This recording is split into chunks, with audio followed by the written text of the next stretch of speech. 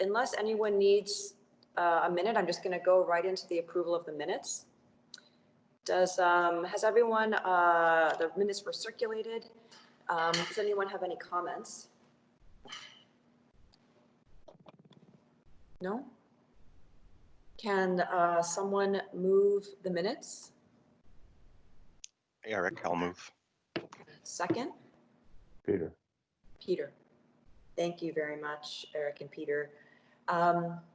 Review of the day's agenda and conflict declaration. So we are going to be looking first this morning at Toronto PIC Urban Core Design Guidelines. This is issues identification. It's the first time we're seeing this come through the panel. Any conflicts of on that project? Yes, I do.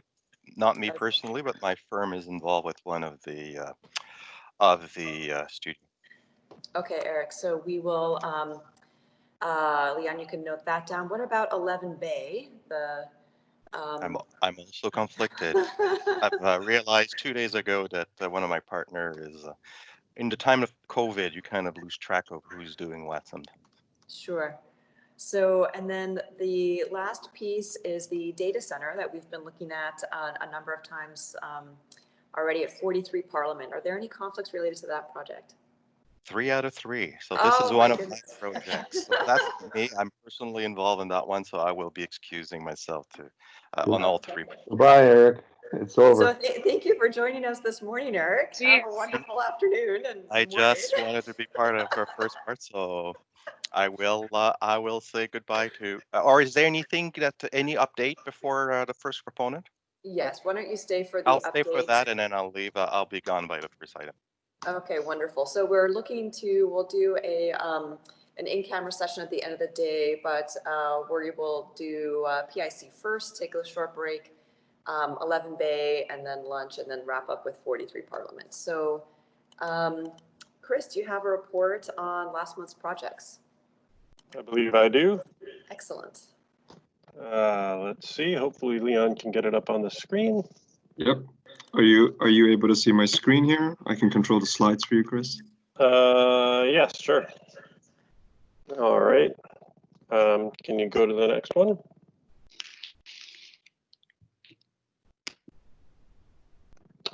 Okay, so 55 Lakeshore Boulevard, Block 4. We had quite a robust conversation around this. I think actually the message around the public realm was very, very powerful, and I think it's actually been very helpful to us as staff, because we are now staff collectively, not just Waterfront but City. We are working towards some ideas for expanding the size of the public realm. I think one of the ways that we may be able to do it, and Heritage Services has expressed some openness to it, is you can see in this rendering there's a colonnade that's been created by introducing some more porosity into the historic wall. My suggestion was that we continue that colonnade all the way up the length of the building, so that we actually create a complete colonnaded and larger space, because we're very limited in how wide we can make the sidewalks here because of the width of the road.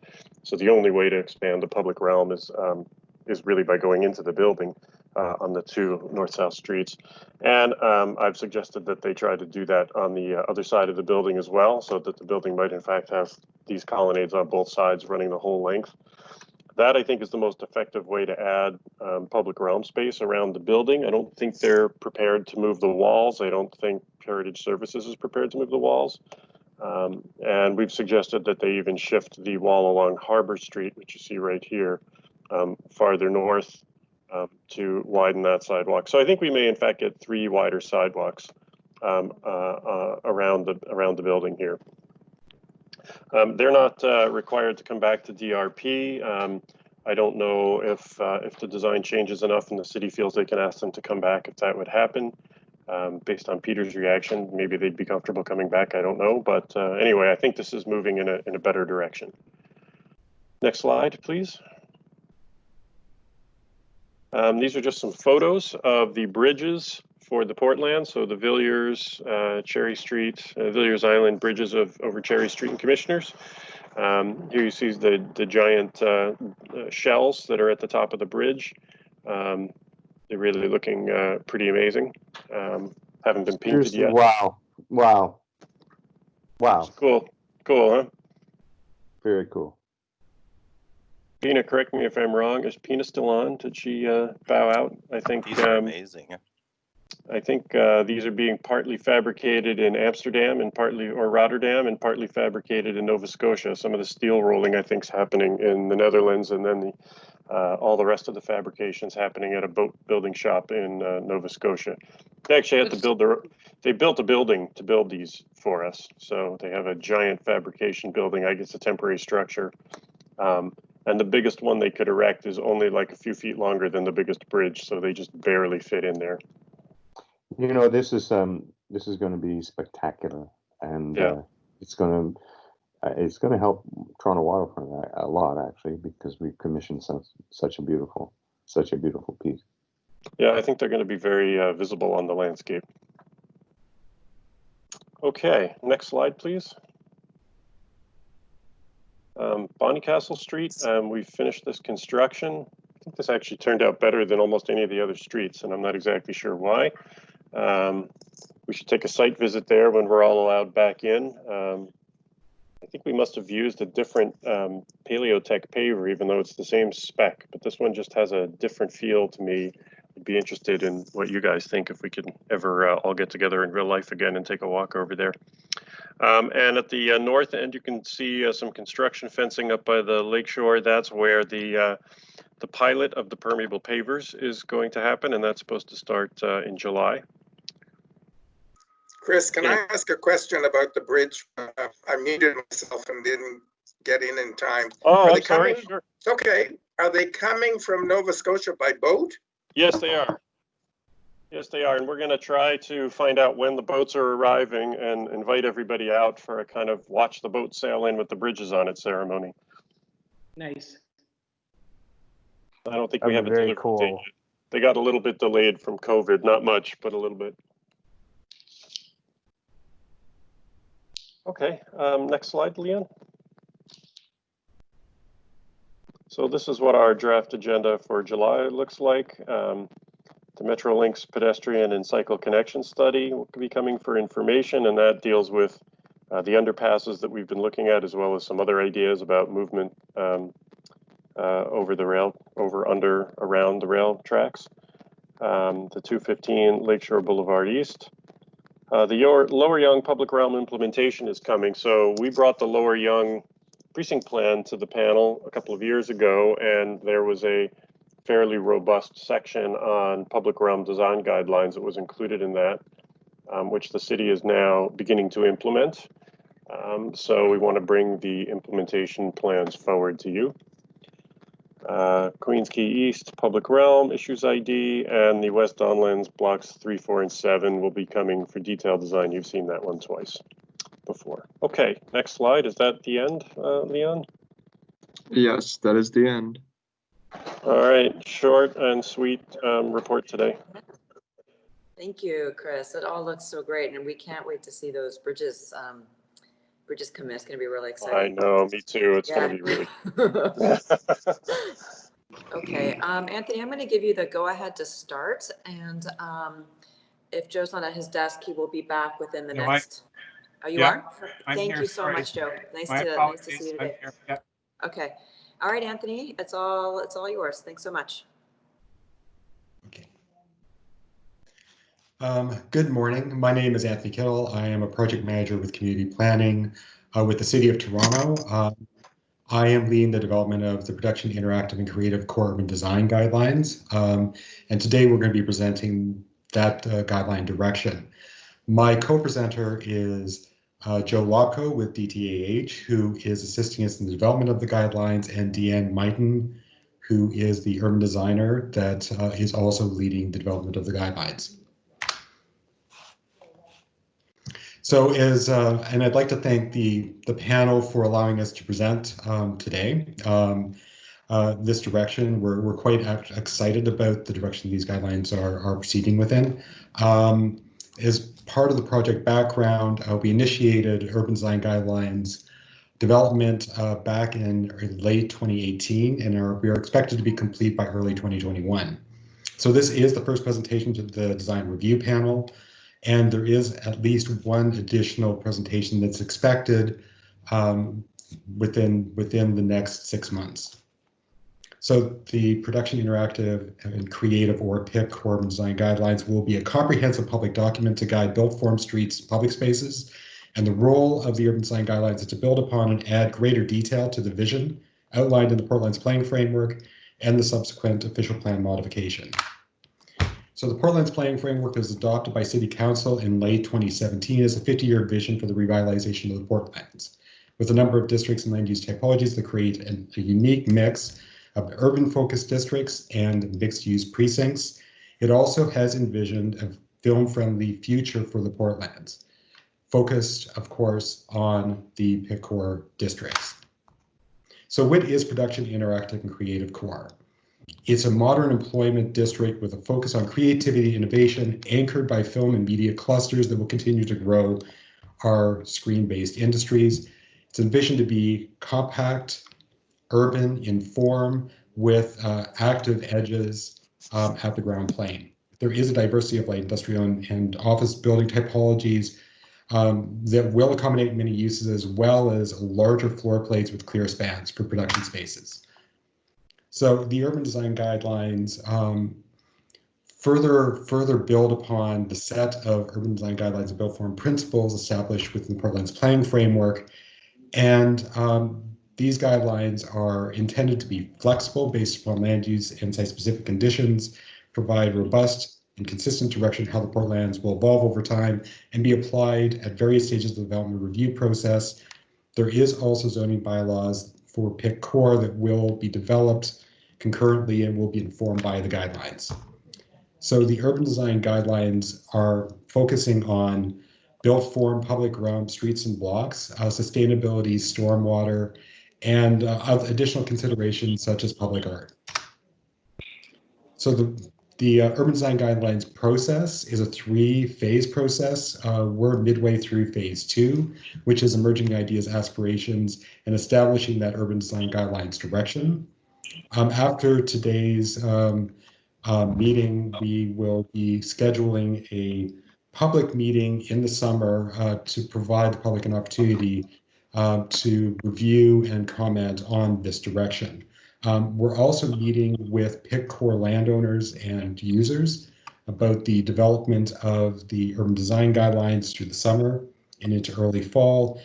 And we're establishing a series of film board focus group meetings to ensure that these guidelines are developed through a film-friendly lens. So there are 8 urban design guidelines principles that we're considering as we develop the guidelines. The first is to be a good neighbor, to ensure the development carefully considers both existing and future relationships with the surrounding properties and public realm, to ensure that innovative employment opportunities are established through the implementation of these guidelines, to maintain those corridors to the water, both from a public access perspective as well as a view corridor perspective, ensuring that these are film-friendly districts and that there is a film-friendly lens that's applied throughout the urban design guidelines process, and ensuring we also protect for a robust urban fabric as the Portlands evolves over time. This is a very unique area. And with that focus on creative industries, and there are many unique placemaking opportunities, and that's also one of the lenses that we're bringing to this. Making certain that we have an integrated and connected Portlands and PIC core public realm system, as well as a future forward lens as well, to ensure this is a resilient and climate positive district as we move forward. So areas of panel consideration. These are the questions that we'd like the panel to consider today. How can the guidelines direction be sufficiently flexible to accommodate diversity of building types in this creative employment focused area? How can the guidelines advance resiliency and future proofing, considering the climate emergency and changing nature of work? What challenges might limit the ability to implement the guidelines, and what other considerations should be explored to further drive design excellence?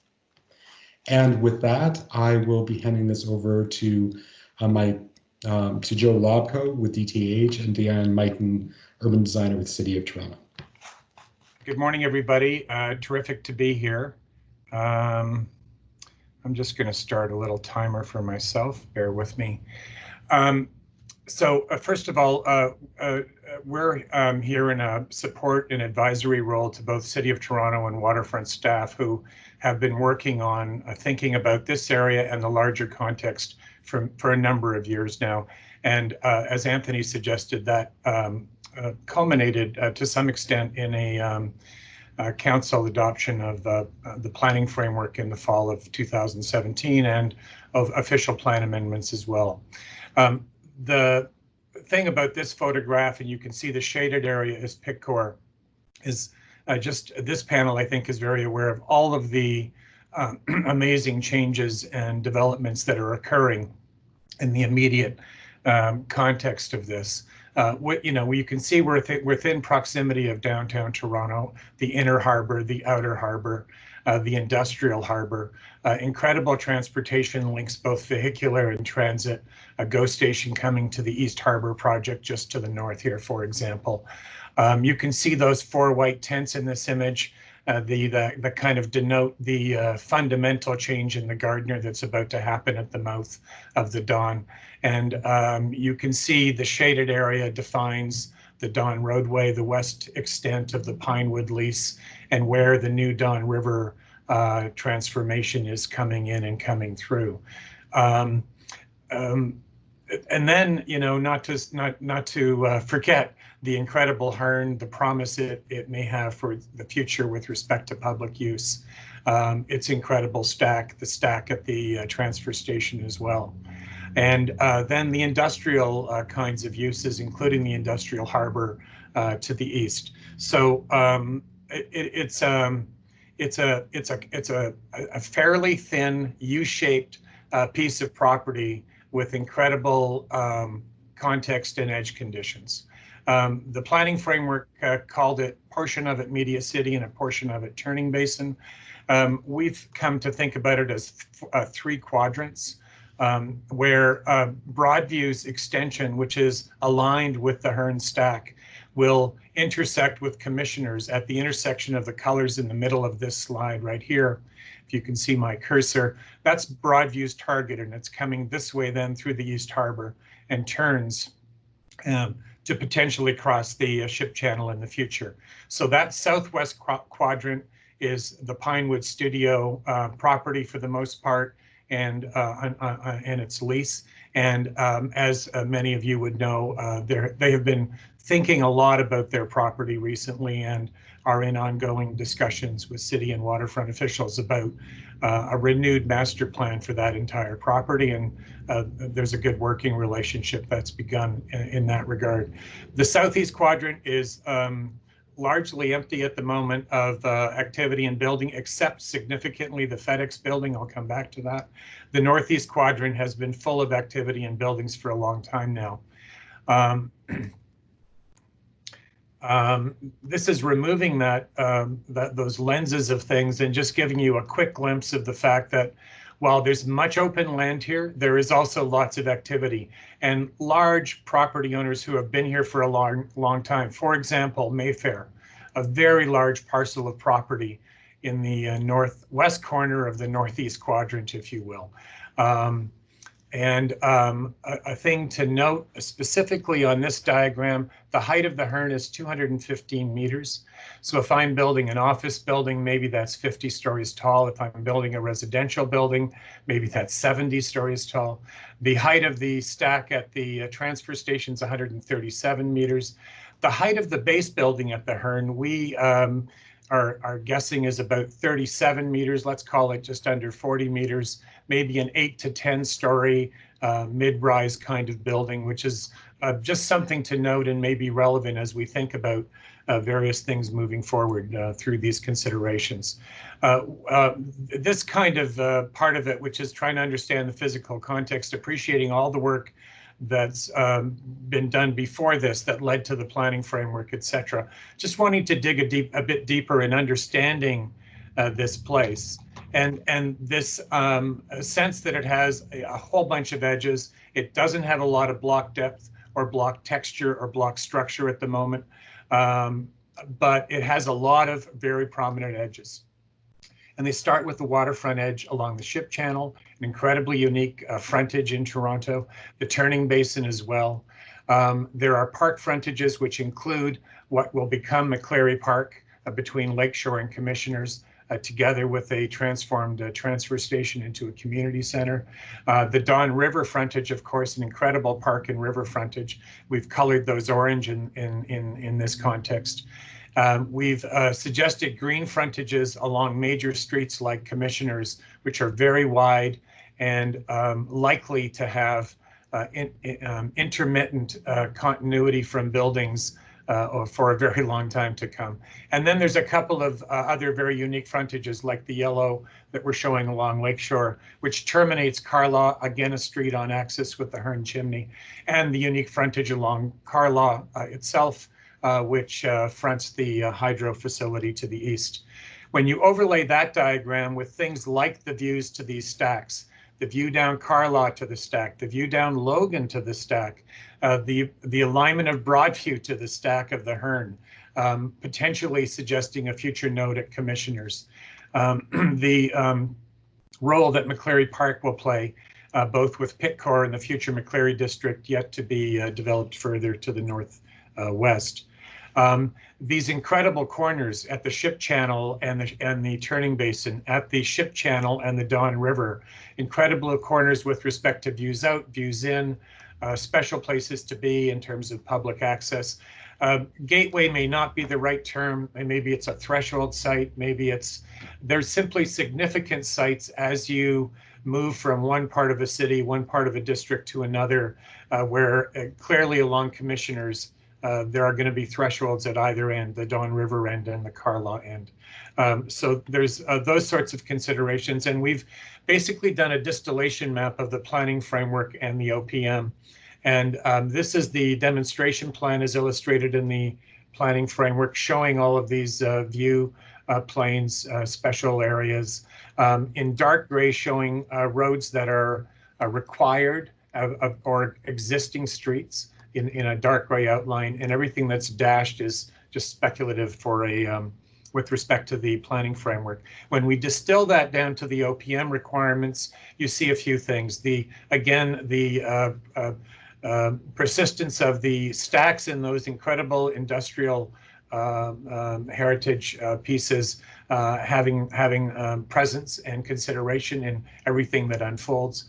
A fundamental street structure, which is dependent on a new basin, which I understand will be the subject of discussion in the fall at an LPAT hearing to happen. But one other important thing to note here is the green, the continuous water's edge public space along the ship channel and the turning basin. Thought to be complementing the investment in the Don River and its new public space, and McCleary Park, which will come along as well. The other thing to note is private-public property. The blue is city property, the entire water's edge, except for a sliver up at Carlaw and Commissioners. We have colored the Pinewood site the same as private property. It is public property, but it's under very long-term leases, and is an inactive reimagination of its future as well. But then the balance of those properties are private. So, for example, one observation one could make is, in fact, Old Basin is probably going to have a bit of life to it, because it differentiates private property situations and municipal property situations. The other thing maybe that's evident is the logical desire to extend Logan south as an extension of a street grid. Oh, sorry, and one other small thing. The city owns a very small amount of property, but it's significant property in the northeast quadrant that could be helpful in terms of thinking about block planning going forward. A range of existing buildings, not a huge number, but some significant at Pinewood specifically, wrapper buildings around studios as a means of addressing the public frontage, good precedent, but with these big adaptable studios in behind. Then the Alsop designed giant studio with a landscape frontage, maybe that could stand some improvement, but with an incredible space for film and media inside as a resource, and likely more of those to come, some more to some extent. A bit of heritage, but not much beyond big things like the Hearn, the small Sun Oil building at Bouchette and Basin, the former Hydro building on Commissioners, for example, the old Mayfair Club, the FedEx building that's likely to be here for a long time, given the new world of courier delivery and the fact that it's only moved a few years ago. And then that history of buildings along Carlaw. The public realm is probably going to be focused on beyond streets and blocks or public streets, and they're going to be limited by the secure perimeters, which is a unique challenge in the area. These edges become really, really important. Commissioners, the Don River Roadway, the Ship Channel, the future extension of Broadview, the future extension of Carlaw, for example. These are all really critical places looking forward. Bear with me, I've just lost my timer. Thank you. The Water's Edge Promenade, most particularly an important place to think about, but it also remains an industrial harbor.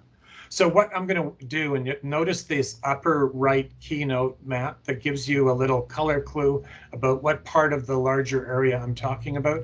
And I'm going to just walk through each of these frontages, each of these edges.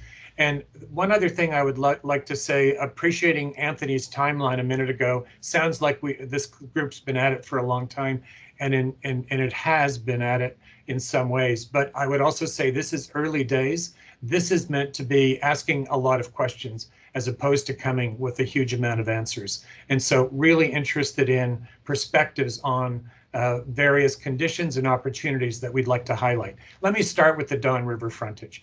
This is going to be an incredible frontage. We've got this incredible investment in new public space coming along its west flank. The river moving out almost directly on axis with the middle part of the Pinewood property, for example, and Old Basin Street. The potential of the Don River Roadway connecting across the Ship Channel, though the industrial interests in the port are resistant to that, of course. But nevertheless, the connection to the pedestrian way along the Ship Channel, but this incredible frontage that it provides. So this is a view I took recently in a kayak and from the Inner Harbor. It's not to suggest this particular viewpoint in and of itself is particularly important, but to the emerging skyline topic of the Inner Harbor and the identity this provides to Toronto. And as everyone here knows, how rapidly in the last decade or so it is transformed. And we are about to see, we all know, I think, how it's now about that transformation west that's coming east is now about to really move east. So think about the East Harbor, think about the mouth of the Parliament, where the Parliament Street comes into play, the Gardner moved, the East Harbor development that's suggested. You can see we've noted the transfer station where the Don River roadway frontage in Pitcore is located in this larger view, and then you see the prominence of the Hearn over to the right of the picture. So it's simply another filter that we collectively need to think about what are the right perspectives to think about development in Pitcore when we consider these larger skyline perspectives. Along the Don River frontage, the planning framework imagined a roadway along a building frontage with a very substantial and generous green public pedestrian and bikeway overlooking the new river channel. More recently, that is starting to look like this. This is looking south on that pedestrian way with possible bridges in the distance that bridge now over the new river at Commissioners. But you can see sort of vagueness about buildings on the left-hand side, the Don River frontage. And it's a question for you that we're also wondering about. And Deanne's going to speak to building types at the end of this presentation. We're interested in your feedback on some of those suggestions. But what kind of frontage might this be? Could it be a big building frontage? Remember the 2002 Waterfront charrette? Fred Cotter came forward with the idea of big buildings to take over some parts of this frontage, like the Lovejoy Wharf in Boston. Or might it be a Milwaukee Lachine Canal or Brooklyn. What what are the range of precedents that might influence the way we think about the buildings individually as a collection, how they front and give amenity to and animation to this new Don River that we're creating. The ship channel frontage is very unique in Toronto. It's got this incredible view of the Hearn, incredibly south facing. It's going to have the intersection, bear with me, that was just the slow change. It's going to have the intersection, we assume, of the Don roadway to be determined, Broadview Avenue as well to be determined, but that's the plan. I noticed that we forgot to, and we should have, Renee, located the Logan Avenue extension, which is not mandated, but to me looks like a logical thing that could come south on the east side of FedEx. And then Carlaw is also going to be coming through. So this frontage has been identified in the planning framework in two ways. One on the right, without vehicles, 18 meters in width. One on the left, 28.5 meters in width when vehicles come into this frontage, like in Bayside or near the Chorus building, where you have a pedestrian zone, and then further east in Bayside, you have vehicles coming in. So the planning framework imagines both potentially happening, but doesn't determine which and where and how.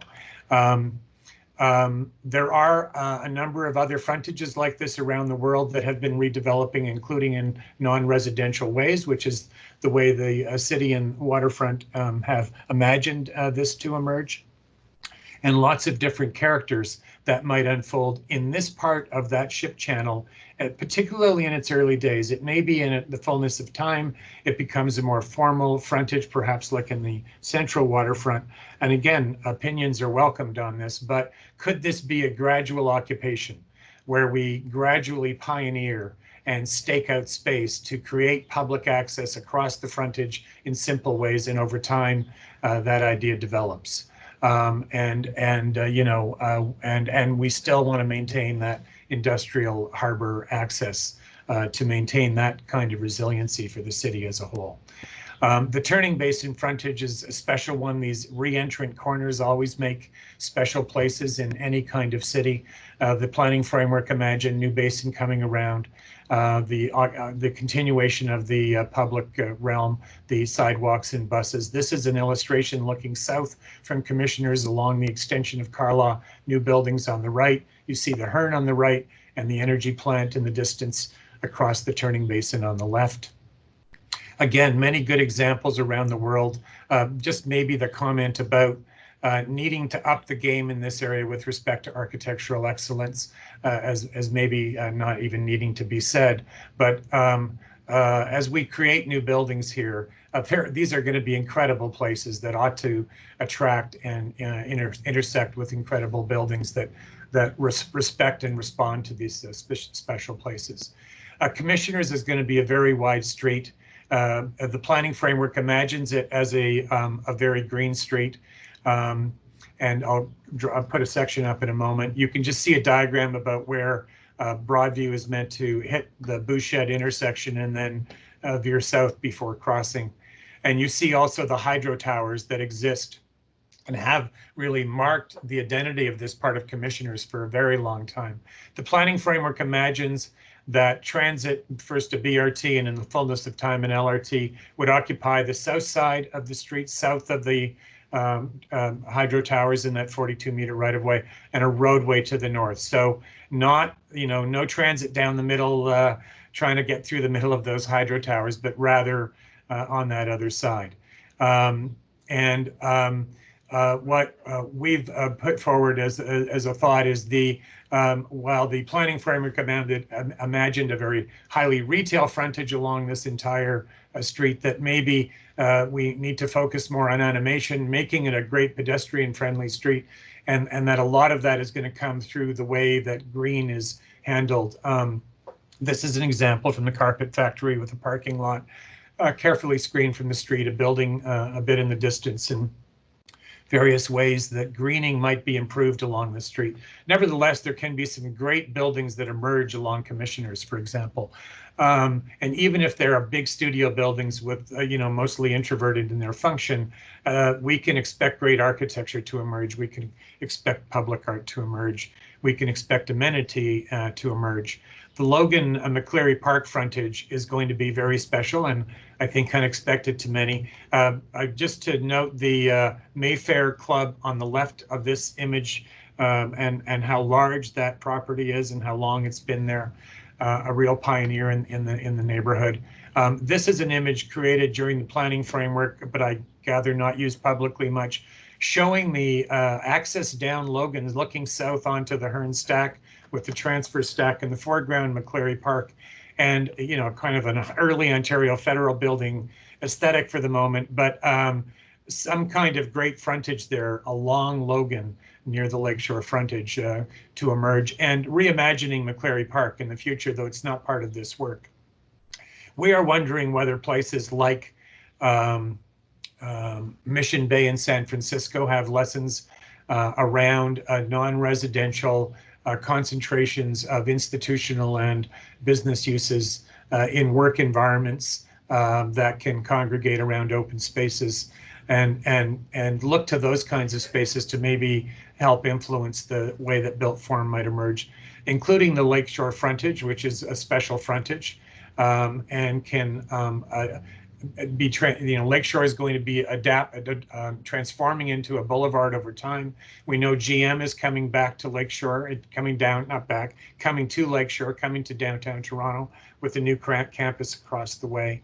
But we're wondering about somewhat taller buildings, mid-rise buildings at least, thoughtful, sustainable buildings that have mid-block connections between Lakeshore that get you to the middle of that northeast quadrant, for example.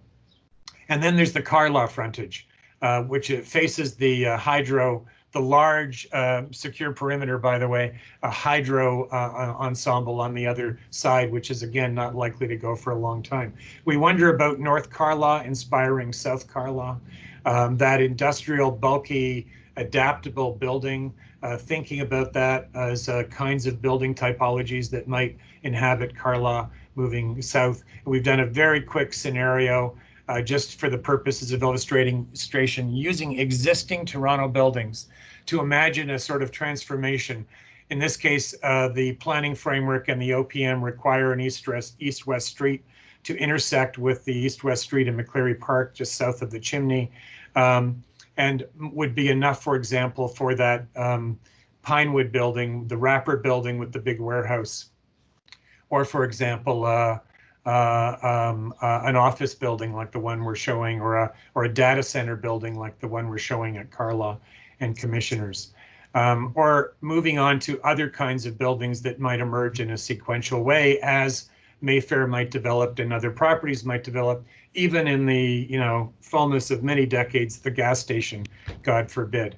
But just imagining, that was the point of that, the way in which what kinds of buildings might we imagine? How might the internal block structure work over time in relation to what the planning framework has identified? So my last part, and I'm probably out of or almost out of time, and it's just enough time, Deanne, is I'm going to briefly go through active frontages and the challenge at the moment that we're thinking about and would love your help with.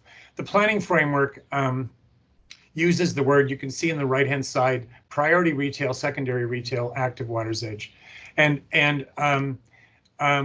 appreciating that we've got some substantial secure perimeters and perhaps more to come as the city considers putting its land on the market for the remaining balance as more film studios, and the emphasis on those edges, that the nodes become more important around retail and amenity at a community level, and that we have a different way of thinking about edges beyond retail, and thinking about it as animation, and thinking about Commissioners, the Don River Roadway, the Ship Channel, etc. All of these edges, the animation that's appropriate becomes very important.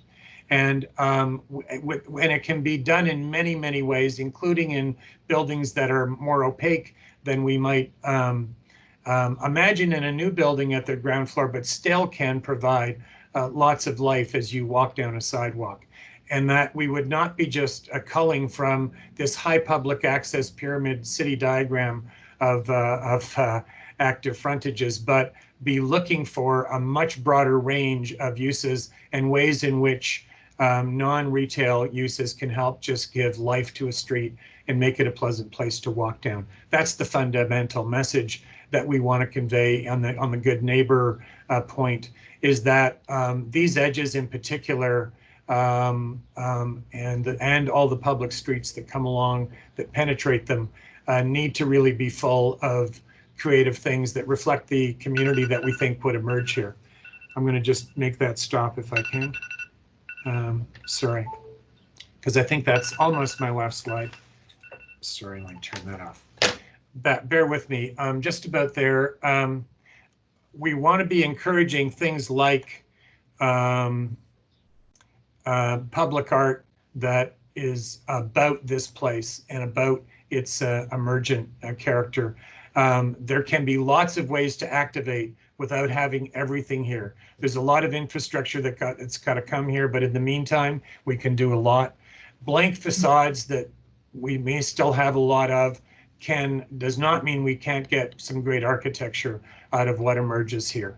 And there are lots of creative ways to do that. There have been for a long time. This is a great slide Renee in my office found of secure perimeter that kind of gets to the point of the focus on a variety of edges, buildings being part of that menu, and the way that good neighbors that have secure perimeters respond to their neighborly responsibility, so to speak, but allowing a great deal of diverse life to occur within, as you can see in that image, and a kind of menu of possibilities and guidelines that want to respect both the landowner's perspective on this as well as the public perspective on this.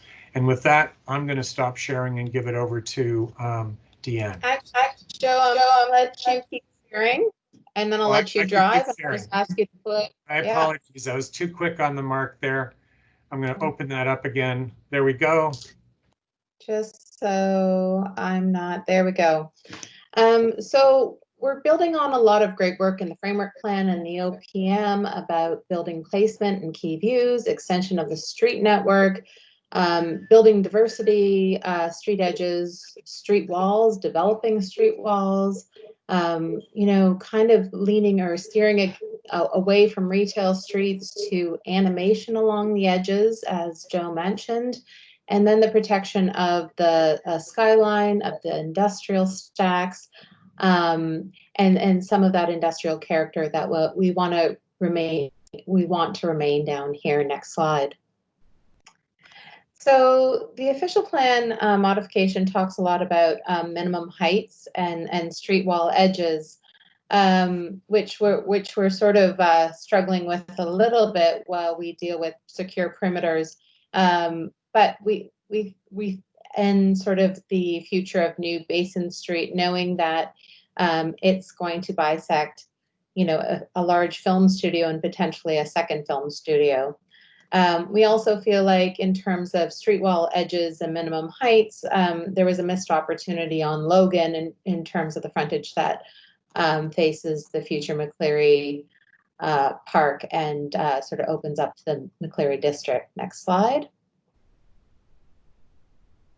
So as we think about built form and the organization of built form, we know there's going to be a lot of diversity of the built form down here, as we have, you know, public land, but we have lots of private lands and some smaller parcels.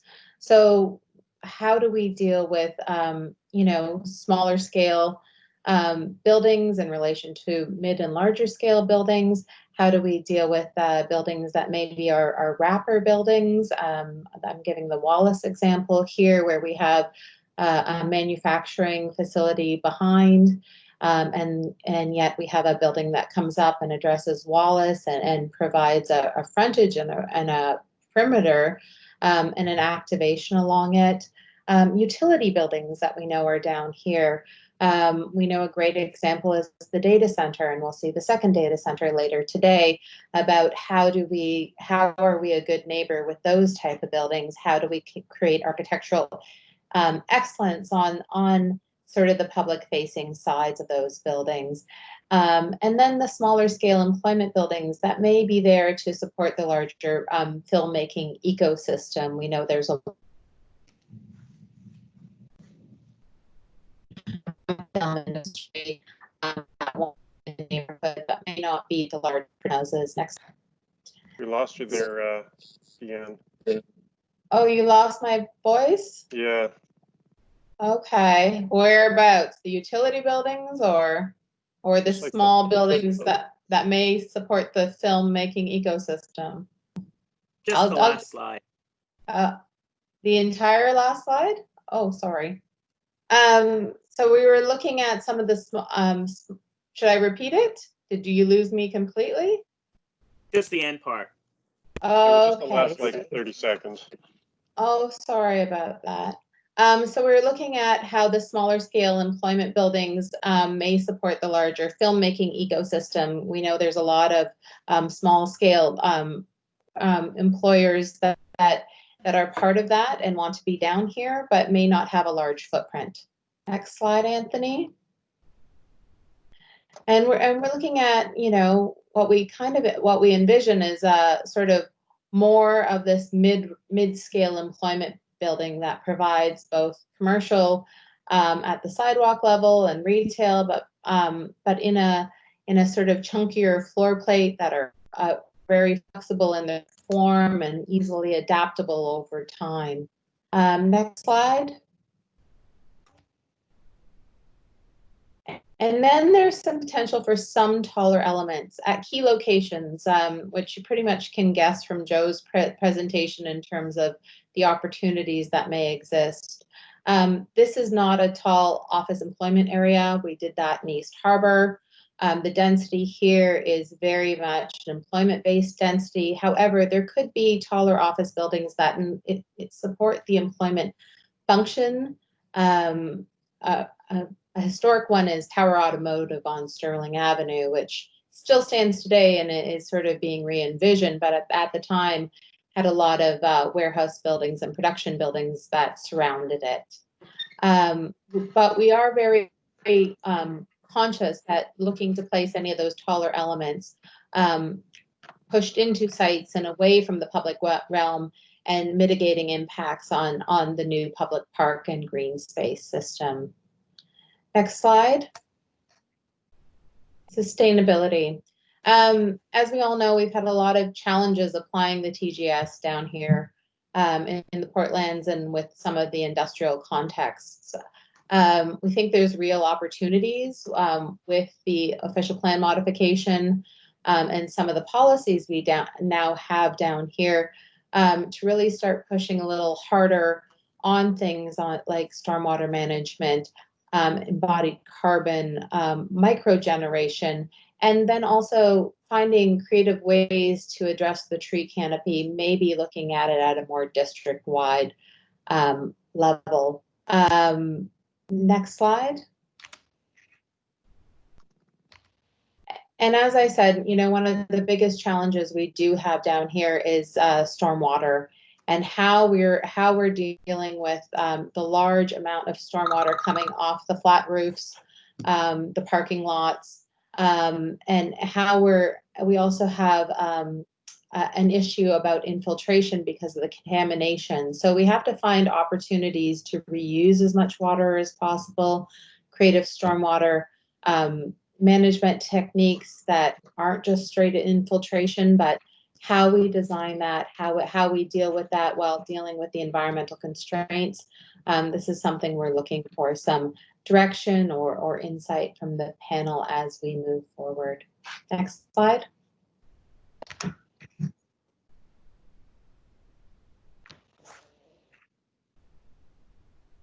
And then we have our questions to the panel. I think that Anthony had up before. So that's the end. But I can read them out. How can the guidelines be sufficiently flexible to accommodate a diversity of building types in this creative employment focused area? How can the guidelines advance resiliency and future proofing, both considering the climate emergency and the changing nature of work? What challenges may limit the ability to implement the guidelines? What other considerations should we explore further to drive design excellence? Thank you for your time.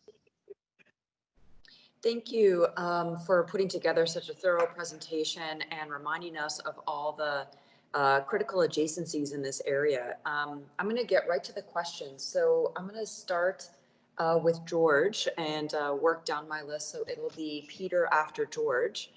George, do you have any questions for this group?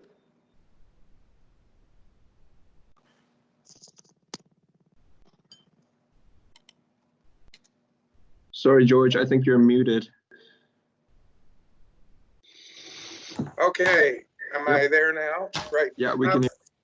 Okay, I have only one question, and it's a bit of a tangent to the presentation, but I think it would help me to understand it. And it has to do with the letter from Pinewood Studios that we got, that I assume you're all familiar with, which I read as kind of partly open to participation in the process and partly guarded.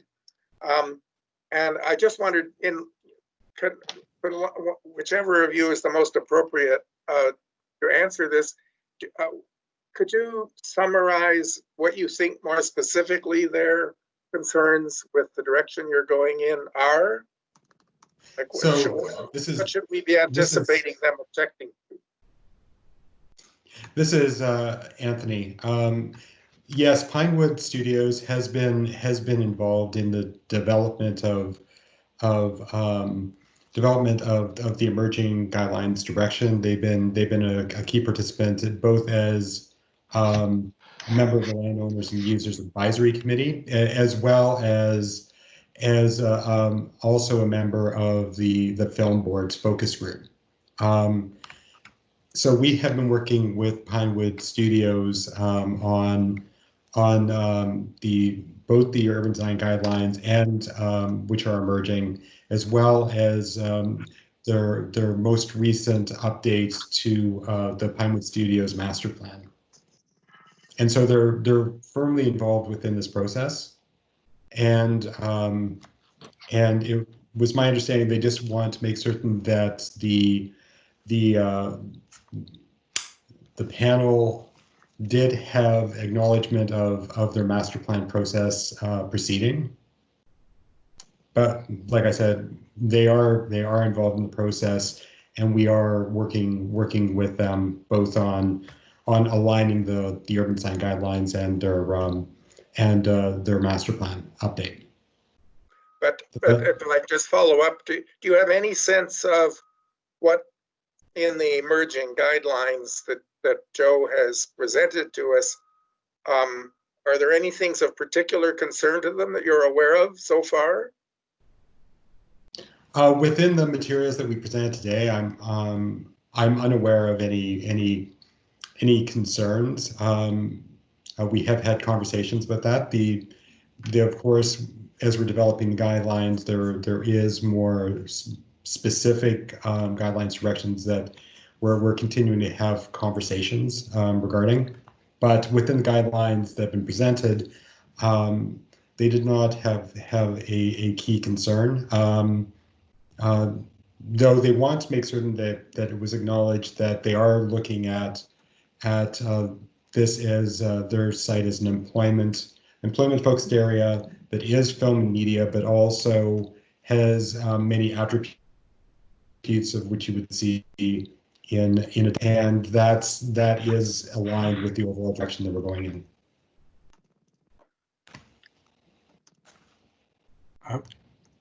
Does that answer your question? I wondered, Anthony, if appreciating I'm just advising in this exercise and not a city official with response to George's question, but the one thing I would just add, Anthony, and to your answer is I think one aspect of what I think is really appreciated by the city waterfront team about what Pinewood has come forward with is the appreciation of the value of the land that they have a lease for and its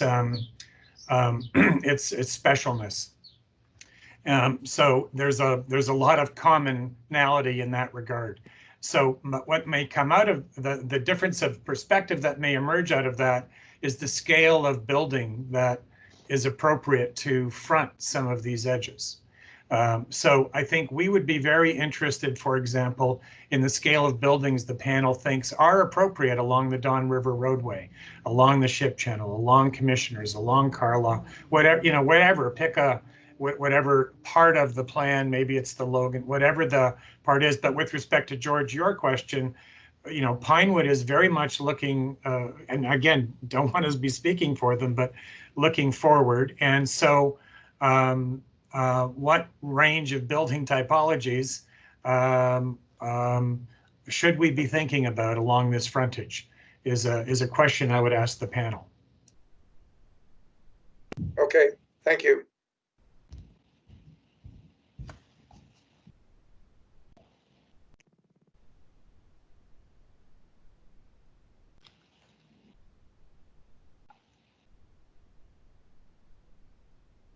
Fadi, if you have comments, maybe we could flip that order. Or questions, I mean. Sorry, Bessie, you were muted. Oh, sorry. Sorry. So Peter, if you have a question, we can tackle that now. Sorry. I've got two questions. First question is, you know, whenever any project in this precinct has come to the panel, it's always been about the secure perimeter. The need for the perimeter, secure perimeter, has not been explained in this presentation.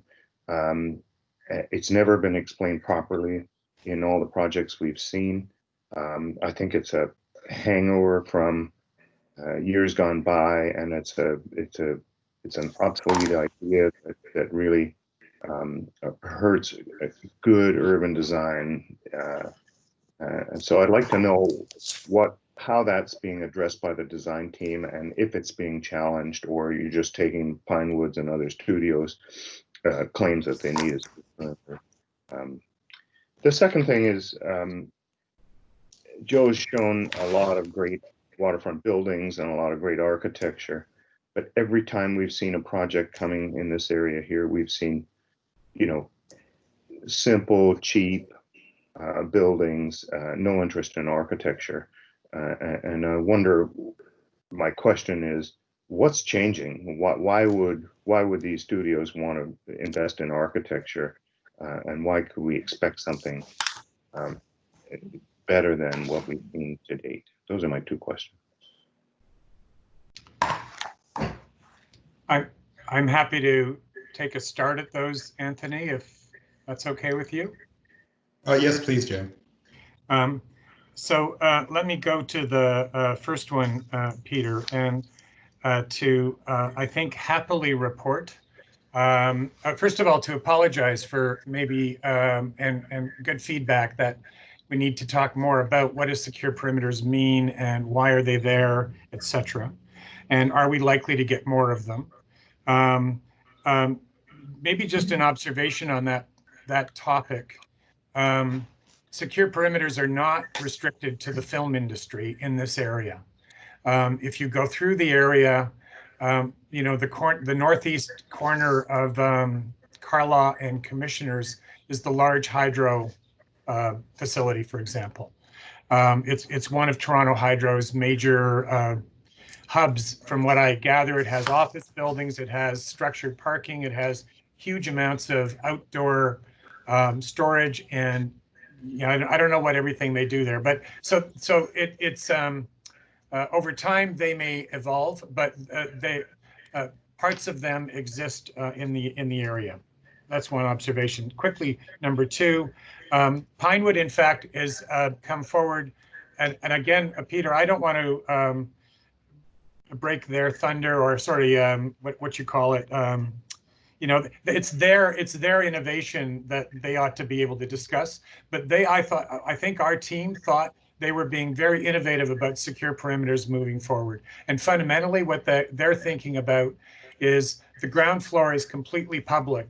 That they don't have that much land left at Pinewood. They want to use it very carefully. The west end of the site is incredibly valuable. They want to get as much out of it as possible.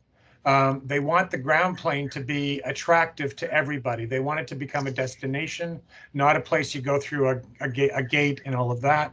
But they continue to, however, emphasize the importance of, and I've forgotten the jargon term that it was used. I don't mean it in a negative way, but the confidential aspect of what they do was emphasized a great deal by the person who manages Pinewood. But they think they can do it on upper levels and through the introduction of bridges. And so, but having said that, there are portions of the site, especially in the east end of their site, with the large boxes and large studios. And what was explained to us is that there may be a production moving from 4 of those buildings at the same time. And so their way of explaining it was them wanting to be able to control movement. And my reading of that explanation was it's about geography. In other words, part of it is about how big is that territory in which you need that flexibility to move on. And then, your question was, and this is more appropriate for a city person to answer, but I will nevertheless, Peter. My impression is that city officials in Pinewood and Creatio continue to be in dialogue on this topic of Basin Street, for example, continuing through or not. How and where secure perimeters might have a further role in the future. For example, the Creatio lands further to the east that may become more film studios. That's on number 1. Number 2, why would people invest in architecture now after putting up mostly straightforward boxes, I think, Peter, something like that you described. And again, it's so 2 comments there quickly, Peter. We were also, as a bit of a sidebar, engaged by Creatio to assist them in putting together thoughts about what the future potential of the property they have to the east. And that was about to go public just as COVID hit. And the emphasis in that demonstration plan was on a variety of things in meeting media industry's needs, a diversity of building types, but included in it was a sustainability agenda and architectural excellence. So that was put out to the market. It was not put out to the market, but it was going to be put out to the market with respect to that characterization that would come along with it. On the understanding that these lands are incredibly valuable, special, and unique, and that we do need to raise the game, that the mediocre boxes aren't good enough anymore. When this was somehow this remote place, not going to be nearly as active as it's about to become, this transformation I referred to, Peter, over the last 10 years is about to hit this district. And I think the folks that now control Pinewood, and there has been an ownership shift as well, that may be also explaining things. Absolutely, my impression is recognize the value of what they've got on their hands and are looking at it with the help of urban strategies in a very positive way. Great, thank you. So Fadi, let's move to you. Hello, hi. I have a couple of questions. They're somewhat interrelated. My first is, what is the general state of infrastructure in this area? Is this area already connected by municipal services overall, or will there be need to be a very massive kind of infrastructural uptake? And then just the kind of general condition of the overall soil quality, flood mitigation measures, the ship channel dock walls. You know, what is just the kind of general state of the underlying municipal and ground conditions that would have to kind of take place before any real development would have to happen?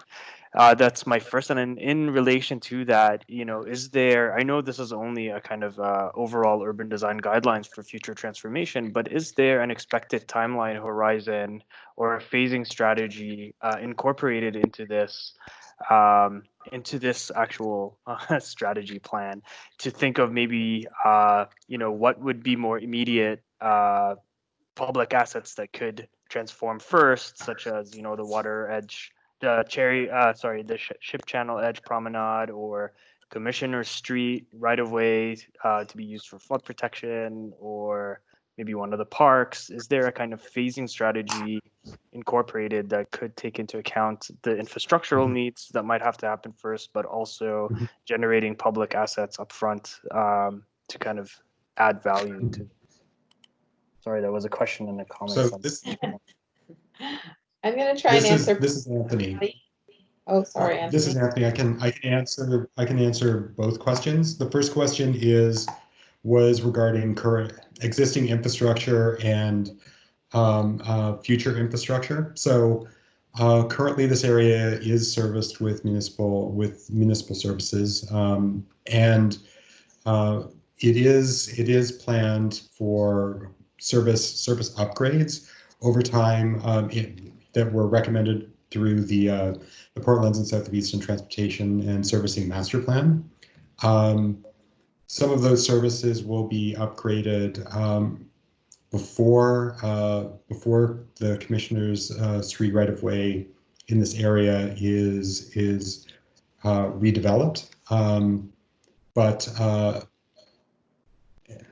as well as some of the other major roads that will be developed as well over time. So, like I said, there is servicing already that exists in the area. I would have to confirm what the current state of that infrastructure is, and in relation to the second question, the urban design guidelines are just providing guidance for any development application that move forward for when proposals are developed. So we're not necessarily dealing with this from a master planning perspective. We're providing just guidance on how the city envisions this area to develop as proposals are submitted. But we have recognized there are a number of assets that have the opportunity to advance potentially relatively more quickly than some others, including the Water's Edge Promenade. And we're continuing to explore opportunities to move that project forward in a shorter term than including potentially even an interim condition to allow the public to access and experience the ship channel earlier than would have been anticipated. Great, thank you, Anthony. I'm going to keep this moving because we still have comments to get through. So I'm just going to go Nina Marie and then Jenna for questions only. Yeah, just a quick question. Thank you very much. With respect to biodiversity, I see it mentioned in the overall intent at the beginning of the presentation, which I'm grateful to see. And it's not really mentioned anywhere else that I could see within the guiding principles where it might actually offer direction to landscape architects. And I'm wondering if that's an oversight, whether there is something else that I missed, or how you plan to engage that. Maria, it's Deanne here. It's still under development with our environment group. So we're working through those pieces right now. It's intended to come forward and be a part of those guidelines, but we're still sort of working that at the moment. Thank you. Okay, so we'll move to Jenna and then Pat and follow up with Jeff. Thanks, Betsy. And thanks, Joe, for the presentation. I just want to follow up on Peter's question because, in all honesty, I don't think you answered it completely, Joe. And what I really want to know is, in my experience, it's very unusual in this kind of design guidelines to have such a focus on secure perimeters.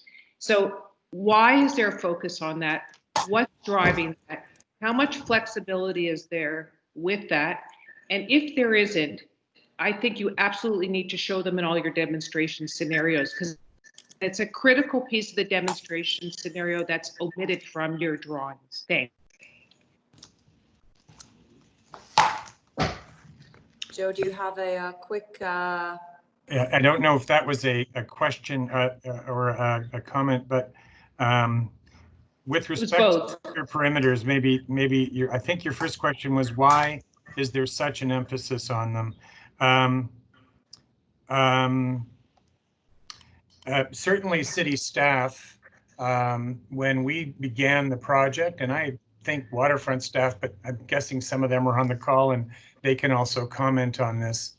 People that have been part of the ongoing discussion and dialogue have certainly been thinking and talking a lot about the topic for obvious reasons. So the discussion was not about how can we get rid of them or how soon are they going to disappear.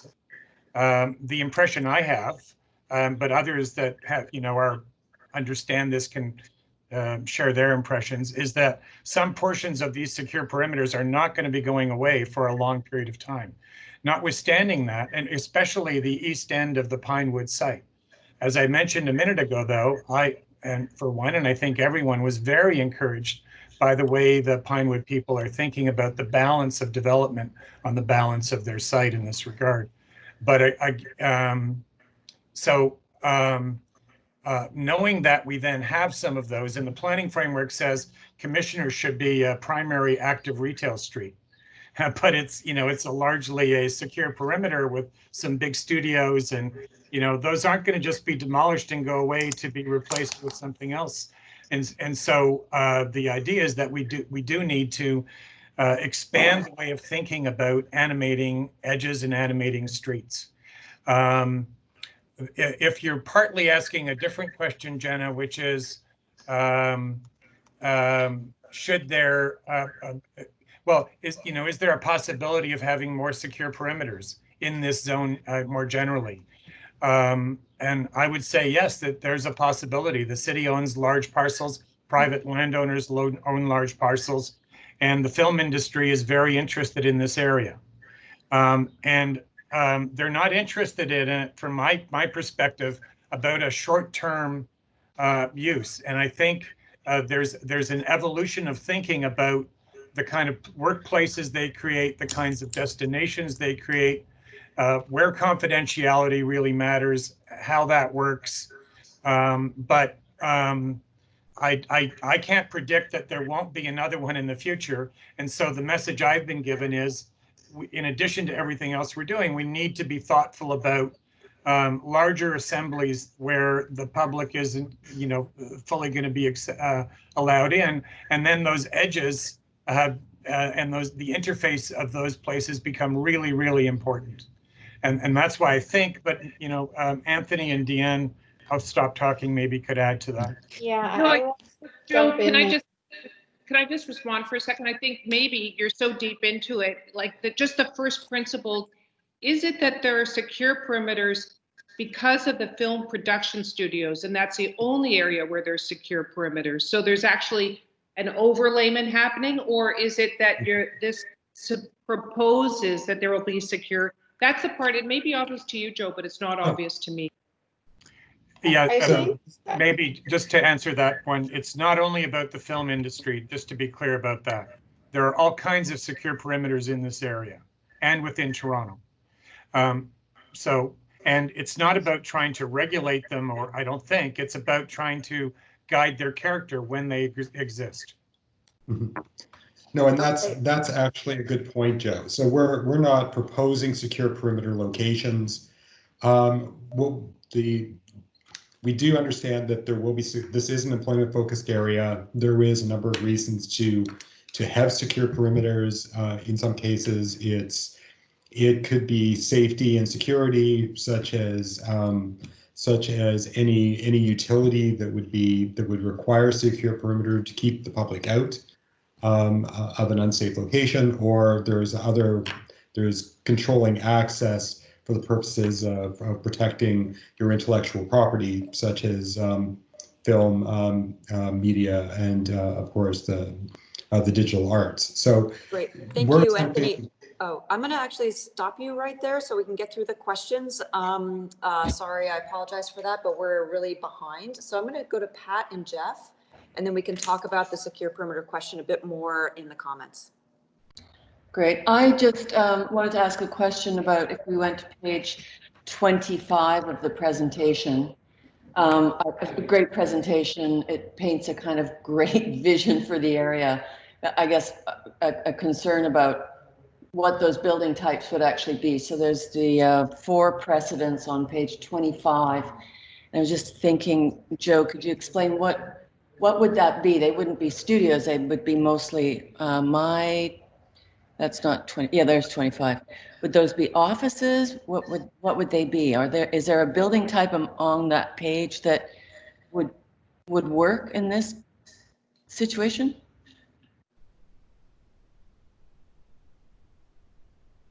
Because I guess what I see is I sort of see old warehouses, maybe office, and I actually see residential as well. I mean, they're all fantastic precedents. I'm trying to hope that we can find something like this. Yep, thanks for the question. So the big building, the Boston example, we could have picked, for example, the Merchandise Mart in Chicago, which is a building I know better.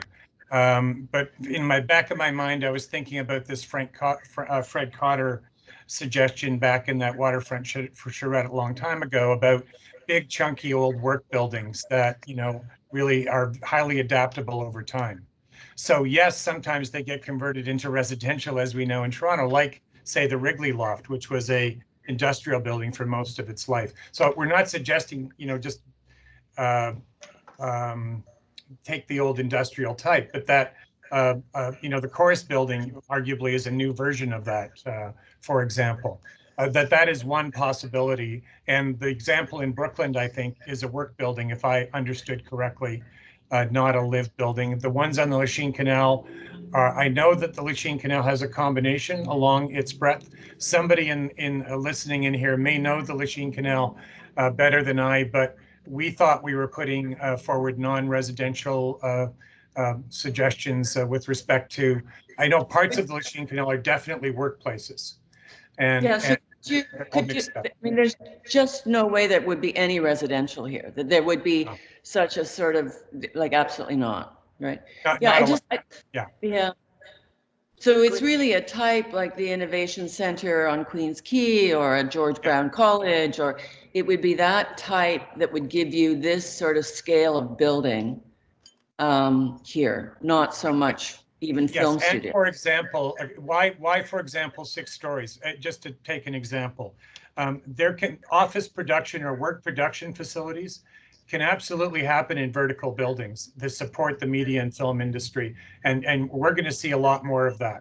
And so there can be low rise for sure, but we anticipate that there will be a substantial scale jump with respect to new buildings emerging in media facilities, which isn't to say we won't still see some big studios, but I think we'll see other kinds of buildings increasingly emerge that can support the industry in a broad variety of ways, given where it's going, the digital world, that's really my question, is just to confirm that you see these 6-story big block buildings as there's research to sort of suggest that this is a type that we could reasonably expect to see built here. Great, thank you. Oh, I'm going to actually get to Jeff, and then we can also discuss this piece in comments. Jeff, do you have a question? Yes, thanks, Betsy. I have two questions. One, we talked a lot about the frontage, obviously, in the built form. I'm wondering how much thought has been put into back of house, particularly thinking about all of the deliveries, loading, parking. and whether any thought's been put towards providing some design guidance on how to do that effectively, because we've seen, throughout the waterfront a lot of challenges in how to integrate that. And there's obviously going to be a lot more of that activity happening in this context. The second is there's sort of a throwaway comment at the end of the presentation about how meeting the Toronto Green Standard is going to be difficult, not a lot of detail, and I'm wondering if you could expand a little bit on what the core challenge there is. Okay, I can take those.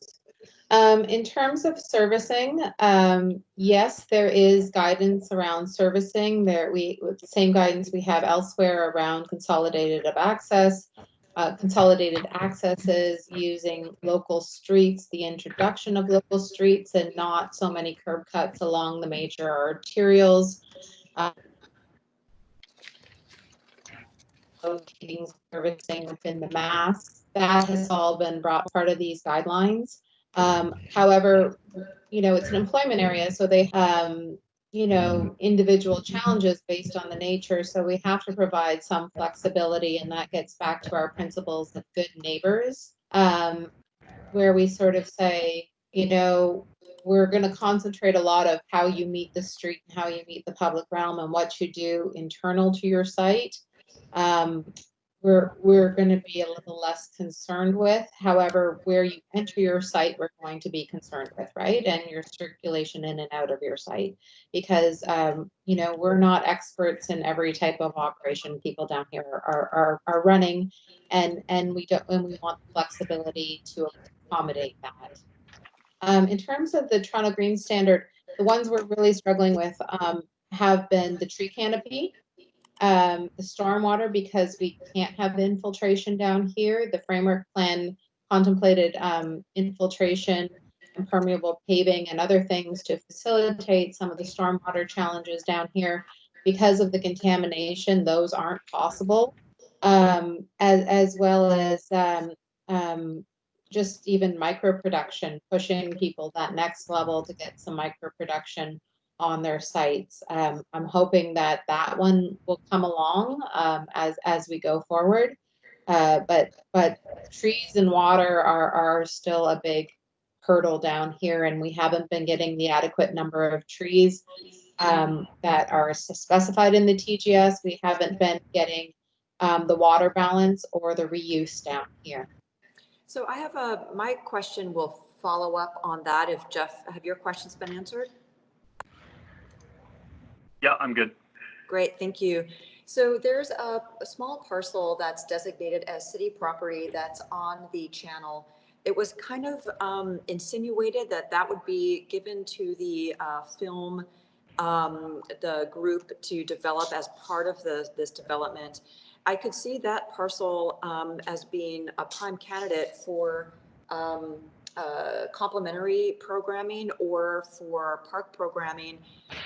It kind of also marries with the idea that in a typical development, you would ask that park area be swapped with density in order to achieve public space. And in this case, it could be to achieve green standards. So if you're looking for area for tree canopy, could this public parcel or a swapping of area with the development parcels be made available to achieve that?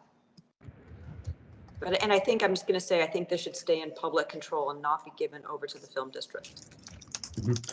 So Betsy, we have been contemplating that along the Water's Edge Promenade.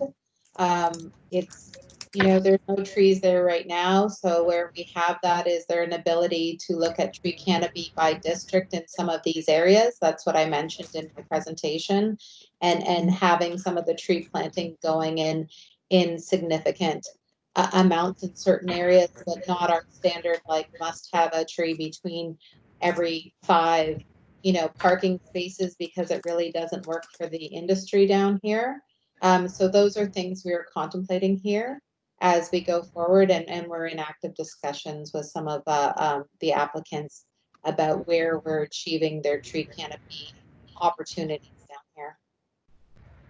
And specifically, is that land going to stay in public control? The Water's Edge Promenade, yes. The other parts of the purple, That's a Create TO question, not an urban design question. Okay, thank you. And Create TO can't answer that question? I don't know if Onlu is here today. Okay. Yeah, I'm not sure who's on the call representing that part of the project. Okay, so there are clearly going to be lots and lots of comments. So I'm going to start back at the top of the list, start with George, and Peter will be after George.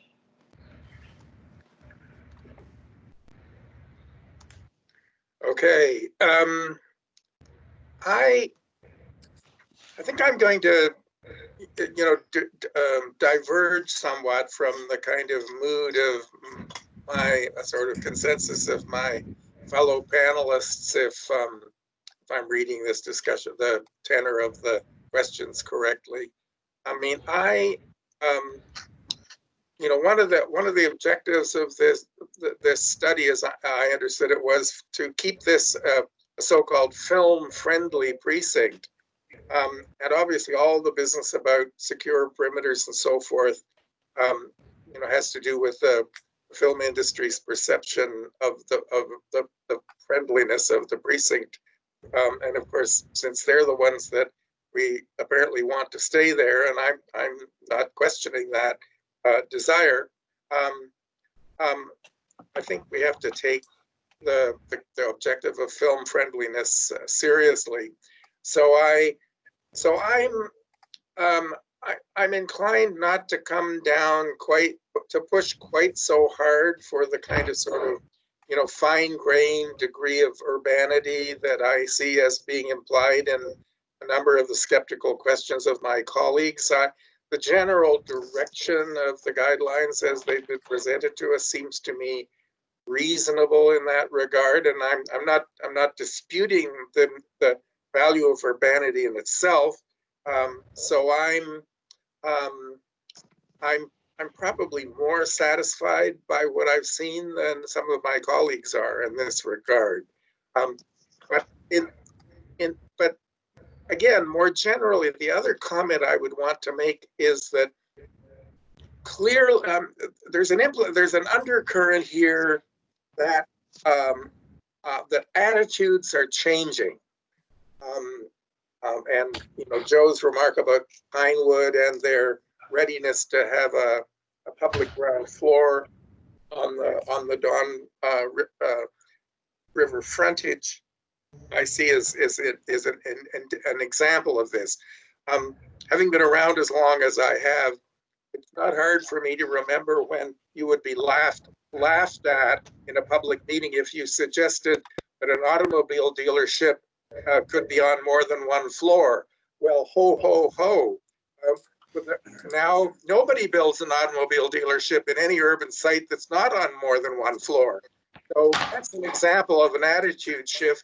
And hard-nosed developers, they take a while to adjust, but they do eventually adjust. So I sense that we're actually seeing that going on here.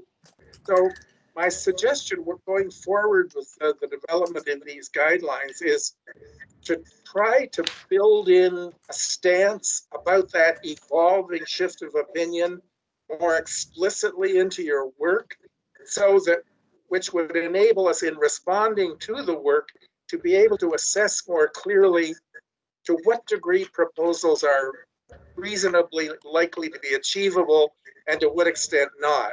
And at the moment, it seems to me, I can see there's some of that in the presentation as it stands, but there needs to be that issue, an evolution of opinion needs to be articulated more clearly in order for us to be able to assess the viability of what you're proposing more definitively. I'll leave it at that. Thank you. Thank you, George. Okay, to Peter, and then after Fadi.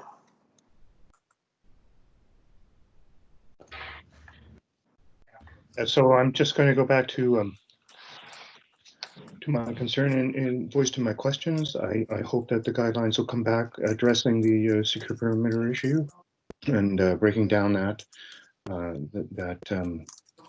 into manageable parts that encourage superior urban design. And I hope that that the urban design criteria also call for the architecture height shown for the kind of warehouse product that we've seen to date. You know, it's an important employment strategy for Toronto. It's an important sector of the economy. If we can, through design guidelines, raise their sights in terms of what they're committed to from an urban design and architecture point of view, that would be a great achievement in these design guidelines. Great, thank you, Peter. Fadi, and then after Mina Marie. Hello. I also want to thank you very much for a very clear and thorough and exciting presentation, and for also clearly calling out and highlighting the kind of incredibly important and exciting public assets of this that the area contains.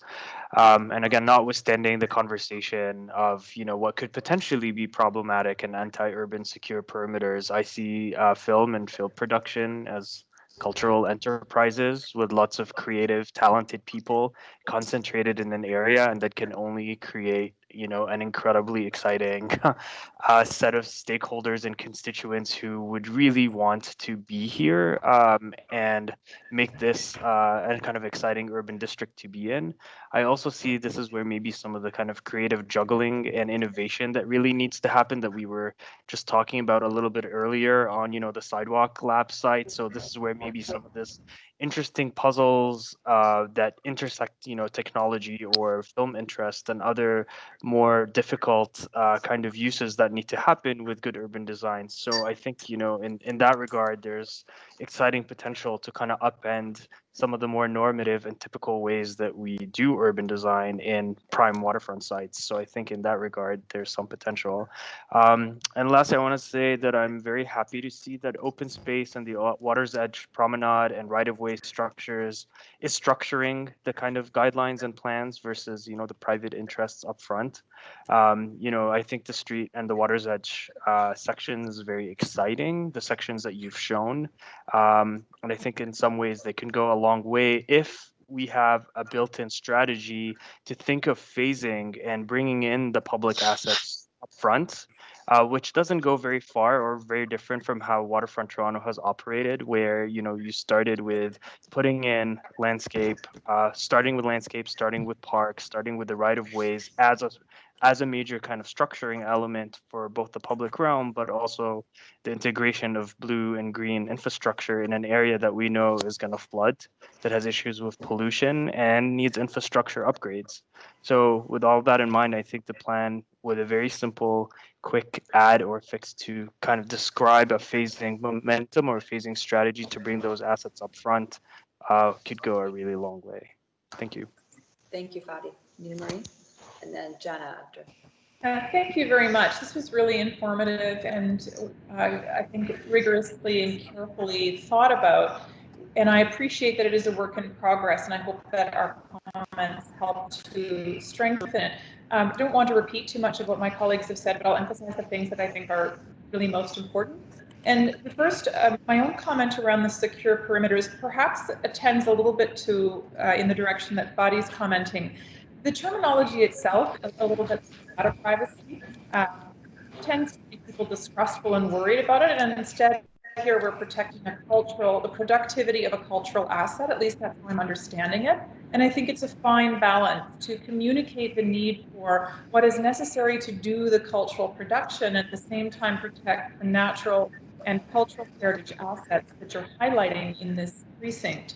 I really appreciate that it's hard to balance. For example, functional landscape connectivity, the connectivity of the public realm that we see as an asset with this principle. And as business evolves, as George has put it, maybe there's a way for these urban design guidelines to build in that adaptability. In fact, I'd argue that adaptability and porosity are key tenets of the resilience concept. And so we need to be thinking and articulating that in these design guidelines to really help advance guidance for the design firms that will realize these assets and protect them, arguably.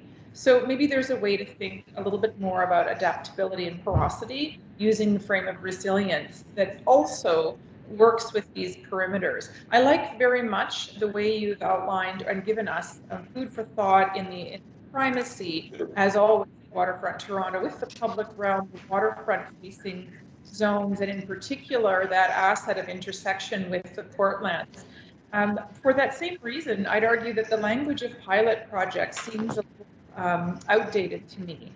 I'm not sure in any research capacity and evidence-based planning capacity that we need demonstration for green infrastructure. It's firmly fixed and has been shown to work. We even have provincial guidelines on stormwater management now that really show capture on site. So maybe that language could be advanced to show best practices or even leading edge practices rather than just demonstrations, because once again, we're supposed to always be demonstrating what we have demonstrated, and research works very well. So I hope that can be part of the forward-thinking feature of this work. And then finally, I was really pleased to hear that you're going to advance the biodiversity component. It often falls to the very bottom of our concerns with urban design. We tend to think of it as a nice to have, and yet the city has been very clear with its biodiversity strategy of the importance and primacy of urban nature, if you will. And it will actually, by being specific within the guidelines as you develop them, this will help under, for example, identity, to elaborate what those naturalized setbacks could be when you include biodiversity. Similarly, when we talk about diversity of building form and cultural diversity, we ought also to be using the language of biodiversity. It doesn't simply belong under environmental planning as an extra. It may help people actually become more familiar with the term and legible. And then finally, the last thing to say is it could also be part of the sustainability conversation.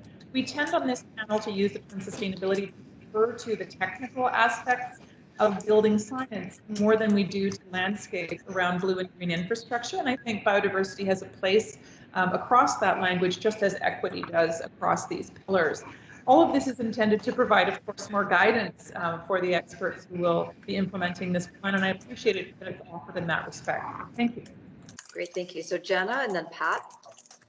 Thanks, and thanks, Joe. I think it was really a great presentation, and I really appreciated the directness of your questions to the panel. I think it's incredibly helpful and indicates an openness about where you really feel like you need some assistance, and it's greatly appreciated.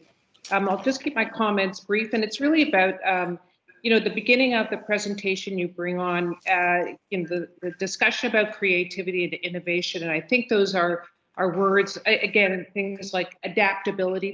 Those are all words that are very general and can mean anything to anybody until they're defined.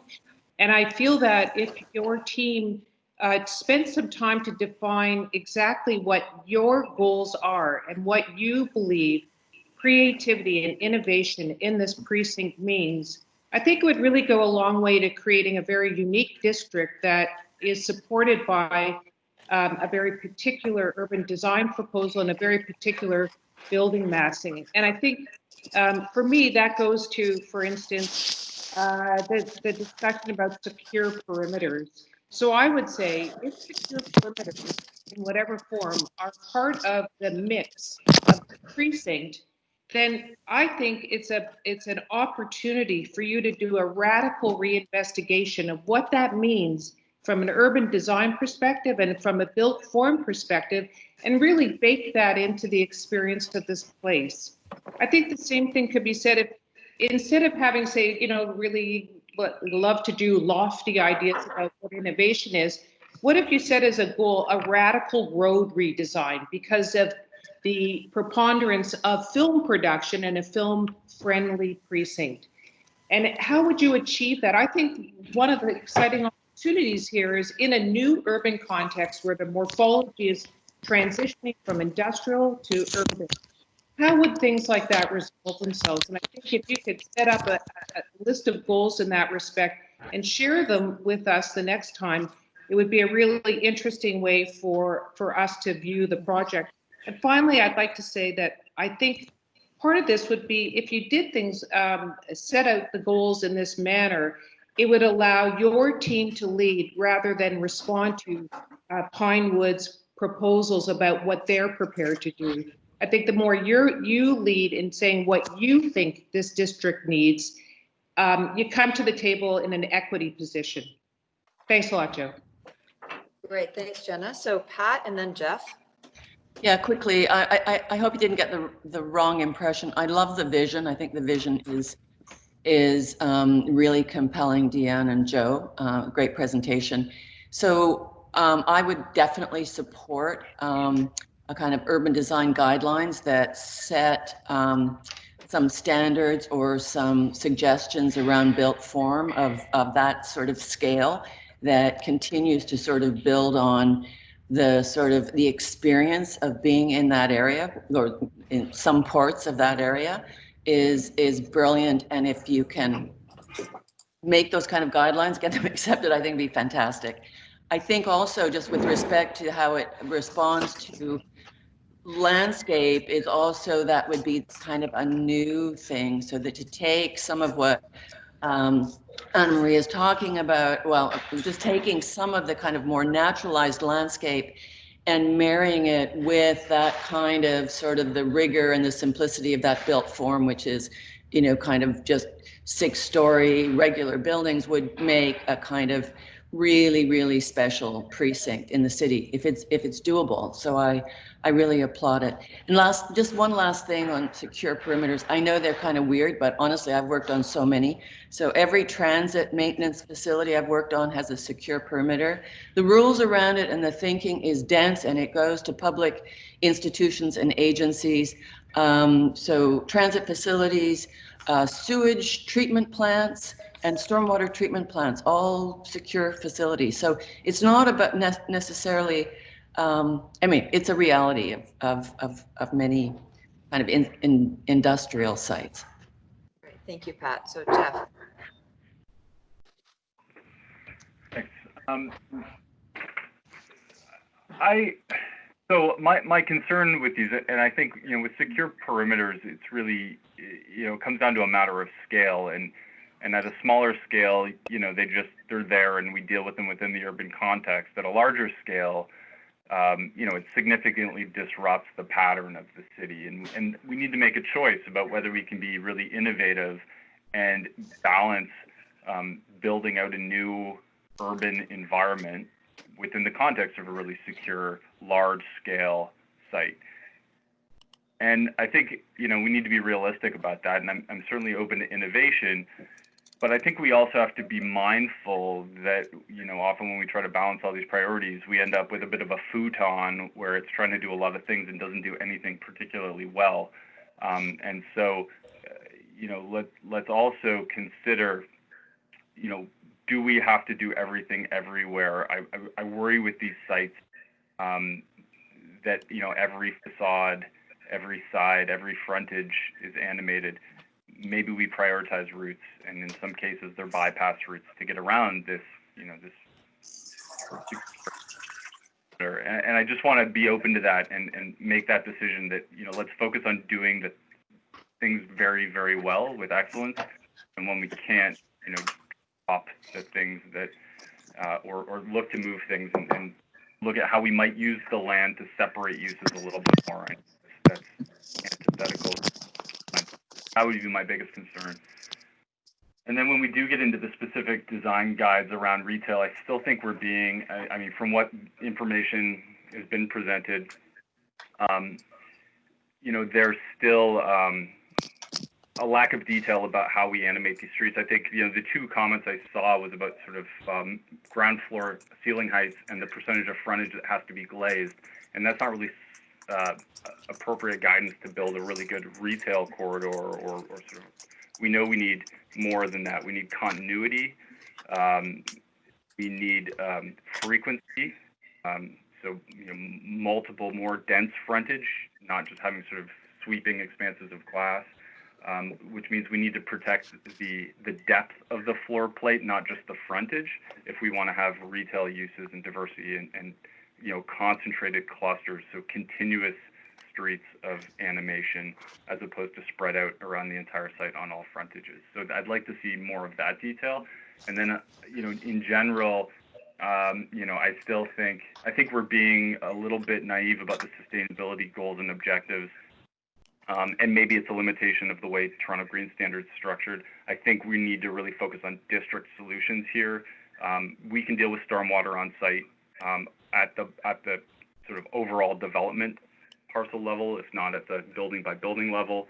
But let's look at those options. Let's look at leveraging what we know about low carbon district energy systems, stormwater systems. Let's use the landscape. Let's build really vibrant landscapes that support stormwater management and biodiversity. Let's focus a lot on mobility around the site and transportation networks and how people move in and out. I think the solutions at this scale are going to come at the district level. Thanks. Great, thank you, Jeff. I want to go to Kevin. Thanks very much. The comments so far have been great. I have no further comments. Thanks. Great, thank you so much, Kevin. So I will do a wrap up. The presentation was fantastic because it's a presentation that really speaks to the promise of this district.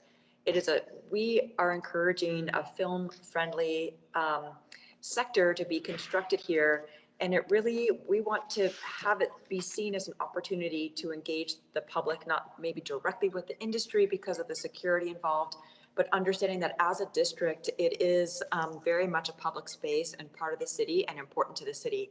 So there's real potential here. You've heard from the DRP that we want you to define this potential, define the language that you're using to see it through, and kind of get into the weeds sooner rather than later. Because if you let the requirements drive the project as opposed to coming to it as a fulsome partner, then I think there will be some missed opportunities. We're optimistic about the mid-rise and the taller buildings, understanding that design excellence will be foremost in the future reviews of this land. So that will not go unnoticed. And we're really encouraged that the partners that we have here see the value in this area. We have seen many proposals for secure film areas on the DRP, and to date, we've not been able to help them rethink how they interface with the public realm. I remember a previous development proposal for this area where there was actually a wetland on the site that was not considered part of the development. It seemed to have, we had to bring it to their attention that there was a historic wetland in the area, and it was kind of, pushed to the side. So I'm really encouraged that we're talking about ecology now, and ecology throughout the district, and not just relegated to a small kind of area of planting outside of the secure zone, but something that actually feeds through, whether it be with a phased approach to land development, adaptable parcels, or the porosity that's been spoken to here. Regarding the secure perimeters, I would actually encourage that we do a secure perimeter design exercise so that we can focus on the variety of solutions to it before we're presented with something, again, that we have to react to. FedEx, the post office, the TTC rail yard, film studios, all currently have secure perimeters in this area. I'm to tell Joe, I'm still currently in the Wrigley building, so I'm very much an East Ender that, bikes in this area, goes down to the waterfront all the time. And I don't think there is an exemplary secure perimeter public realm interface yet. So we know that there is a lot of work to do in that area. We'll caution the city not to give too much away too early. We have to connect this district to the rest of the city. We've seen how these districts are dealt with in the past, and like I said, I don't think we have a successful interface yet. There is a pacing that comes from developing a public realm that is not only friendly to cars and all the trucks that will be coming through this area, but to pedestrians and especially cycling infrastructure, which I think will be huge. What we don't want to have is create an area where everyone's driving to work. We need lots of parking garages. There's lots of truck traffic. Then all of a sudden it becomes all about how people can come and go most efficiently, as opposed to what is the nature and what does this district mean relative to its location on the Portlands and its relationship to the city, because it will be very different.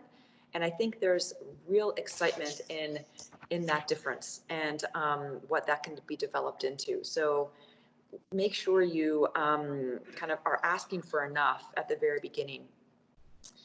And I think one of the answers that I have to one of the questions that you put up is, how do you ensure that this district does become part of the city?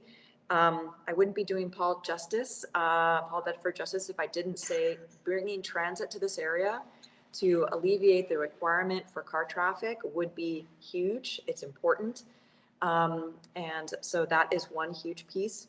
And building a incredibly robust public realm, cycling infrastructure, pedestrian infrastructure, parkettes, all these pieces that you need to actually have a public realm that can withstand whatever happens from the secure perimeter line back, and can interface with it in a way that isn't just about getting through this quick traffic on your way to a park somewhere closer to the waterfront.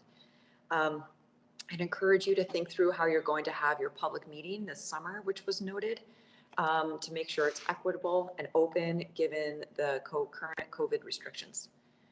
I think that's a synopsis. I'm going to encourage you to get the meeting minutes that Leon has, I'm sure, been filling pages and pages with about this item, because they are much more detailed than I was able to describe in the synopsis. But every comment was really important, and we are so excited to see this piece be developed over the coming months.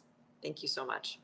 We can have a response if you have a few words to say. Thank you very much, actually, for your comments. They're extraordinarily helpful as we move forward with the urban design guidelines development. Many of your comments actually do reflect work that we're currently doing in the advancement of the guidelines, much more in much more specificity, and working, of course, with subject matter experts to ensure that what we're going to bring forward is not only innovative, but is achievable. So, but again, thank you very much for your comments. All right, sorry, we're well over time, and we're that's such an important item. So I'm happy to spend the time on it, and good luck with your work on this over the summer. So for this presentation, we are welcoming Michael Leckman, Jim Goff, and Vic Jonkons to the panel as members of the city panel. So welcome, thank you for joining us. And I just want to make sure everyone knows that the public sessions are being recorded, and they'll be posted on the Waterfront Toronto website again. And to also remind everyone that even though we're slightly off the schedule now, we do want to stay on schedule for this piece. We know they tend to go long when there are such important issues to speak about. So be succinct in your comments, and also kind of acknowledge that there will be lots of people speaking after you that may be able to pick up some of those pieces if you can't get to everything on your list. So Leon, I'm going to turn it over to you to introduce the first speaker and get us going. Thank you. Okay, I'm going to pass it over to Nader Kadri from the city.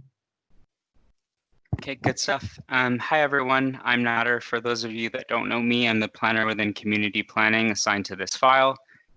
You will also be hearing from Lorna Day, Director of Urban Design, and Pina Motzi at Waterfront Toronto. And we'll also have other representatives from the city and Waterfront Toronto to help answer questions at the end of the presentation. Next slide, please. Okay. So sorry, just in terms of site context, the site is situated at the foot of Bay Street, directly across the street from the Weston Harbour Castle and the Waterfront Toronto offices. As you'll all probably know, this area in particular has evolved drastically and includes a range of high-rise, mixed-use buildings containing office and residential uses.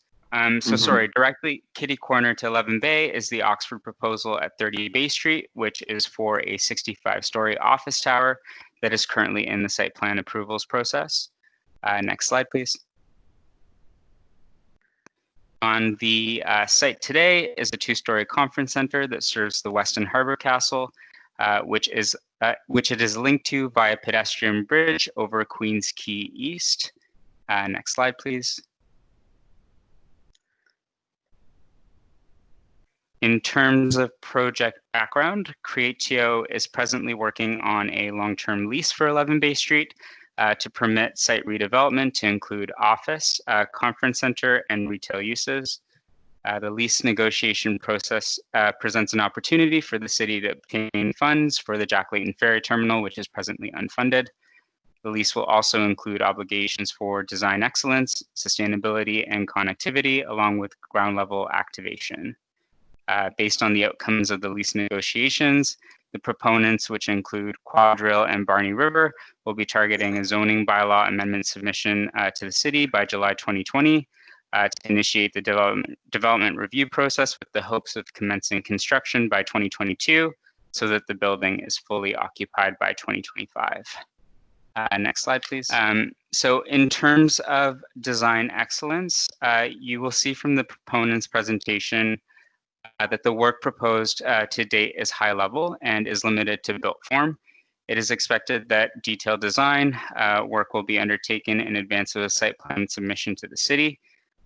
Per the report brought forward by Creatio to Council in April 2020, the site was flagged as a candidate for the Mayor's Urban Design Initiative, which Lorna will be speaking to a little later on in this presentation. This project has also been flagged to support economic recovery. As such, at the request of the proponent, the city is working with the proponent to explore an alternate design excellence process in the form of a peer review. This is presently still in the exploration stages, but it could include a panel of experts that would review submission packages in advance of Waterfront Toronto Design Review Panel presentations, public consultations, site plan submissions, and final site plan approval. Next, I'm just going to give you a very quick overview of this, the planning policies and regulations guiding the development of the site. So with respect to the official plan, the site is designated regeneration areas, which permits a range of uses, including office, conference space, and retail. With respect to the central waterfront secondary plan, the site is split designated regeneration areas and existing use areas. Both these land designations are supportive of the uses proposed. Lands within regeneration areas require that precinct implementation strategies review the highest quality of built form and design. Lands within existing use areas will continue to support the parent policies within the official plan, as well as the as of right zone permissions. With respect to the central waterfront secondary plan, there are a number of design considerations, which are listed on this panel, that we will continue to evaluate as the project unfolds. With respect to zoning, the site is zoned commercial residential zone with a density limit of 5.1 for commercial uses and 1.7 for residential uses. The commercial residential zone supports a range of commercial uses, including those proposed by the proponent. It is anticipated that a rezoning and a site plan application will be required to facilitate the proposed development, and a review of the OP policies will be conducted to confirm compatibility as the building design is refined through the design excellence process. So I'm just going to pass it over to Pina, who's going to do a more detailed analysis of the context and the various public realm initiatives which are underway in the area. Good morning, everyone, or I guess it's afternoon now. Leon, are you going to keep moving through the slides? Yes, I will. I just switched it to a PDF, so hopefully there's less delay here. So the first image that we're seeing on the slide, I'm going to start by quickly walking us around the site to describe some of the existing context. This first image that we're looking at is taken from the corner of Harbor and Bay, and it's looking south on Bay Street towards the building and towards the Jack Layton Ferry Terminal site. So the 11 Bay Street building today is a 2-story windowless box. So moving on, we're looking now from the south across Bay Street to the Bay Street frontage of the 11 Bay Street site. Next slide. And this is the Queens Quay frontage looking east The parcel includes an existing bridge that connects the 11 Bay site to the Weston Harbor Castle Hotel. So we're looking now even further south, down into the Jack Layton Ferry Terminal. So from Queens Quay, and what you can see here is the main entrance to the Jack Layton Ferry Terminal, as well as a driveway entrance into the private residences to the west of this site on the south side.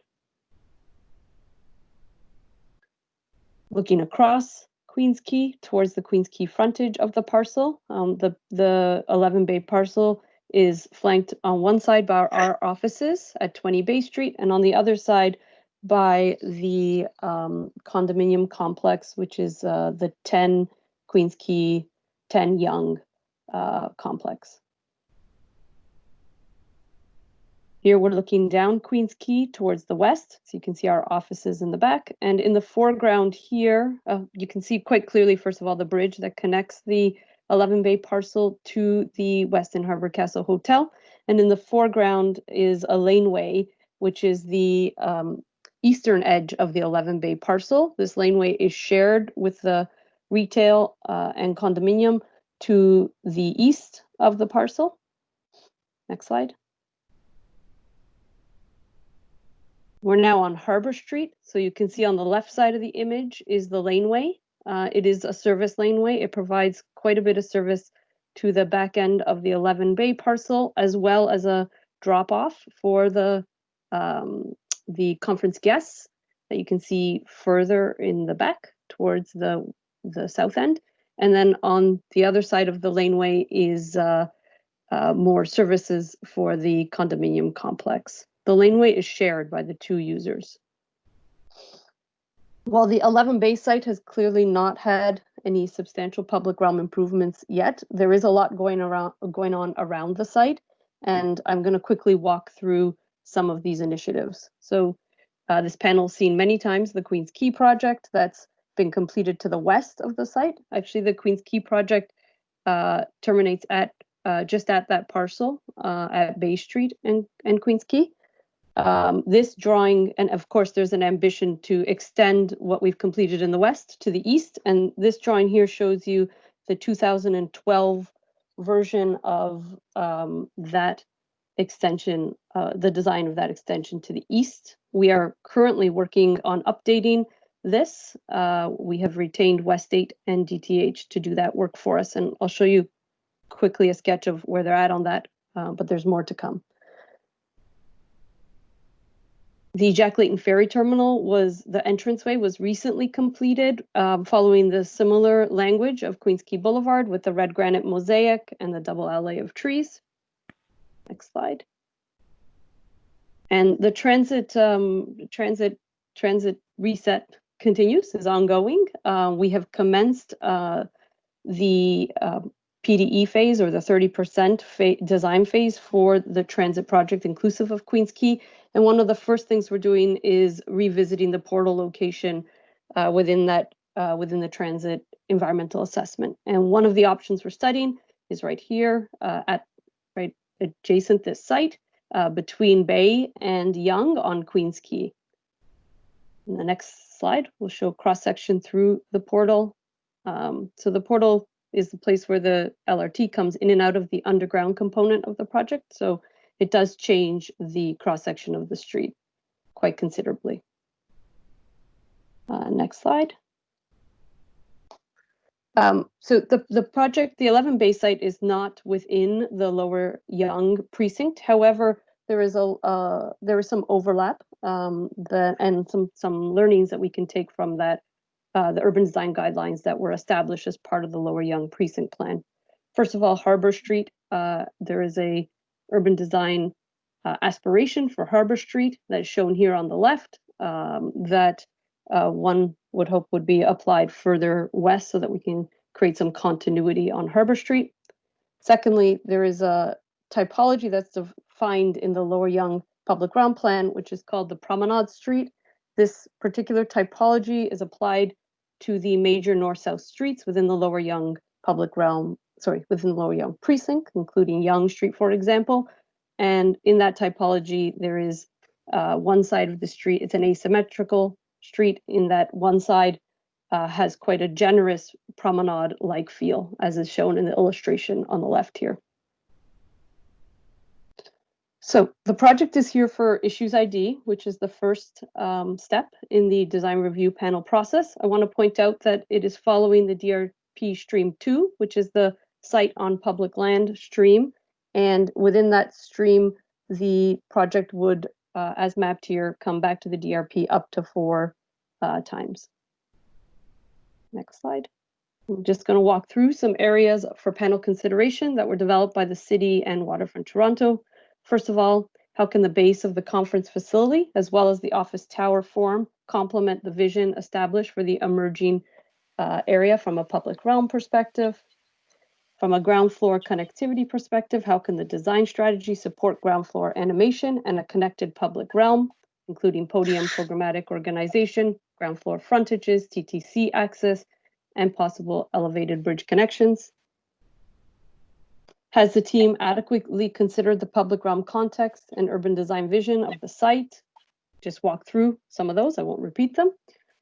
From a sustainability perspective, at this stage of design development, what critical built form moves support the city and Waterfront Toronto's sustainability objectives, including efficient building shape, scale and massing, location and orientations, shading strategies, and retention and reuse of stormwater on site?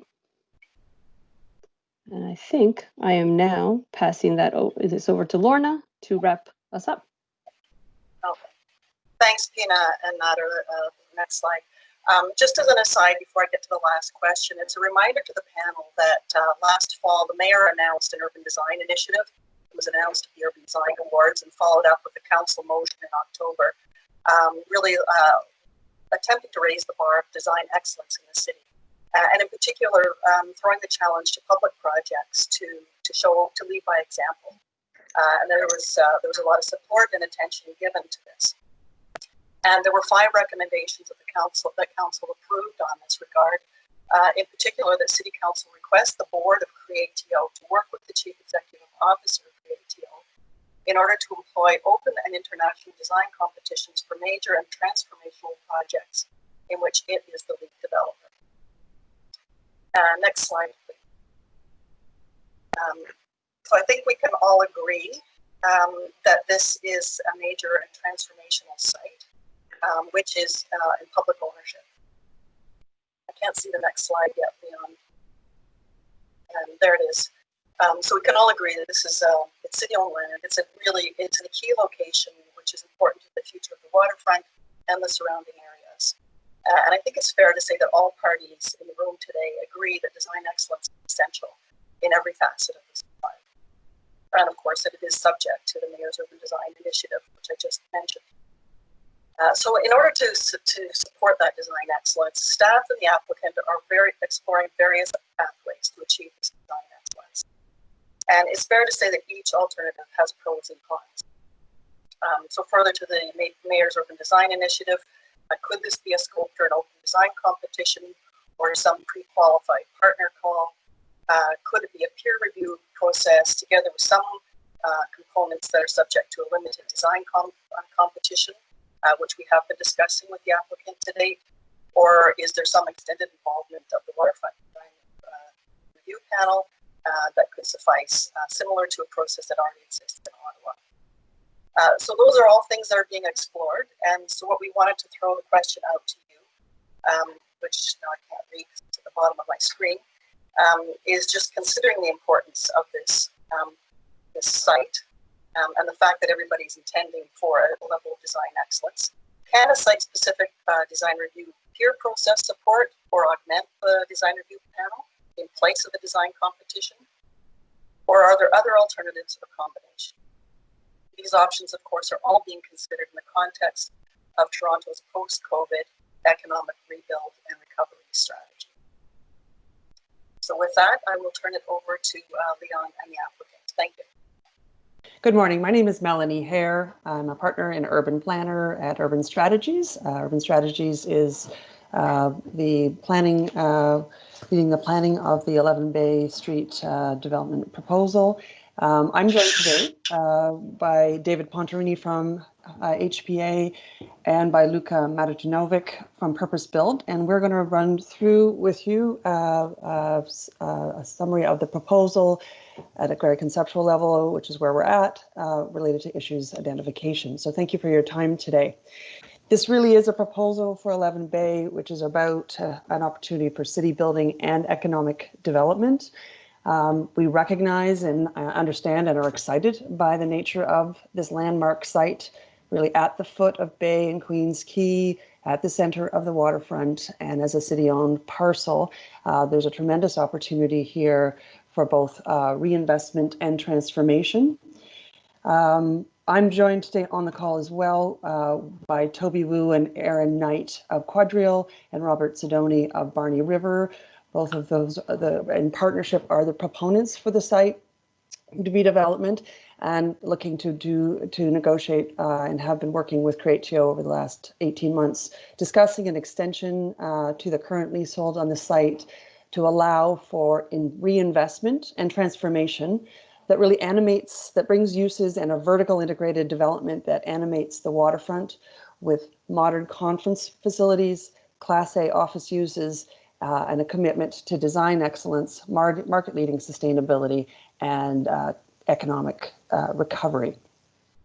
The proposal, very conceptually shown here in its massing. David will take you through more detail on the proposal, but includes the modernization of the existing conference facilities, which are outdated and underperforming. Part of the program, which comes from the Marriott, the operator of the conference facilities, is for column-free main ballroom, also pre-function areas, vertically integrated with this built form and mass development is over 100,000 square meters of new Class A office building, and supporting both of those functions in the broader area would be new retail and food hall functions. As Nader had indicated, the part of the discussions for the proponent is a capital contribution to implement the Jack Layton Ferry Terminal. We are proposing extensions of the path network, which would allow for linking from Union Station right down to the Jack Layton Ferry Terminal at the upper level, while still understanding the nature and the animation at the ground level. We believe the pedestrian volumes here are very high, and we can accommodate and need to accommodate both for all season. We are committed to the design partnership strategy, which Lorna had taken us through, and the timing of such is to try and get this in place in 2024, 2025, with a phased opening and to minimize disruption to the conference facility. There are 6 big moves we're responding to and I think provide this opportunity. One is the transformation of this underutilized site. The second is responding to the site and understanding the 4 distinct sides and the nature of the location at the foot of Bay, and really trying to optimize that. This is an opportunity to extend the financial district as per the planning city's downtown plan policies, but also to bring new activity day and night and all season to the waterfront. We believe the connectivity opportunity between Lake Ontario and the ferry terminal right up to Union Station through a bi-level pedestrian system is critically important, and to both to the experience and the access and mobility, but also to functionally connecting this extended financial district, the office to the conference and Class A office spaces. Plugging directly into the transit systems and the new proposed and underway transit initiatives, both the new platform on Bay and the Queens Quay LRT, and thinking about the remarkable and vibrant spaces by stitching the ongoing efforts that Pino has taken us through and how that translates on the site and kind of create a cohesive form. Quadrille, as you may know, has a broader umbrella around corporate sustainability, which is really market leading, and that will be demonstrating that this on the 11 Bay site is part of that umbrella. That is to reduce on a portfolio-wide basis carbon emissions by 80% commitment to disclosure on energy, carbon, and water use, and then looking to score in the top quartile of GRESB. They have a sustainability track record, which has been demonstrated by commitments at Commerce Court, and this project will extend and go beyond that to market-leading sustainability, which Luca will speak to. The site today, as Nader has shared with you, is a publicly owned site which is under lease with renewals up to 2040 with the proponents. It's an underutilized site, in our opinion, given its key location. And key to understand that this is the site of the Western Harbour Castle Conference Centre today, directly connected to the Western Harbour Castle Hotel. So there's a physical connection, but there's economic connection in which the hotel rooms in the Western Harbour Castle, 997 rooms, as viability is linked to the success of the conference centre. The underperforming site today, both in terms of urban design, public realm, optimizing land and infrastructure, and economic development, is pretty evident from these images. I think Pina called this a box, we call it a bunker. Wonderful opportunity to transform this site. We know we're highly connected to transit and active transportation networks. There's an opportunity to plug right into these, both existing, planned, and future. And so that's very much part of the thinking. And the extension of the financial district as per the downtown secondary plan to the central waterfront with these range of uses is an important complement, we believe. We are supporting city and Waterfront Toronto policy directions as both a downtown and central waterfront and regeneration area. But a site-specific zoning bylaw amendment would be required to allow the range of uses, parking provisions, and increased density. This site is set in a rapid and evolving development context, which this panel is very aware of, and we are thinking of how we fit within that evolving context appropriately. At this point, I'm also going to pass to David to speak a little bit around the built form and how that would respond to the landmark site in the skyline. Thanks, Melanie. I should also add that we've been working on the project now with Melanie and the whole team, the consulting team, and with Adamson's as well. And Greg and Jay are on the call as well. Yeah, thank you. But I'll start with this first image, which really is a placeholder again, but really kind of signifies the importance of this site within the skyline. We recognize that it is a landmark site and committed and understand the commitment to design excellence, and it's something that we look forward to working with everybody to achieve on the site. It's an evolving skyline, which you're all very familiar with, and that we're excited to be part of as well. The next image shows at a very, very conceptual level the kind of first four design evolution diagrams.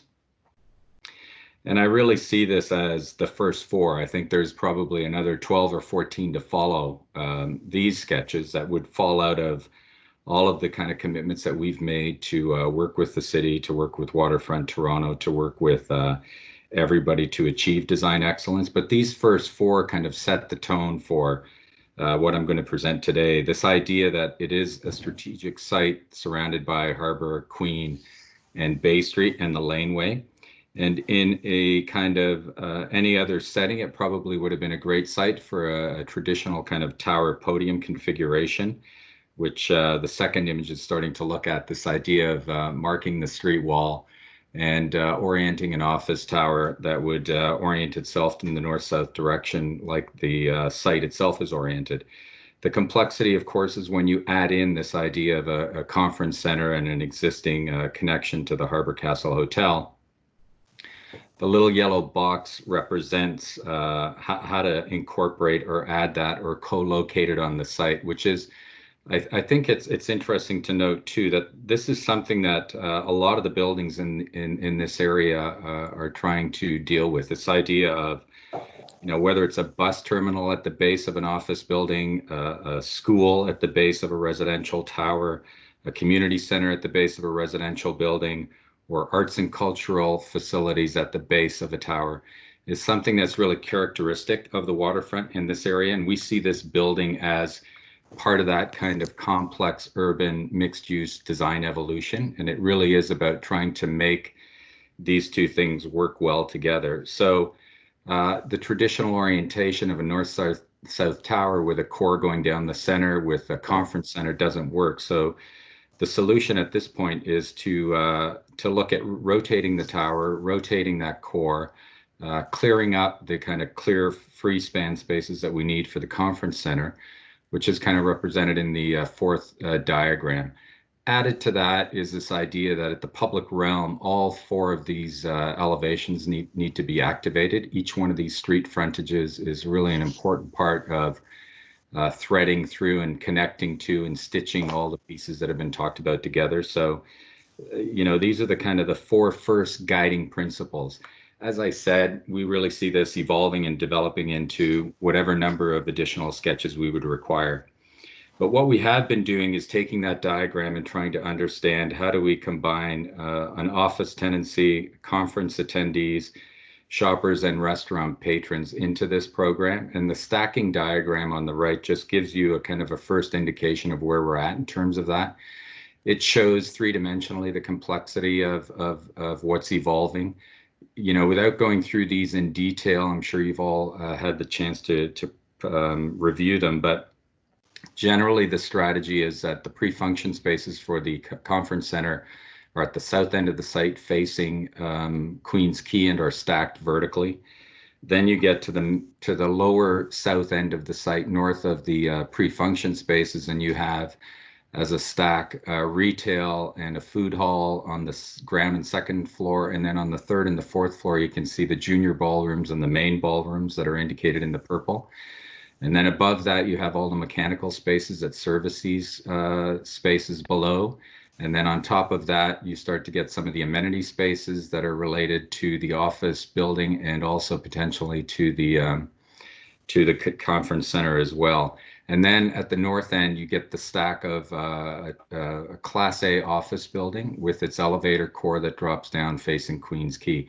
So this just shows you three-dimensionally how this is all stacking, and I'll walk you through the next image, which is the section, which is really just starting to show at a conceptual level this idea of the core, the office floor plates, the shifting of the structure, the perimeter structure for the office building, tilting it in so that we can bypass and allow the clear spans for the ballrooms to exist in the conference center. And then you see the yellow highlighted spaces are the pre-function spaces and the lobby spaces intended to face and animate the street, Queens Quay, parking below, and some grade related activity. I mean, these diagrams also don't yet represent any idea of how a podium could translate or transition into a tower. It's really just very simple conceptual stacking plan and section, but there's a lot of additional work that needs to be done on the exterior, that needs to be done on the massing and the articulation of the building. The next plan just starts to bring us back down to the ground floor. It starts to show the relationship to Queens Quay in a bit more detail, to Bay Street and to Harbor Street, where the office lobby is located at the north end, close to Harbor in blue. On Bay Street, we have the orange space is the retail restaurant space, and then to the south of us, you have the first level of the conference center. And then we have some of the back of house spaces, ramps, loading that come in off of the laneway. The yellow represents an idea of a vertical connection that goes down directly into the TTC LRT station that's below us, and also makes a connection up to the path at the second level as well. And then there's also an indication here of where a potential path connection across Bay Street would take us from 20 Bay into this site as well. And you can also see in pink the connection back down to the Western Harbor. So that's the ground floor. Second floor, the purple arrow or the pink arrow represents the idea of the path network running through the second floor along the outer edge, facing Bay Street, facing Queens Quay, food hall in the center of the plan, office core and upper lobbies at the north end, and then in green, the start of the conference center lobby before it goes up to the upper level. The next image just starts to show this idea of the very preliminary conceptual stacking of the office plate, the idea that this tower does have a significant relationship to the skyline. So that top has got to be articulated and developed in a very kind of clear way. Then a very efficient contemporary office floor plate, and then in the podium itself, a whole level of things that I've described programmatically that need to be developed three-dimensionally and in terms of an articulation and a cladding. The next image then just starts to show, as Melanie was talking about, the path connection and the idea that this is stitching together a potential path that comes right from Union Station down to 20 Bay Street, across Bay and south down into the Westin Hotel, and ultimately down to the Jack Layton Ferry Terminal. Next image is really starting to look at how this thing works three-dimensionally and sectionally. There are three levels that we're connecting. This idea of the LRT platform along Queens Quay, the future LRT platform. So this is a section through Queens Quay that also shows the connection from the second floor across to the Westin Harbor Hotel. And this idea that instead of going through the hotel to get to the ferry terminal, there's a link piece that could come off of that bridge and come down into the north-south connection, which was the improved Bay Street access that takes us down into the ferry terminal. And then an idea of arcades and elements like that along the base of the building. This is a section, again, through Bay Street. It shows the same kind of complexity of the stacking of circulation and movement down here, the path connection on the second floor, the importance of a very strong public realm, and the connection to the transit station and the connection to the LRT, future LRT terminal here. Next image is starting to explore some of the things that we're dealing with. We have a whole series of pedestrian flow diagrams and movement models that we're using to analyze this area. It's something that would be developed as we move forward to really look at how we can create a strong public realm and movement at grade, but also above and below that grade level. Next image is really just starting to talk about this idea of stitching all these public realm initiatives together, that there's a huge opportunity here to turn that building and that site into something that really is a gateway site down into the waterfront as you're coming down along Bay Street, and how to connect on multiple levels to a bunch of initiatives that Waterfront Toronto has started, and we're excited to be part of. Next image is starting to look at how these elements have been developed and how important they are and worth considering, and how we need to recognize these pieces and really enhance the connection into the Jack Layton Ferry Terminal, look at Harbor Square Park improvements that have been made and how to work with those and alongside those, and to really, I think, along Harbor Street, fill one of the last missing gaps or undeveloped sites along that, what is becoming a very significant street on Harbor Street. Next image is starting to show consolidating the access to pedestrian on all three frontages, and in some cases along the laneway as well. That is an actively used north-south laneway, but primarily our focus will be on Queens Quay, Bay and Yonge, Harbor Street, with entrances all along there and activation all along those frontages as well. Next image is starting to show dimensionally how we're really looking at improving the width of the sidewalk down there, setting the base of the building back, pulling it in, activating those frontages through various programmatic elements like retail and key lobby spaces and connections into transit and up into the pedestrian pathways as well. And then we're just beginning to think about what the sectional relationships of the building will be relative to a lot of these key streets. Certainly along Queens Quay, we understand the importance of this street and how we have to tie into that and really work with the base, set back the base of the building, and really try to provide an active frontage along there.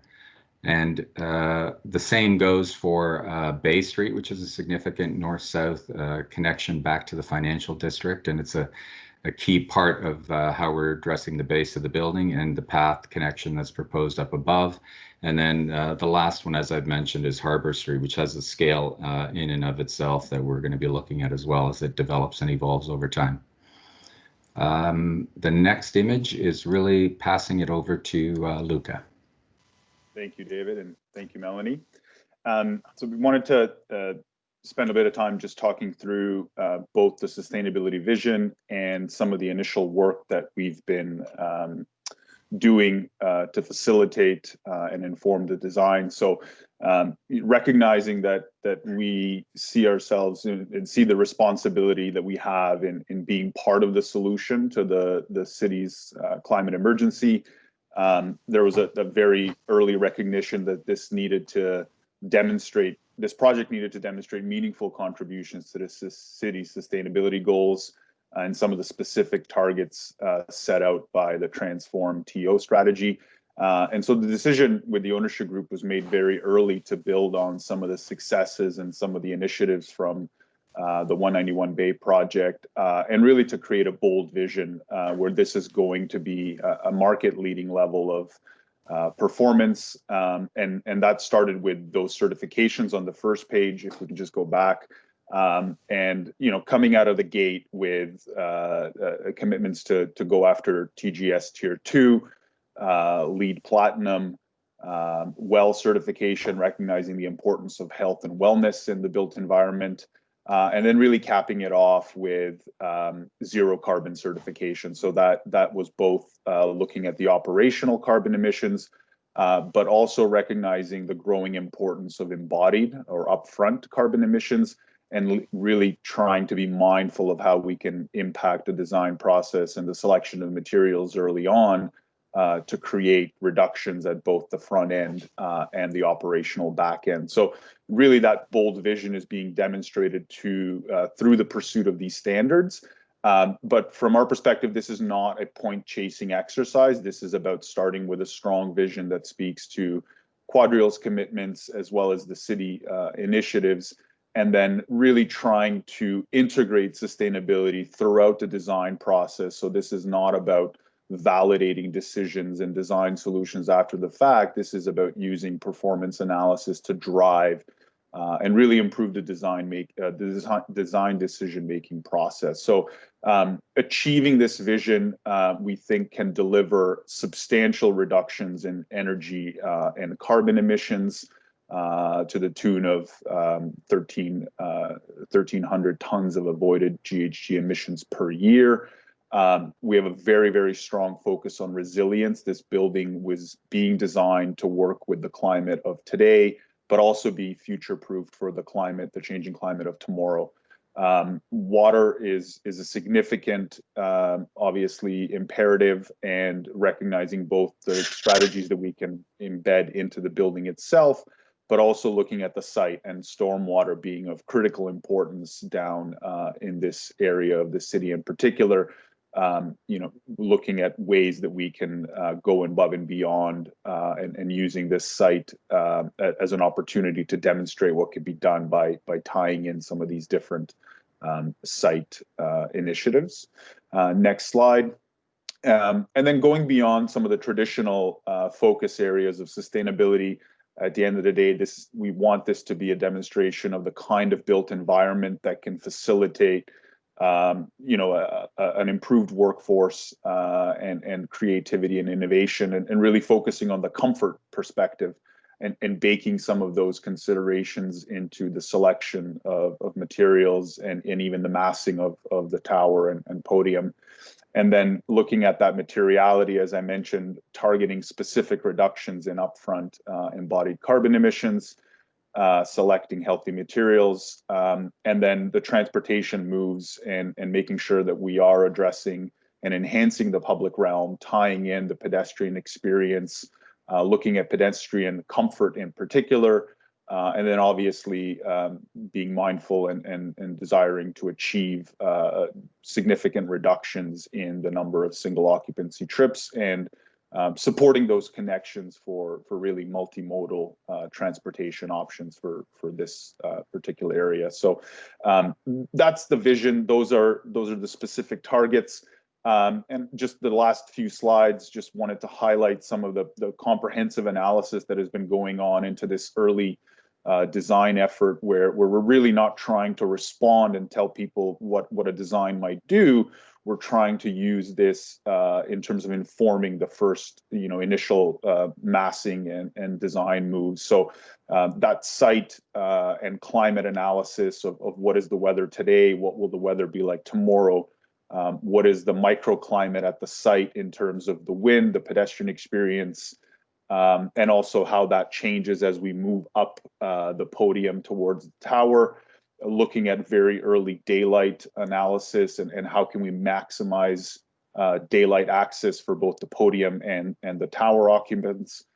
And then using that information along with some benchmarking on the next slide to start to identify what matters most in terms of performance, and really using that to set up the next stage of analysis that we did, which was to take this information about site and climate and focusing on the things that really drive performance into a parametric analysis tool. So this is not about creating one energy model.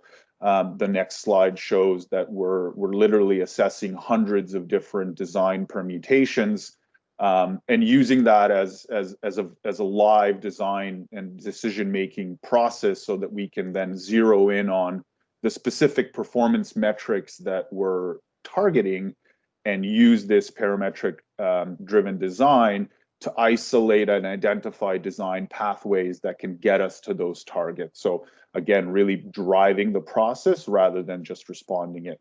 And then this is really focused on the massing and the envelope, but then we go into how that can leverage into being a bit more creative with some of the mechanical systems. And here the point really is about future proofing. So designing, for example, low temperature hot water systems that can more easily work and leverage future low carbon energy supply options like heat pumps, which lots of buildings can't retrofit into because they're designed with very high loads and poor performing envelopes. So going through that HVAC exercise, and then the last bit is just understanding what our low carbon energy supply options look like, starting from sort of a baseline of chillers, boilers, and heat recovery opportunities, to trying to tap into local district energy networks and how those networks might evolve over time,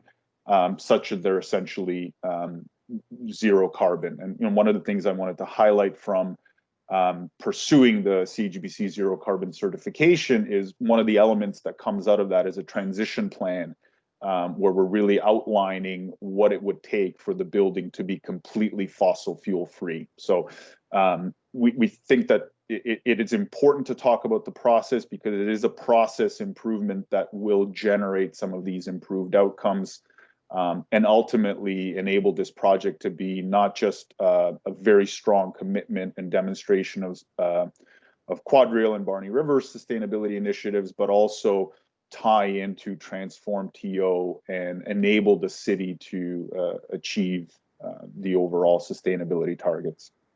Thank you. Thank you for your time and the opportunity to share with us. We look forward to working with the panel through this process. Great, thank you for the presentation, and also I wanted to thank the group so far for your broad recognition of the site and its place of importance in the waterfront, and for your support of the forthcoming public stream design excellence process for the site. I remember the enthusiastic response that the mayor's initiative received at the Urban Design Awards, and we're really excited to be able to help this team pursue the openness to new design ideas, which is at the center of that initiative. So really hoping to make this a good first project, of which the process will just get better and better over time. We're going to go through questions now. I'm going to start with the DRP panel this time because we started with the city panel last time they were guests of ours. And I want to remind the panel that this is the first time we're seeing this, so it is fairly high level issues ID. It will be coming back multiple times, so there will be many chances to comment on the project. Also, if there are any questions about this public stream process, now is the time to ask those as well.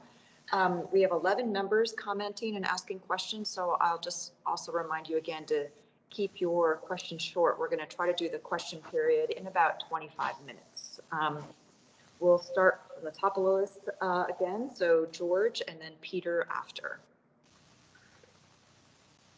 Okay, I just have a couple of questions, and one is actually on process.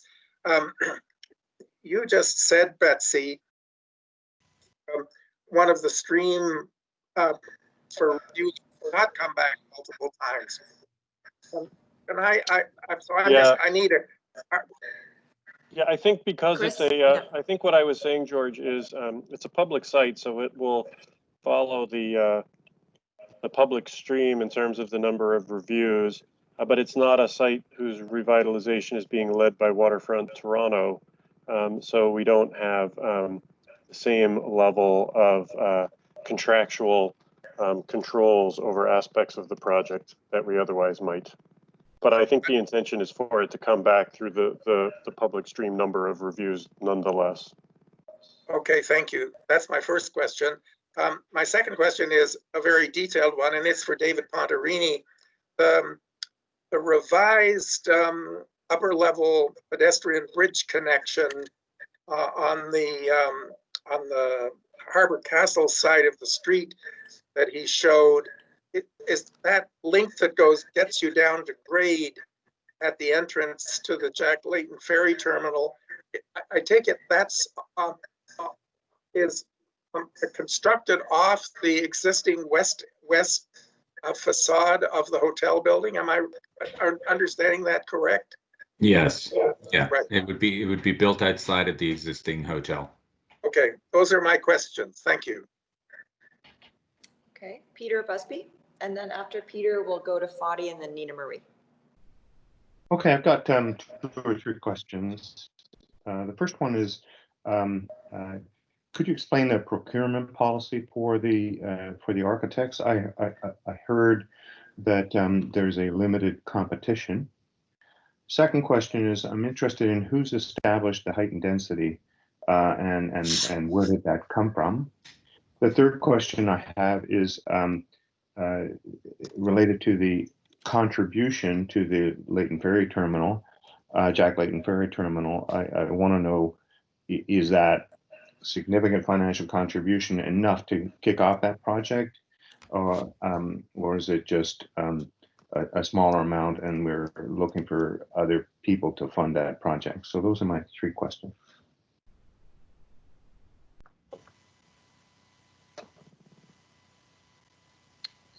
Perhaps to speak to the procurement on the architects from the proponent's perspective, Peter, the HPA is assisted by Adamson, and they're working closely and have been for over 18 months to test the programmatic requirements of the site. So that was a selection in terms of those the architectural members of our team by Quadrille and Barney River. And excuse me, I'm not sure if you were referring to other procurement in terms of design competition and panels, but the panel proposed panel and peer review. But in terms of the architect's selection based on Quadrille's decisions and demonstrated excellence and ability to deliver a very complex building program. As you can see, it's a bit of a very intricate fitting together of programmatic requirements, which are essential for both conference and office. So there's not a competition. The architects have been selected. Is that what I'm hearing? No, that is not. What we are talking about today as part of the discussion with this project is how the city will engage the public stream process with this project. One of the choices is a scoped competition potentially a more intensive peer review, a design partnership. And so the city is looking for the panel's comments on this type of open design idea piece that will become part of this project. The work to date has been, was not part of a competition and not subject to the public process of which this land has to be. So there will be a piece that comes forward, and they're looking for our input on what that is. So that was summarized perfectly. It's Nader Kadri with the city. I'm just going to answer your question with respect to height and density. That hasn't been firmed up at this point in time. Obviously, the applicant needs to make a rezoning application to the city, where we're going to, dive into the details of height and density at that point in time. But these are all just very high level, very preliminary drawings.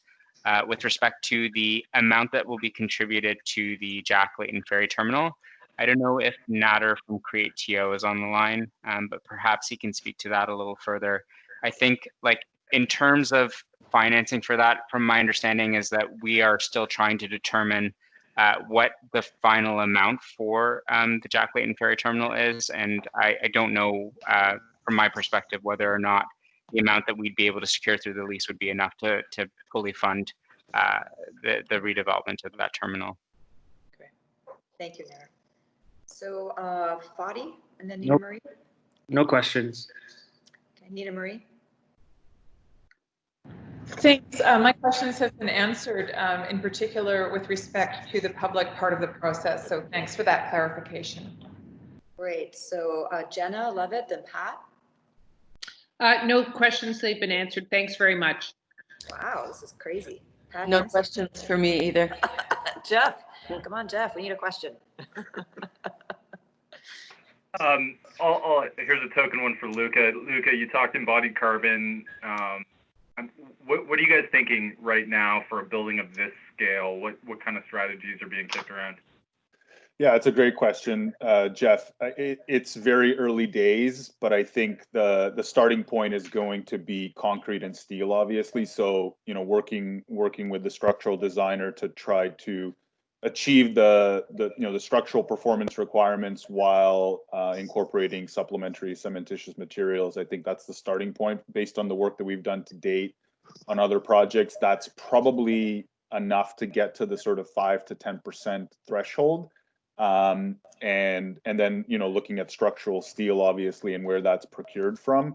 And then we start getting into some of the more diminishing returns. And I think it's a little bit too early for that kind of material selection and for the envelope and things like that. But starting with concrete at a minimum. Thank you, Luca. Thanks. Kevin. Thank you. Yeah, I've got a bunch of questions. So I'm really excited about any project that presents a zero carbon approach. So I would like to hear just a little bit more about the zero carbon approach. I did see a slide there. I do see boilers in place. I see heat recovery chillers. I'd like to know a little more about your transition plan, if you could just sort of round that out. My point here being, why impose a transition plan now when we can build in perhaps a chiller-based or heat pump approach presently? That's question number one. I'd like to know, are you assembling target TEDI values? I saw the parametric slide, the analysis there. I guess maybe I'm sort of baking in there a suggestion. Why would we entertain lesser solutions on the enclosure when we can sort of tune in onto the higher performance sort of metrics that you're identifying there to actually reduce the TEDI? I'm glad you're going with the higher TGS compliance. That's great. So the question is, what's your targeted TEDI there? There's one axis there on spandrel. Is that effective R value for spandrel? Is that what I'm seeing? Yes. So that is an effective spandrel. So this is a fully triple glazed facade with a high performance. So we're looking at enhanced thermal breaks at this point. There's a lot of details to be worked out here. So these are of course, yeah. target values, as you know, Kevin. And you know, if we get to R10, I'll be very happy. Hey, listen, I'm loving this. I'm loving this. Yeah. Just let me sink in here. I usually don't have many questions to ask. That's so, okay. So glazing values, I think we can go down to maybe 0.2 on that. No? Yeah, for triple glazing, we should be able to, and you know, depending on what kind of thermal break we can get and the interface, you know, we're obviously looking at enhanced thermal bridging analysis to generate these solutions. So, my last question, you said that you're interested in resilience. Is your resilience strategy going to be the checklist, the TGS Tier 2 checklist, or do you have specific advanced measures you intend on implementing? So those are my 4 questions. Okay, I'm gonna, in no particular order, just because the way my memory works, the TEDI target right now is at 30. And so that aligns with TGS Tier 2, and that also aligns with the zero carbon, the pathway that we're likely pursuing for the zero carbon certification. Going beyond that is something that we're looking at, but you know, I think we're focusing on a lot of good things for the envelope. The other component of TEDI is ventilation, and you know, this will be a pretty high occupancy for a spec building, and so we're starting to get into some of the limits of ventilation, heat recovery, and so some of the ventilation and air tightness strategies might be a bit more difficult. So we're seeing how far we can take that TEDI from 30 down into tier 3 territory. We'd certainly love to hit that if we can. No, that's a good target. Yep. Yeah, your point about the boilers, so that's a starting point. That's sort of a baseline design where we just want to start from and then build up on that. You know, I ask, baselines tend to be where you end up. We're not going to get there on GHG targets with boilers, so that's not where we're going to end up. But it's where we needed to start, just from this early day kind of analysis to establish even just the improvement that we can achieve. So there will be some component of heat pumps here, and you know, the district energy that's available to us right now is in the stages of being transformed, I guess, to a low carbon solution. So we are looking at you know, residual waste heat from district cooling networks and trying to bump that up with heat pumps. Pretty early days for that. A pretty big financial assessment that needs to be done about that viability long term. Well, I want to prime my comment later on. If you know, I'm just going to prime my comment a little bit. If you're going to this low carbon approach, which I'm super excited about. So are we looking at maybe trimming out the sort of temperatures in the loop? Is that what we're thinking about, to sort of use those heat recovery chillers more? Yeah. So optimally? The intent is this is going to be a low temperature heating system. So cool. You know, 110 sort of at most. And so we're going to try to get as much as we can out of the heat pumps, and the boilers might be there for peaking until something better comes along. You know, we're constrained with rooftop areas for air source heat pumps, so still exploring that. But there is going to be a low carbon plan for sure. And then resilience. Resilience. That's right. So starting point is the checklist. We're designing with future weather files, so not just looking at the most recent, but future. So a heightened focus on cooling. You're going to model climate zone 4. Pretty much. That's what the 2050 weather file basically looks like. Yeah. So cool. More like Washington D.C. So yeah, looking at what that cooling does, and then also trying to understand what the pedestrian level comfort will look like. And trying to integrate some of those initial moves of the podium so that we're providing some enhanced shelter. Thank you. You're welcome. Thank you so much. So now we're going to turn to the city panel members. We'll do Michael, Jim, and then Vic, if you could all get teed up with questions for the team.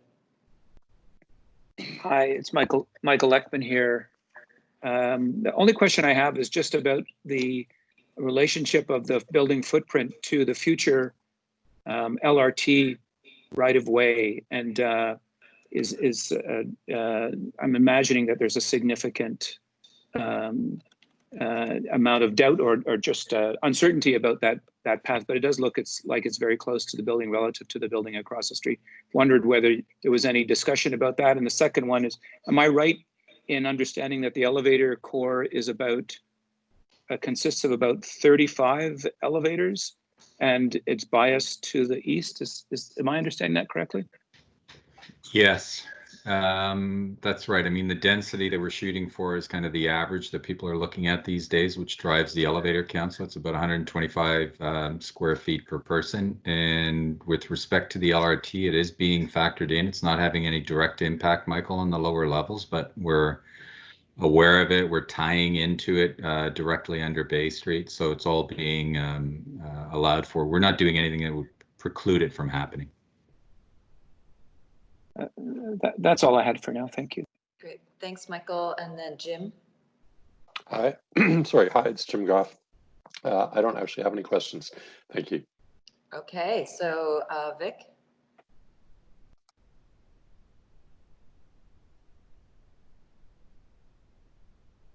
We'll just give Vic a minute in case he's muted.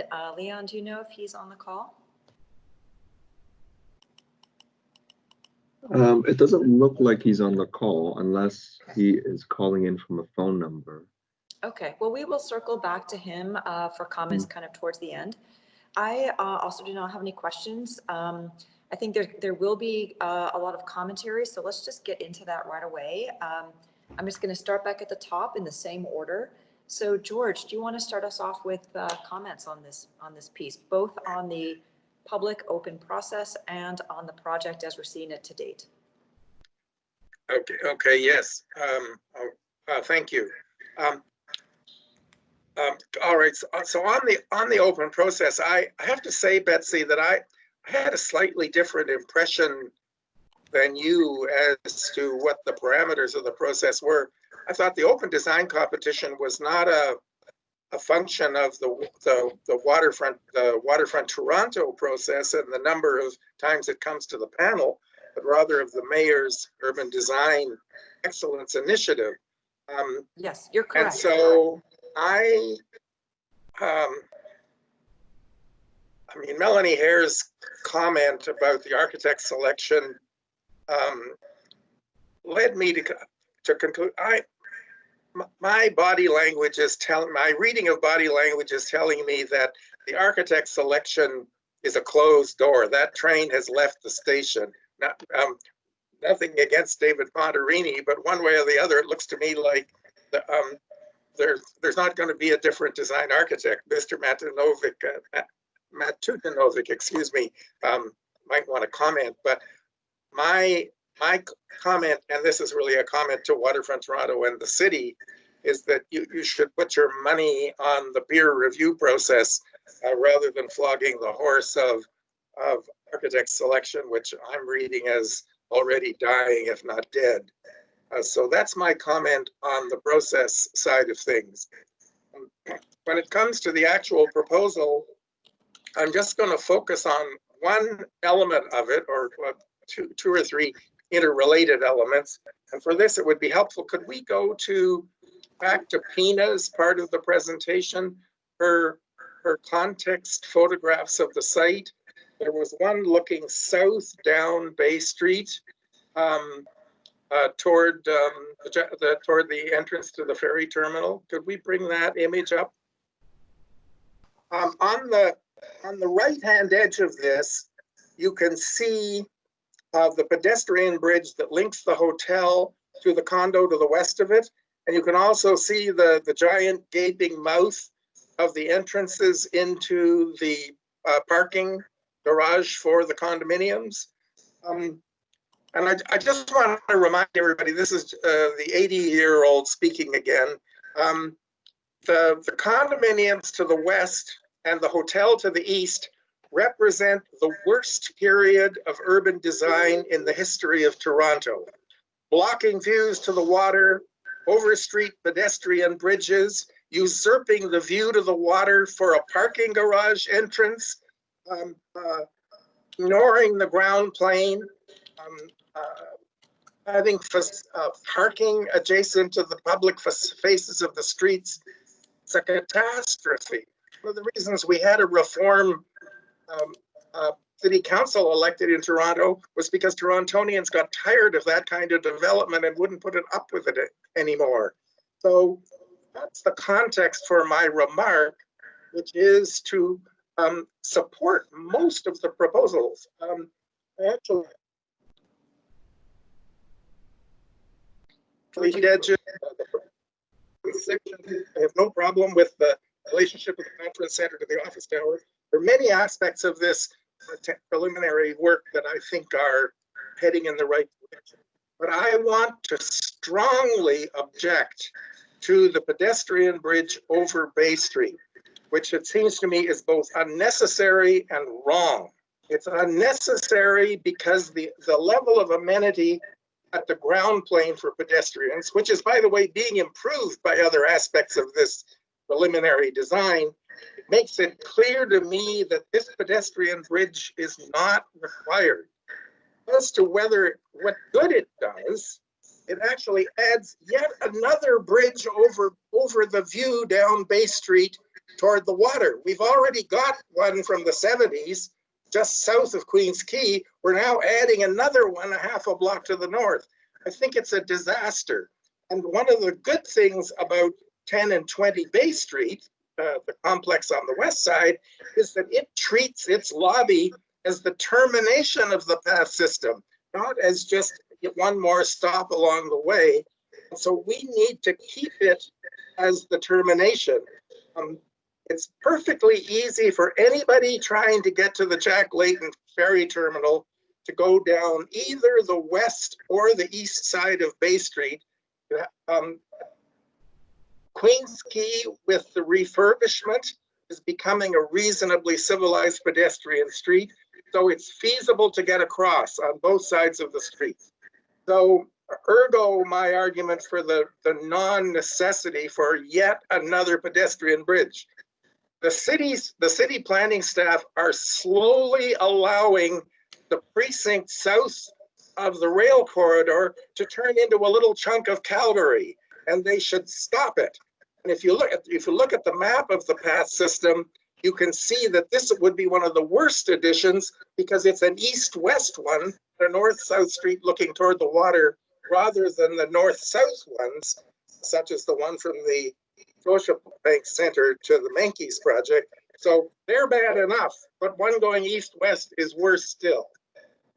Then, to come to David's proposition for the addition, once you're trying to get people to the ferry terminal in the path system, you have to create that attachment on the side of the hotel to get people down to grade on the south side of Queens Quay.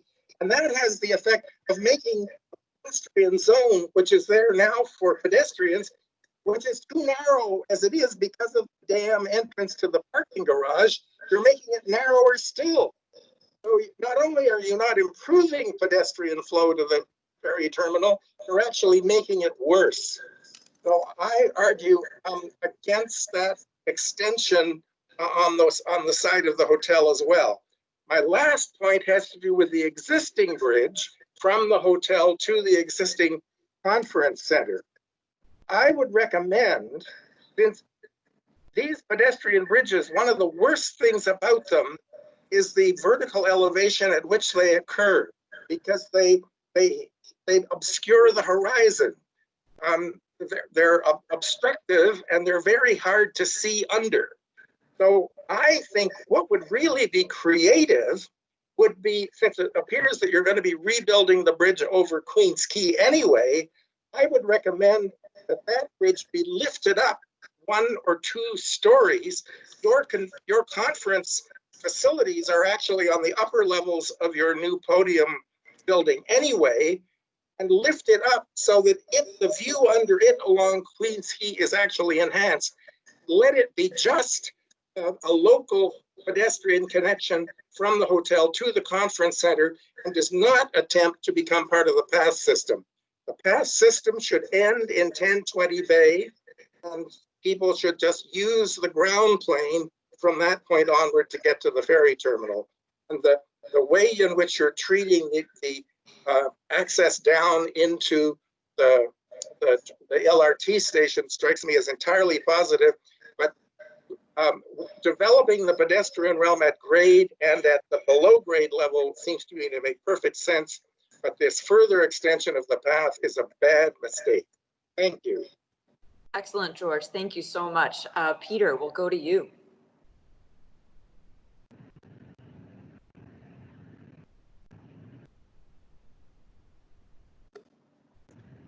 Bessie, I think it's Nina Marie. I think Peter has stepped out for breakfast, if I read the chat correctly. So how about Nina Marie, why don't you pick it up, then we'll do Fatty, and I'll circle back to Peter. Sure, thank you. I'd like to commend the team on the work done to date. I think there's been some real important clarity given to the potential and the assets that this signature project will highlight. Certainly, we recognize the complexity and the primacy of the site on the waterfront, and I would like to thank the group in particular for the advancements on sustainability and advancing that conversation soon, as well as the public realm. I would like to comment a little bit and highlight some of what George has already said. The connections to Waterfront Toronto and to the investment in the public realm are, I think, incredibly important for this project. That's recognized by the team. But I have early concerns that have already been articulated about the bridges in particular, the addition of one absolutely, and the potential modification of the existing bridge in the way that George suggested resonates for me, and particularly so because Waterfront Toronto has, along with the city, invested so significantly bringing pedestrians at grade, bringing to the ground plane, investing in this incredible design creativity and excellence at grade and at the waterfront. So if we're going to do that and capitalize on that, why on earth are we pushing people underground and into glass tunnels? I really hope that this is an opportunity for exploring how we can bring people to grade in a way that meets our design excellence goals and capitalizes on the investments, the significant investments already made. I would also really say that the engagement and realization of the Jack Layton Ferry Terminal is critical. We all know that. I think we've all been waiting for that opportunity, and I hope very much that this team, however it shapes up, will really offer us some innovation and leadership on how to realize that. I don't understand yet, even though I know it's early days, what those financial arrangements will be. I've heard a little bit about them, but I think engaging a team that really can bring some innovation to that realization will help amplify the project and its primacy within the public realm on the waterfront. Normally, if I were asked early in the process, I would recommend for a project of this complexity and public primacy that it go to something like a design competition or a limited competition, but I understand that that ship may have sailed and that this team is already gelling to do good work. So as George has put it, maybe this is an area where we're asking the city to reinvest significantly in a peer adjudication process that helps a talented team realize the potential that it's showing. There's a lot of good moves here that I think we're in support of collectively, and we're flagging the issues, and I think that's what we're doing for the perspective of those priorities and assets. So thank you very much. I look forward to continued dialogue on this important project. Thank you, Nina Marie. Fadi? Hello, thank you for your presentation. I just have I just wanted to underscore a couple of pretty important points that were mentioned. The relationships of this project to the Jack Layton Ferry Terminal and the public realm investments are so critical. So whatever type of peer review that needs to happen needs to reevaluate that relationship in whatever format that comes out, and put it a really high priority in how and what success metrics this project will be afforded at. I also want to support the kind of innovation from an environmental and a performance point of view that is happening in the facade and on this curtain wall. And hopefully this will result in something that's different in the sea of blue-green glass and spandrel that we see happening on the waterfront. So pushing that agenda up to the front, not just in terms of performance, but on the kind of creating something more distinguishable and creative on that end. And lastly, I just wanted to also agree with George's very passionate objection to the elevated bridges, and bring that real kind of drive and passion to describe some of the big urban design failures that have happened down, and to just make sure that we do not replicate them in any way, shape, or form. Thank you very much. Thank you, Fadi. Is Peter Busby back on the line? If not, we'll go to Jenna Lovett. I don't think I see him, so I'll just continue. So thanks, Betsy, and thanks, David and team, for a really great presentation. I think it's really exciting to see that knob of a building being redeveloped. It's about time, and I really appreciate the leadership position that Quadrille is committed to doing for a sustainable development. But the one comment I would have is with respect to the pedestrian experience at grade in the public realm. There's been a lot of discussion about the bridges. In slide 26 or 27, you talk about consolidating the access to create pedestrian focused frontages. I know these are early days and that you'll get to it, but I guess what I would like is to ask that you come back with a presentation that specifically focuses on the vision for the public realm, specifically from the pedestrian experience. One of the challenges I find in this whole precinct are the extremely long blocks. In times when it's really sunny or really rainy or really wet or whatever, there's just no relief for the pedestrian. In addition, these long blocks create a sameness to the experience.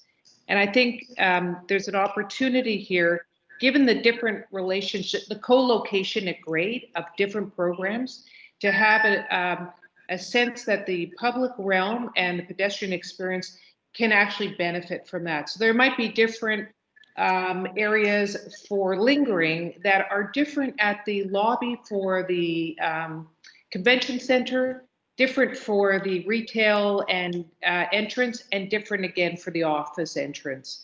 There might be a place where there's greater or less overhangs that augment that and would create a sense of density for the pedestrians and make them want to actually stay there. So I think that would be my request, to see if there's opportunities for spillage or reciprocity between the ground plane of the buildings, the ground plane of the public realm, and one that can make for an additive process for the experience of the precinct in general. Thanks a lot, Dave. Thanks, Jenna. Pat Hansen, then Jeff. Yeah, thank you for the presentation. With respect to competition and architect, I think it's very clear that David's office does great work, and it's, you know, time has passed, so I think they're under great leadership there. What I would say though is that competitions, way architects approach competitions is maybe a little bit different than they would approach a commission. Competition usually starts with an idea, like what is the larger idea here? Whereas a commission can really start with just the logistics and dealing with all of the constraints of a site, which is what I think, notwithstanding, it's been an excellent presentation, which is effectively what I think the presentation was today.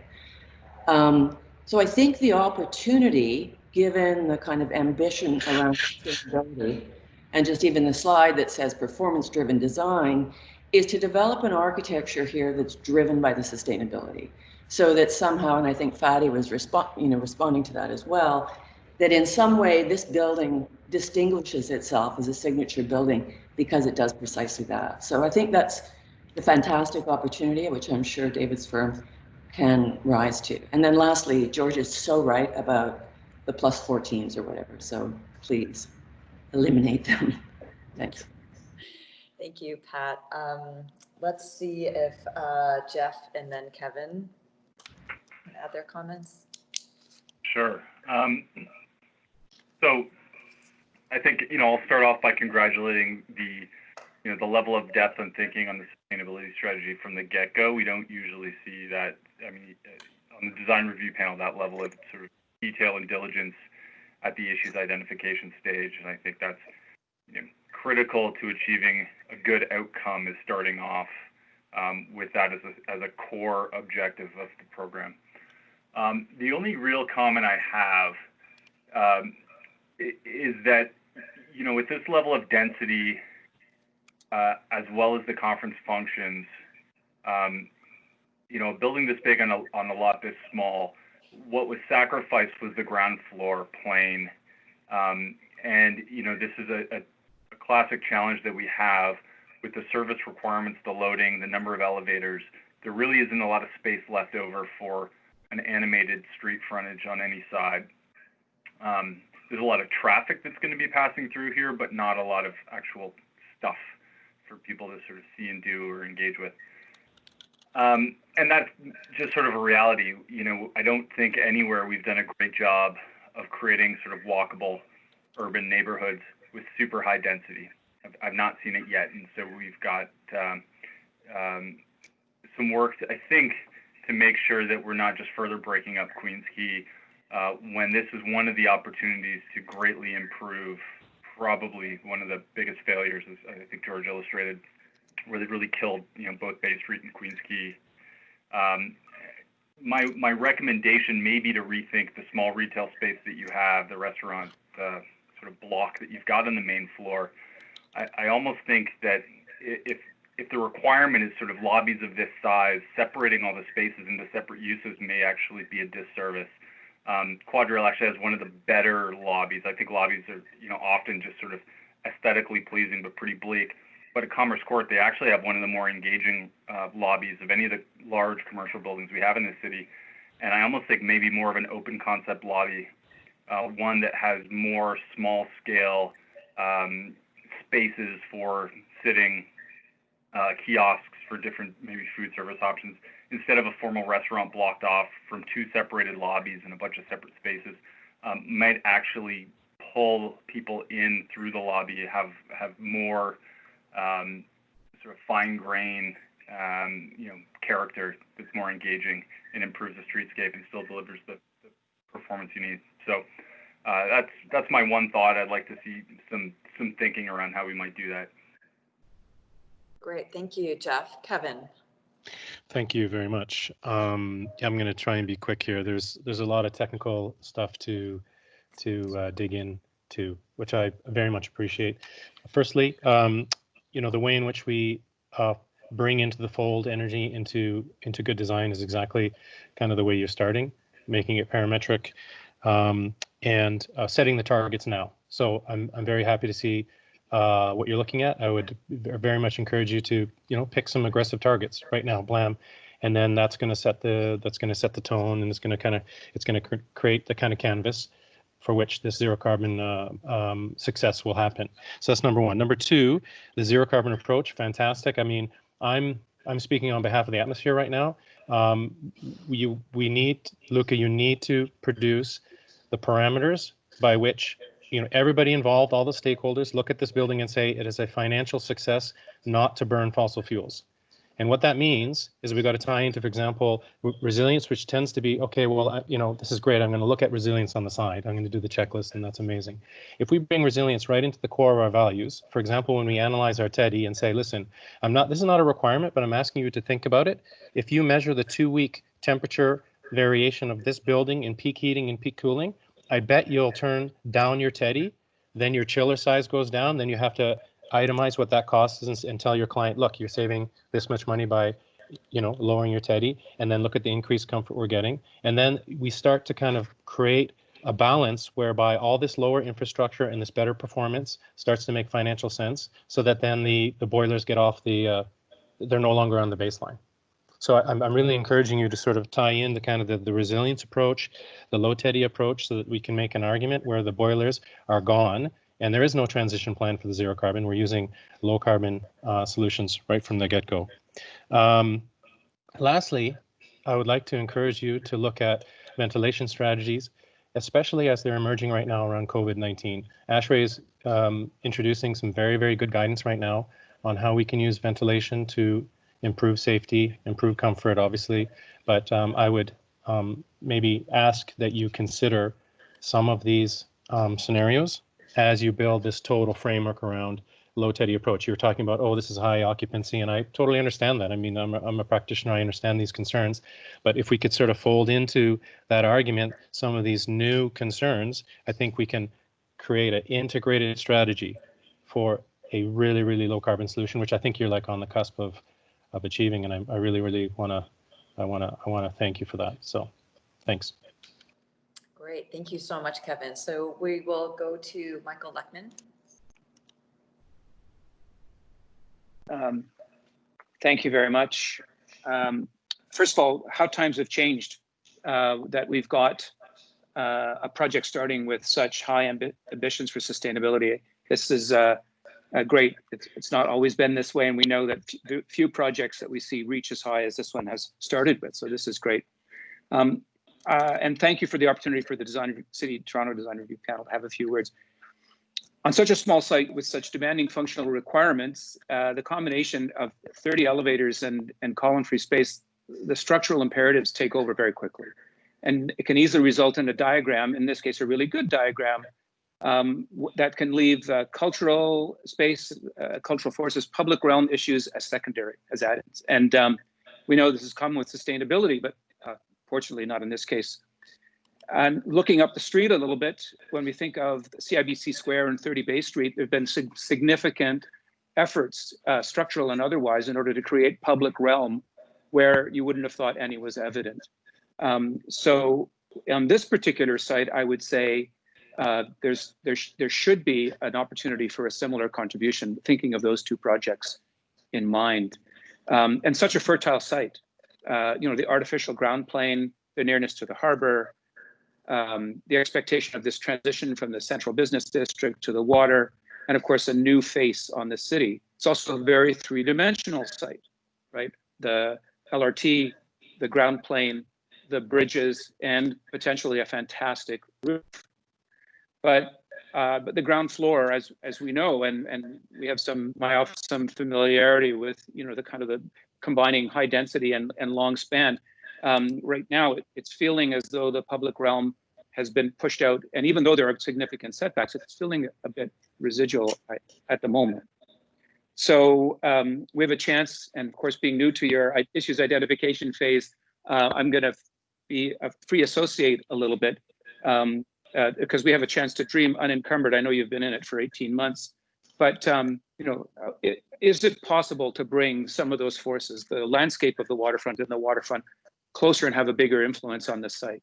Could the landscape of Jack Layton Ferry Terminal, and this building is now a terminus of the path on the east side from the ferry terminal, could that have an influence on that facade? Could the artificiality of the site, so completely man-made or new land, manipulated previously for infrastructure and industry, could it be manipulated for public good? Could the lobbies, for instance, could they be lifted? Could the ground plane be liberated? And we know how difficult it is, but we know buildings on King and Bay have had some success with taking that as a motive and reducing the impact of loading. And could there be, considering the great three-dimensionality of the site and this axis, could there be a great new promenade that connects all these things together? And what are we thinking of right now? I mean, some combination, I don't know, of the Oslo Opera House and the Columbia Medical School. I'm not quite sure what that combination could be. Is there a way to bring those things together in an ensemble that releases public realm for this site? So I would say, I think there's an opportunity for a disruptive public realm idea, and I'm thinking about CIBC Square, and I'm thinking about 30 Bay Street in terms of the disruptive idea that created the public realm there.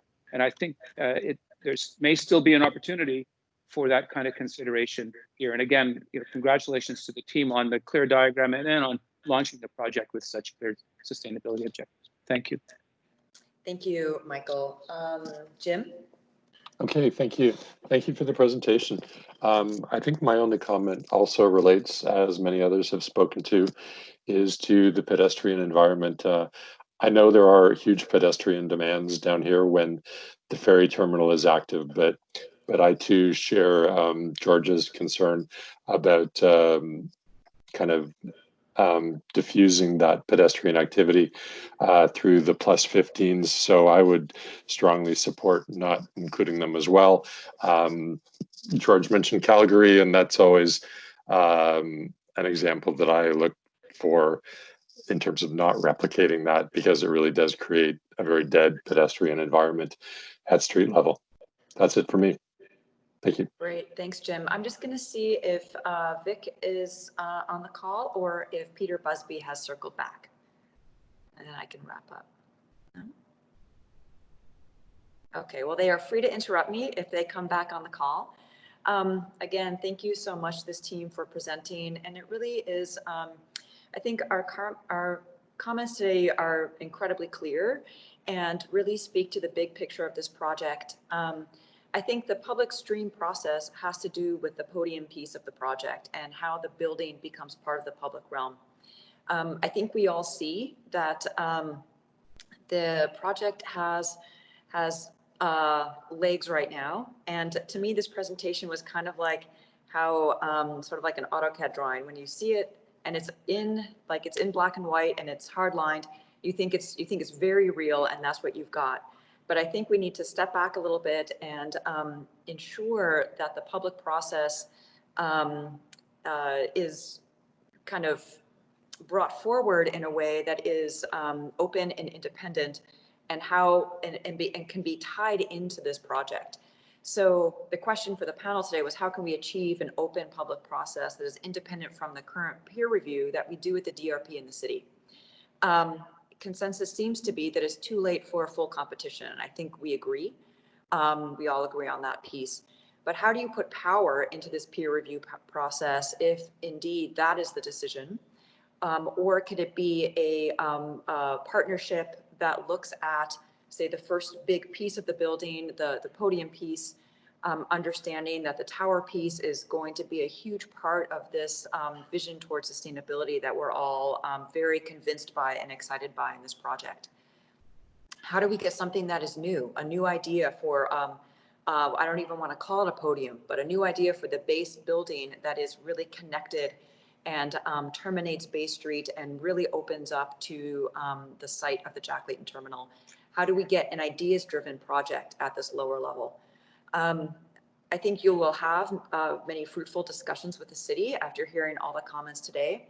Kind of moving through to the issues ID portion, there's clearly not support for the way the ground floor has been developed. There's been suggestions like lifting the lobby, a new vision and a rethinking of how this bottom podium piece can enhance the public realm that Waterfront Toronto is currently building and extended through on Queen's Quay. Understanding that it is subject to structure and density and all the programming complexities. But what's really critically important is that this process becomes open to the idea that that isn't going to define this project. This is we need and want an independent and new vision for this building, married with the good work and the hard work that you've put in already. I don't think anyone could have spoken more passionately about the pedestrian bridges than George did a little bit earlier. And there is strong consensus to not repeat the mistakes of the, as George put it, the worst period of urban design in the history of Toronto. I don't need to say any more about that piece. It will be forefront in our comments when they're consolidated after this meeting. The public realm, design excellence at grade is what we want to achieve together. Sustainability is also what we want to achieve for this project. And I love that the vision and the panel has really appreciated the vision that you've put together for sustainability for this project. So I think we can wrap with a discussion about, as you're moving forward with the city, maybe you step back a bit and speak to the values that you're approaching the design with, values about sustainability and achieving a low carbon project, values about an openness to the public process that will encourage rethinking of this entire lower lobby podium piece that will achieve something different than what we've seen in Toronto. Often the panel comments and gets really excited about new propositions and new design teams and new ideas that are brought to the city, because the city has a lot of the same going up all over the place. And this panel gives us the opportunity to speak to new and visionary and inclusive ideas that we don't get to otherwise. So unless there are any other comments by the panel, we can just do a response by the proponent just to wrap this piece, and we'll look forward to seeing how this unfolds. Thank you, Betsy. Maybe I'll start, and David, if you want to chime in here. Thank you for your thoughts. We're here early days for issues identification, and you've provided some lots for us to think about and focus on. Quadrille and Barney River and this team can remain committed to working in a very collaborative and partnership with the city staff to determine the best way to achieve design excellence. And we look forward to those ongoing dialogues and discussions. So thank you for your feedback and comments at this issues identification. Thank you. Yeah, and I think the only thing that I would add to that is that I think the feedback has been very valuable, and it will help us definitely develop those additional sketch diagrams that I was talking about. After the first 4, there's a whole range of interesting ones that need to come forward, and a lot of the stuff that you're talking about is, I think, really about how do we do that? How do we activate that podium? How do we take advantage of that site, and how do we create a great public realm and pursue the idea and support the idea of design excellence, working with everyone here. So we're looking forward to it, and thank you. Thank you.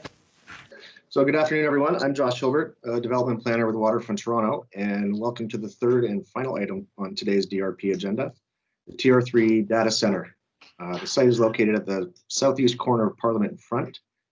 And as Betsy mentioned, this project's the second presentation before the panel, so it's here for schematic design review. The proponent is Equinix, and the design team is WZMH Architects. And perhaps I'll ask Nicola to introduce himself and the proponent team before we start in on the presentation itself.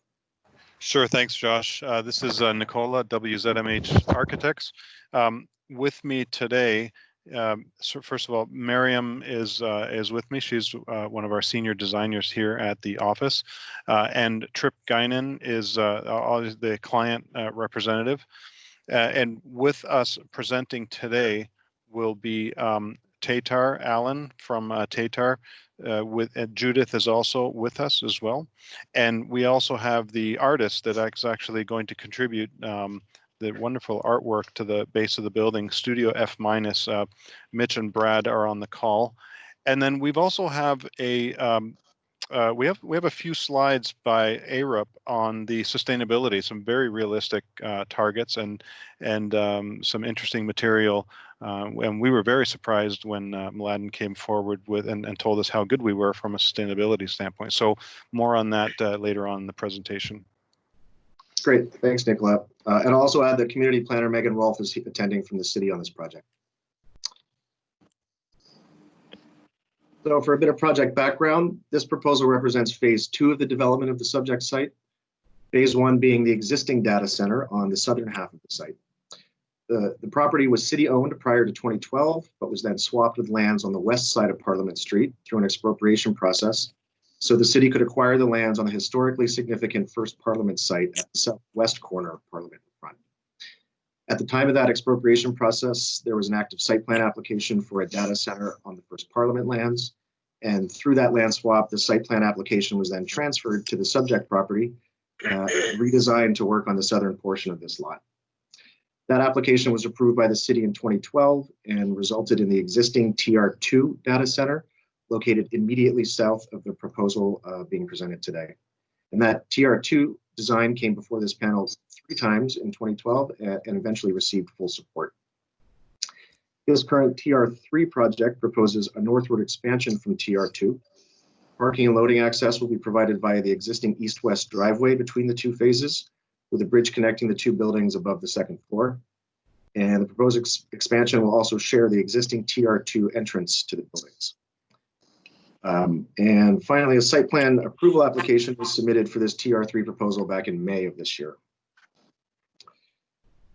And for some site context, this 3D view shows the site outlined here in pink at the southeast corner of Parliament in front. The existing TR2 data center you can see located immediately to the south. To the north, across Front Street, is the Toronto Police Division location in the Consumers Gas Heritage Building. To the southwest is Parliament Square Park. To the south is the Distillery District. The immediate area is home to several car dealerships currently. To the west of First Parliament lands, to the northwest, and immediately east. Further east, on the eastern side of Trinity Street, you can see the future development site of West Don Lands blocks 3, 4, and 7, proposal for which has been to this panel twice, most recently in September of last year. And this aerial image shows a bit more of the broader area context. Again, the site is outlined in pink. It's at the southeast corner of Parliament in front, Corktown neighborhood to the north, St. Lawrence neighborhood to the southwest, and the Distillery District to the southeast, and then the West Don Lands neighborhood developing eastward. The two key transit routes that service the site, the 65 Parliament bus runs north and south, and the 504 King streetcar runs a block to the north. And this slide illustrates where we are in the review and approvals process. There was a pre-application consultation held in December of 2019. The project then came before the panel for stage 1 review in February, and the site application was submitted in May of this year. And this proposal is now before you for stage 2 schematic design review. This slide shows the evolution of the building design. The rendering on the left shows the project design presented to the panel for issues ID back in February. And on the right is a rendering of the current proposal here today for schematic design review. And this is a recap of the panel's consensus comments from issues ID back in February. Under general comments, the panel appreciated the presentation and was impressed with the design work to date. And it's important to recognize that there was consensus support for the architectural treatments of the now completed TR2 building immediately to the south. Under building design, the panel recognized that the project is a 21st century utility building that is located at an important corner, but that the team is encouraged to go beyond the traditional model of a data center by ensuring that the design is part of the city fabric and is supporting the long-term vision of both the corner and the neighborhood. The panel emphasized picking cladding materials that are considerate of the surface's reflectivity and to ensure bird friendliness, and to continue to explore if underground parking is necessary for this project. Under sustainability concerns, the panel requested the applicant provide a full energy model for this review to provide more information and details on the energy performance best practice benchmark for data centers, and to continue to explore partnership heat recovery opportunities with Enwave and adjacent developments such as the future park site to the west of the project. Under public realm, consider pedestrian flow in the design and placement of the benches and trees along the sidewalks. The panel was concerned that the proposed ground floor digital animation strategy will get dated and encouraged the team to consider alternative animation strategies or select an artist early in the design process to help curate the vitrine work. At the corner of Parliament and Front Street East, consider the alternative of a detached micro retail unit that could activate the corner while not jeopardizing the security of the data center, and to continue to push the design of the building envelope to animate the public realm. This slide shows the applicable zoning for the site from former City of Toronto zoning bylaw 43886. The site is zoned reinvestment area, which does permit a data processing establishment as of right, as well as a maximum height of 26 meters. Maximum height along the lot lines of 16 meters, rising to the 26-meter maximum along angular planes from both Parliament and Front, as well as setbacks of 7.5 meters, which are required from the side and the rear lot lines. We've also been advised from the proponent team that some minor variances will likely be needed to be applied for through the committee in order to permit the current proposal. So city planning has prepared several issues that they would like the panel to consider during the review today. Under public realm, are the frontages along Front Street East and Parliament Street sufficiently activated? Is cantilevering the building appropriate along Front Street East? What should be the interface between the building and the laneway to the east? Does the project provide an appropriate gateway into the West Don Lands? How does this building interact with the future First Parliament site across Parliament Street to the west? And a couple additional comments they had were the city wants to protect for the new north-south street to the east of the site and to ensure that there are sufficient setbacks for streetscaping. The existing TR2 building currently has gas tanks buried under what could be the future north-south right-of-way. And to ensure that the street network is connected to the future parquet at Mill and Parliament Streets south of the site. The city recognizes that TR3 is a unique project that requires additional security measures to protect the building. But city staff do have concerns about how these interventions will impact the surrounding public realm. And finally, questions that Waterfront Toronto would like the panel to consider during the applicant's presentation. Under building design, does the exterior design support the vision of the corner as a gateway to the neighborhood? And does the cladding strategy adequately complement the existing TR2 building and meet the objectives of design excellence? With regard to public realm, does the public art strategy adequately animate the ground floor frontages and anchor the corner? Does the revised landscape design provide enough pedestrian movement, specifically regarding benches and tree locations? And finally, under sustainability, does the design support the proposed long-term sustainability goals of the building? And with that, I will hand off to Nicola. Thanks for the introduction, Josh. And I introduced the team already. So the way this presentation will flow is I will begin. I'll do about 15-minute presentation, and I'll leave 5 minutes for each of my colleagues from an art standpoint and from a sustainability standpoint. So let's go through this.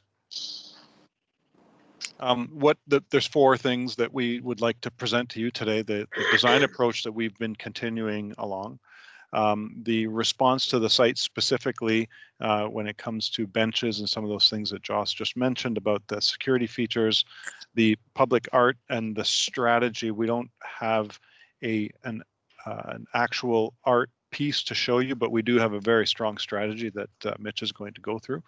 And then Mladen's going to talk about some of the sustainability objectives that we have in our building. Just to recap of some of the things that we've been doing since, and we have been reminding ourselves on since we met last, that this building is to be designed as part of the city fabric, and I believe that we are doing that. It is creating a strong vision at the corner of Parliament and Front Street, and we believe that it is acting as an appropriate gateway into Corktown.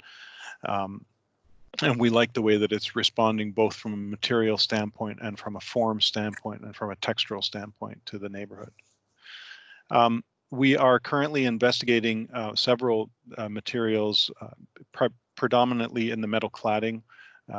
And we're doing this from an aesthetic standpoint, from a reflectivity, from a cost standpoint. We've been through one costing, and we actually have another costing analysis at the end of this week that we will be doing. So that's always at the top of mind for us. Life cycle is very important. And then bird friendliness, of course, we want to ensure that this building is friendly in that respect. The benches within the public realm do support a pedestrian flow, and we'll show you how that we do that, but it also offers respite and places to contemplate this artwork that we're placing in the base of the building.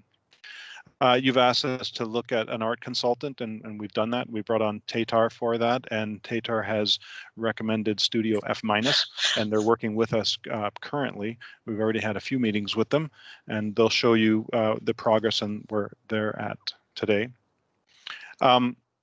The design, we believe, does support animation of the public realm. And we have, as I mentioned, established preliminary realistic energy and sustainability goals that we will share with you. Design approach, really hasn't changed too much since our building. It's been more of an evolution of what we presented to you in the first time around.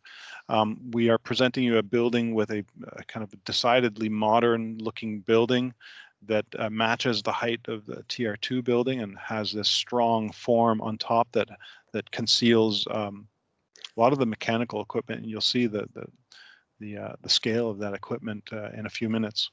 But we're really pleased the way the building is actually anchoring the corner, but also responding sensitively to the surrounding context. We're always remind ourselves where we're at here from a contextual standpoint. The West Donlands precinct plan showed a tall building on the corner in brown here, and we've elected to do something a little bit lower, although we actually are now growing in height, as you'll see in a minute. So we are a little bit taller than the TR2 building.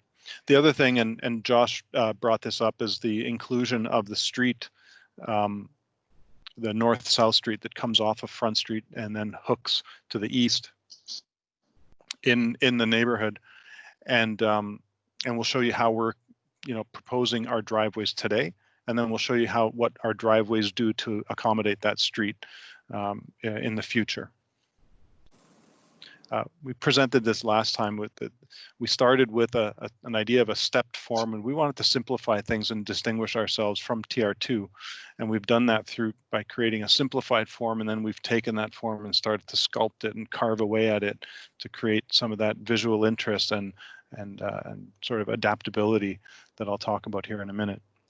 From a material standpoint, we are looking at metal, which is in contrast to the terracotta. Although behind the terracotta there is a metal layer behind the terracotta that's the black material. But in general, we're going with metal here.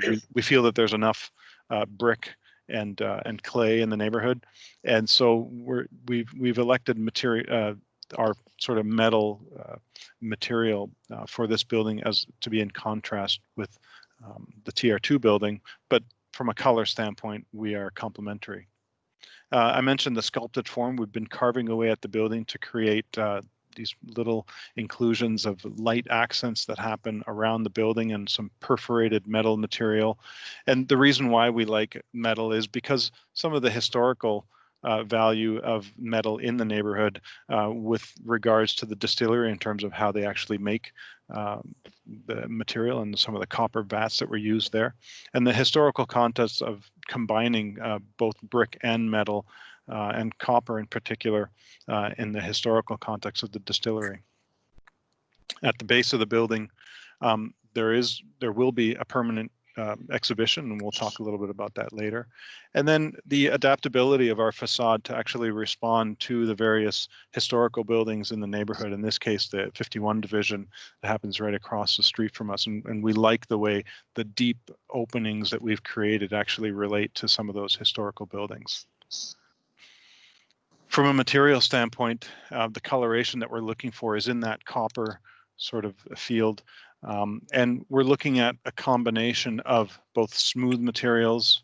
We're looking at the jointing of those materials and how they come together, but there's also perforated materials. And the reason why we have perforated materials is to allow airflow to our louver system. So we tried as best possible to conceal all of our active louvers behind these perforated screens, which we think is going to give us a better, kind of more homogeneous look to the building. The other thing that we are investigating is the light features that happen on the building with the recesses.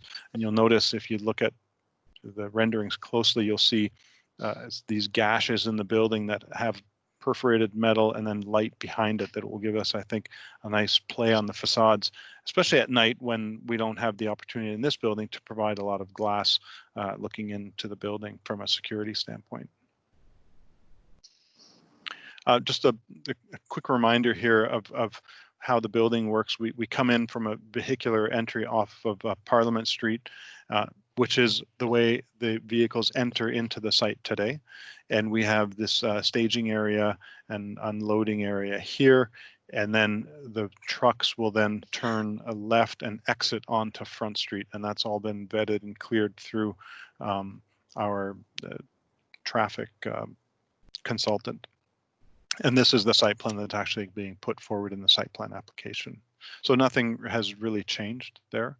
Our ground floor and the rest of our building have the data racks in them, of course, and you'll see them more in the central part of the building. And the most efficient arrangement of that is to group the data racks together into the main sort of data hall or colo space and surround that with your mechanical and electrical services that feed the that feed the units both from a data and electrical standpoint, but also from a fresh air standpoint. And Mladen's going to explain a little bit about how that works with the hot and cold aisles that we have in the building and what the significance of that is from an energy standpoint.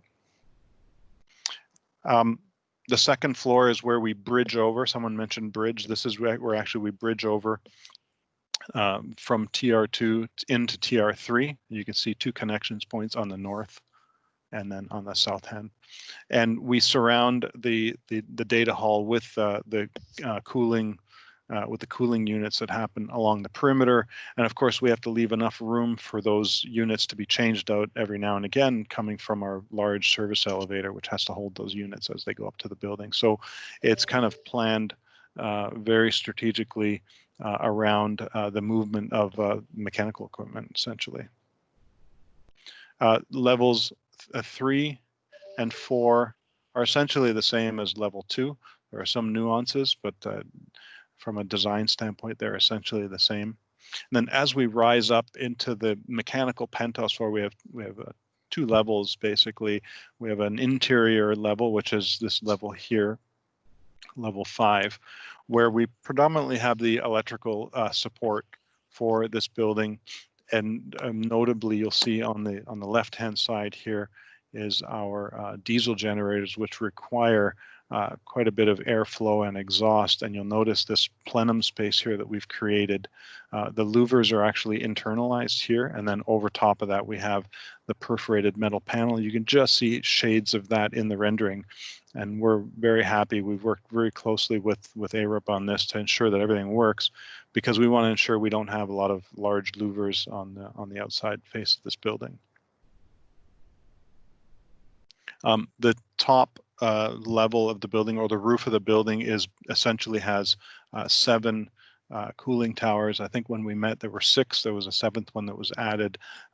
We managed to get that working very well in there, and you'll notice significantly in the middle here is a large sort of plenum space, and I'll describe how that works in a second. And what you see here, so the diesel generators are on this floor. So here's the ground floor, 2nd, 3rd, and 4th. 5th floor is the mechanical with the cooling towers, and this is, we've gone through a lot of energy here to make sure that everything works from an architectural standpoint. And ARUP did a great presentation a few weeks ago on how the airflow works for all these systems here. Is fascinating. So and then significantly down at the base here is where you see that space for the artwork that we have on the ground floor, and you'll see a little bit more detail of that in a second. Cutting a section through the long part of the building, you see the scale of the cooling towers. And then, of course, from an elevational standpoint, the facades of our building, how we've aligned ourselves with the TR2 building, and we come up with this sculpted roof form to take on and conceal the mechanical equipment. Looking along Front Street, we've created that play on the solids and voids of the facade with some of the light features that you saw in the rendering, with, of course, the roof that caps the building. And on the east elevation, I just want to pause here for a second, because there was a question of the street that will happen here. And for those of you who are on the design review panel, when I presented the TR2, we talked about how we were animating this facade because of this future street with the glass here and the glass in the stair, the exit stair that happens here. And so we've done something similar here, where we're carrying some of that animation around the corner, and we're carrying that expression around the corner, so that if this street and when that street ever gets built, it has proper facades that are fronting it. An aerial view from the corner of Front and Parliament to show you how we're fitting in, and some of the future green space that will be across the street from us, and also to the south of us. Let's not forget that to the south of us there's actually a green space planned one day. We think that these facades will be a wonderful addition to this park, commemorating the Parliament Street one day, a great backdrop for whatever happens on this site. And some of the detailed sections that show how we have this base 3-part facade and then cap to the building. This is looking at the corner of Front and Parliament, with Front Street on the left, and the image in the middle has Parliament Street, so we're actually looking south. And then the image on the far left is the corner of that new street that we talked about, and Front Street here, so showing how we turn the corner. So a very consistent look to the building as we turn the corner. A view from Front and Parliament with the potentially future parkette. We really don't have too much an idea of what's happening there, but we know that it is designated green space. And of course, this view, we really love this view, because it kind of gives you sort of a sense of this as a gateway building as you're coming into Corktown, but looking down towards the city in the downtown. Gives you it almost gives you a bit of a prelude of what's happening in the city with this facade that we've created here, and this artwork that will be at the base. looking from the park, this is the view that you'll get looking towards the northeast, and of course, looking southeast, the corner of Front and Parliament with this animated base and facade. Just shadow studies, just to really indicate that we're really, there's no impact compared to, you know, the whatever approved development or whatever master planning was. We're not doing anything that is any worse than happened. No significant impact on Front Street. Let's put it that way. Some of the model views that we've updated here, just to kind of get ourselves in tune with how this building looks from a three-dimensional standpoint. And then, of course, this street here, and I'll show you how that works in a second. Well, here it is. So with north being the top of the page at this point, we've got Front Street, and there's a future street that will come south and then hook eastbound. And today, as I described, we have our driveway that hooks north and goes into Front Street. Once this street is built, we will simply plug in to this street and do maneuvers into this street, predominantly to the north. And this driveway will go away, and it will be a landscaped boulevard across here with some security that we have similar to what we have currently in this portion of the site here. So that's the way that would work. We simply plug into this street and cancel this driveway. And our response to the site, just from a pedestrian public realm standpoint, we wanted to show you a little bit about how we do that. And what we've done here is we've created a pedestrian clearway in front of our building with some benches along each facades of the building. And those benches provide respite and provide areas to observe and appreciate the artwork that's happening in the building. But they also provide that security that we need for this building to function properly. And some of the concepts that we have for this are these benches that are wide and robust, and I think they'll provide a nice rhythm across the street. You'll see how we've placed them essentially on the property line with then the remainder of the boulevard in front of Front Street, where we're planting trees, and there's an opportunity to sit down and observe the artwork. In front of at the corner, our sidewalk is widened, where we have a little bit more room in the public realm.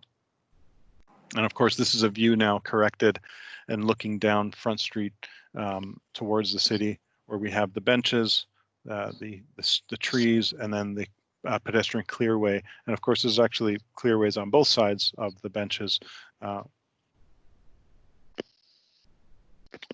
So that kind of gives you an idea of where we're at this point in time. And what I'll do is I'll turn it over to Alan at this point in time. He'll do a brief introduction to Studio F- and where we were at and where we're going. So Alan, take it away. Actually, a slight change of plans. We opted to just, in the interest of time, have Mitch just run. Oh, sure. Perfect. Okay, so, great. Thanks. Nicola, is it okay if Mitch prompts you to change slides? Yeah, that's fine. I can do that. Fantastic. All right, Mitch, why don't you take it away? Sure. Hi, everybody. I'm Mitchell Chan. I'm the co-founder of Public Art Collaborative Studio F-, and so we've been brought in by WZMH, Equinix, and Tater Art Projects to create the artwork for this building. So at this early stage in the artwork, I want to share with you our conceptual approach, our approach to layout of the artwork, and our material palette. The finer details of the artwork, will be established through a comprehensive creative process that obviously will go on in concert with as we move closer to the unveiling date. But for now, I think you'll be excited about the direction that we're heading. I think that we are really thinking about the fabric of the city and the public realm, and I think we're really thinking about the site's context. So maybe on the next slide, and further still. Right, we can see that where we started when we approached this was the city had handed over some documents about community consultation and public outreach that related to the adjacent First Parliament site. And so we were delighted to get them. They really offer just such like I mean it's just such a rich fountain of concepts that we can employ into this artwork. And I actually went ahead and I reached out to some of the parties that were responsible for facilitating those community conversations. And I mean, the stories from the site are just fascinating. I'm sure you're all familiar with it, but we're looking at a location that was, you know, at one time the site of the first and second Parliament buildings, and then you know was the home of a uncompleted but still functional jail of some renown and some infamy, and then the consumer gas building was there. And so all of these on this one site, it really tells a story about the evolution of not just the site, but the entire country from a perspective of social and government policy, from a perspective of industrialization. And so these were the stories that we were interested in mining. And then the question became, how do we create an artwork that can, you know, reflect this and engage the public realm? So if we move to the next slide, if we move to the next slide, we will see it's not how moving, but okay, there. Okay, here we go. Yeah. And the next one still. You'll see. So we had to figure out a layout, and as we were approaching the layout, we were really thinking about the feedback of animating the public realm and feeling like a part of the city fabric.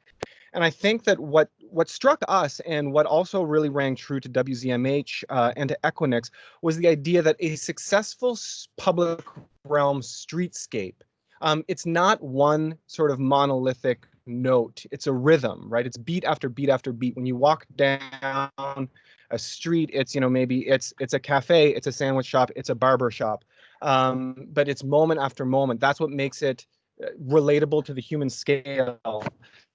And so then it made sense for us to approach this artwork as we're going to call it a series of chapters.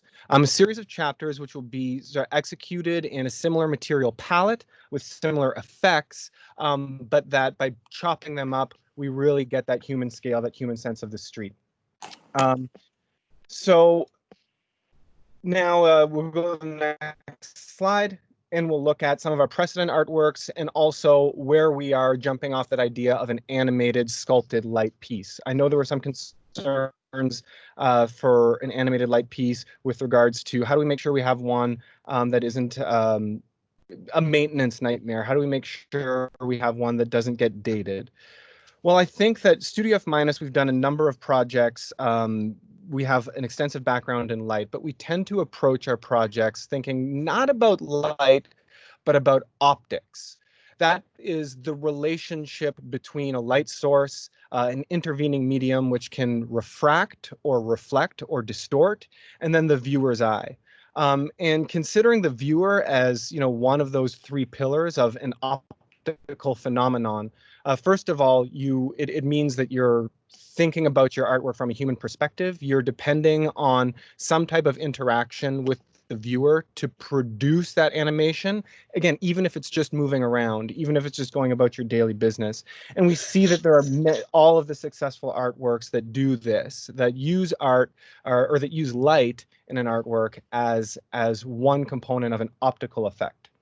And so now you can see some of our material palette studies where we're going after this. And so this is early material studies that we think we're going to put together to make these chapters in our story that go along the street. So we can go to the next slide, please. And I suppose the next one after this.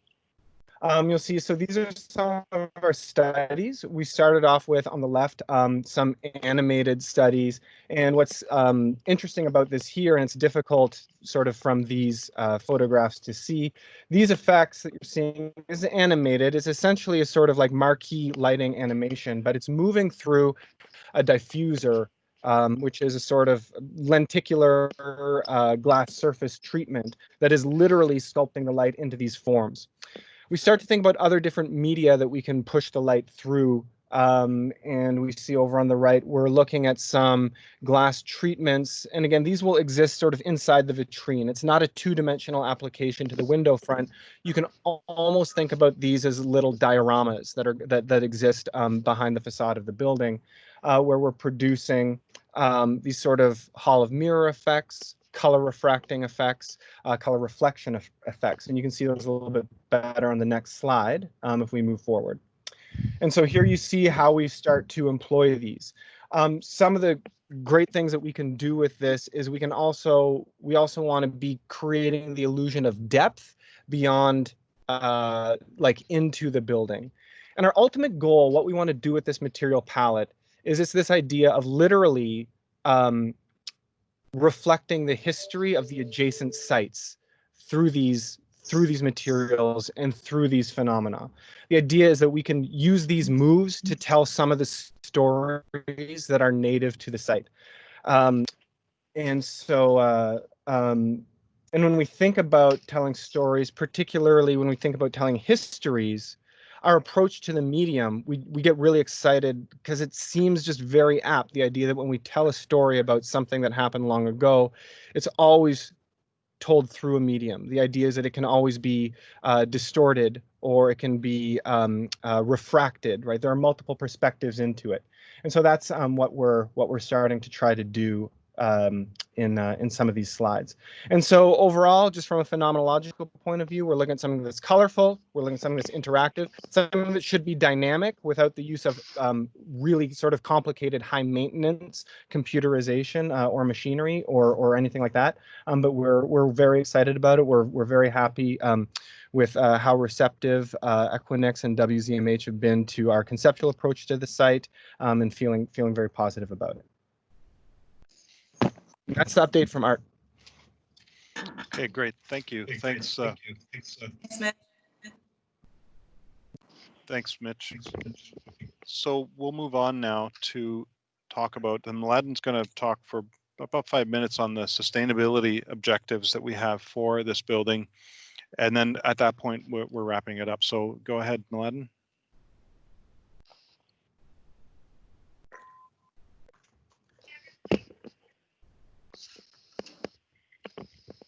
Mladen, are you on mute? Apologies. Yes, I was on mute. I started speaking. So I'm going to try and give a very brief overview on, in general, on Equinix and their approach to environment and in general sustainability. As a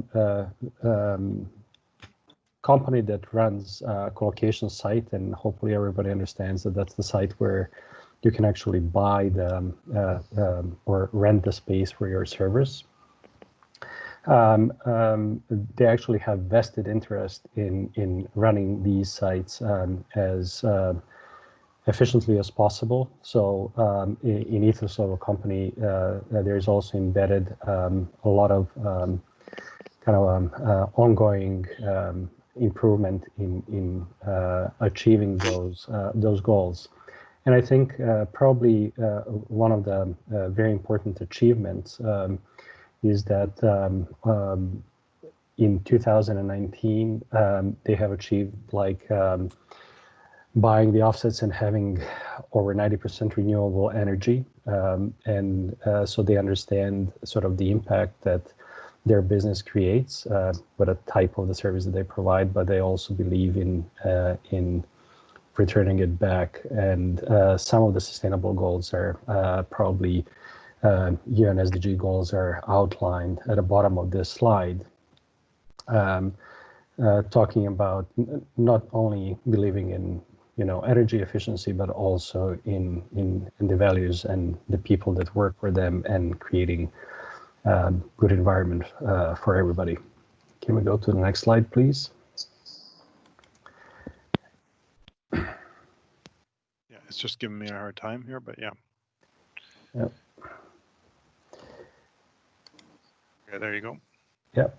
So we just briefly wanted to talk about energy and sustainability and different aspects that that are actually applied at this stage of the design on our building, creating efficiencies. And we'll talk to the next slide about the actual energy footprint and the measures that we're achieving.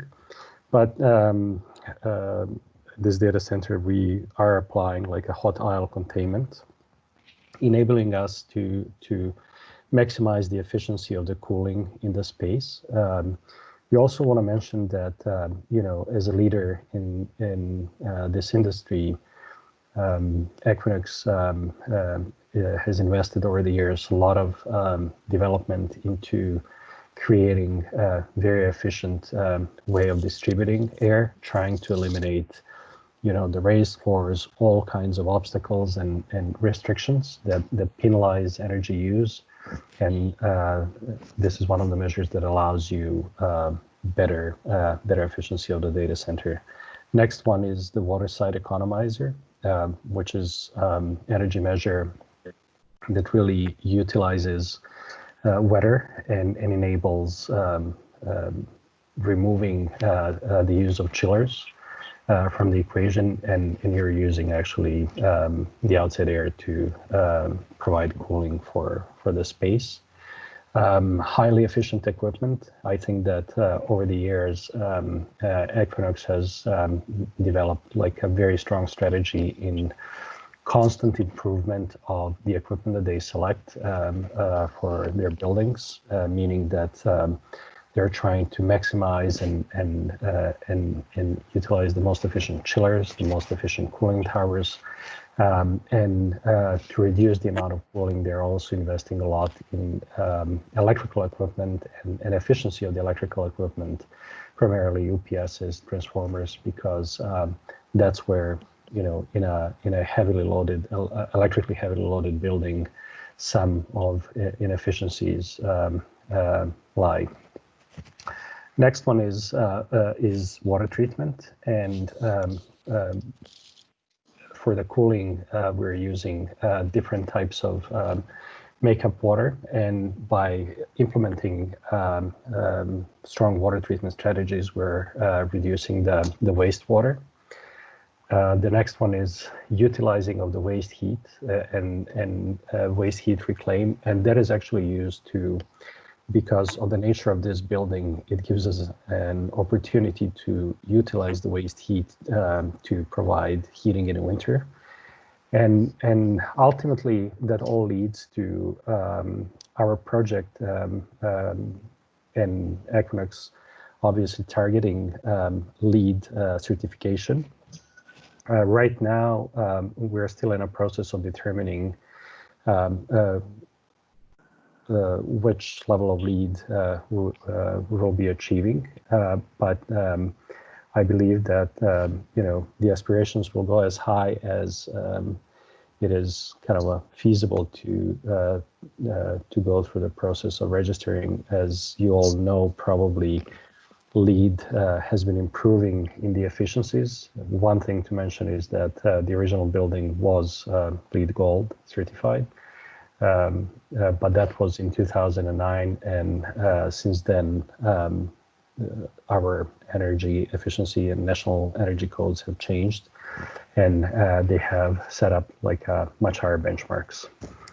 And the next slide, if you will, please, Nicola, is just stubborn just again. Yeah, no problem. So next slide. Just give us a second, please. There, it should be up now. Yeah, thank you. Is really showing the upper left corner shows really the energy savings in between the benchmark building and the proposed building, showing 12% of energy savings based on OSHA 90.1. We also want to make sure that everybody understands this. I'm going to call it red part of the bar. It represents your load in the building. So all our needs, and we're all well aware, and we are actually using this as a support for us being able to work. So that red bar represents the process load of the servers that are serving us in a time like this as well. But we wanted to just showcase on a bottom slide the opportunities that we're seizing where possible, and the bottom slide really shows the improvements, the true improvements that we do if you're to compare building to building, savings on lighting and utilizing the efficient lights. Obviously, heating footprint is minimal in a building that generates a lot of heat. Really carbon neutral in a sense as much as you can be with the source of energy that we have. Next one really represents savings. Next bar is savings in a cooling. So the nature of this building, obviously, outside of these process loads, it's lightly occupied space compared to the square footage. So this is quite reasonable saving.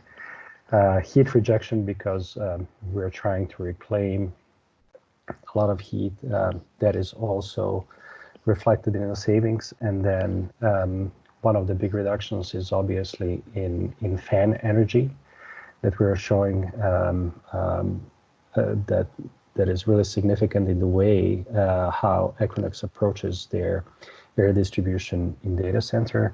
And lastly, savings in our pumps, because they are actually moving the most of our energy in the building.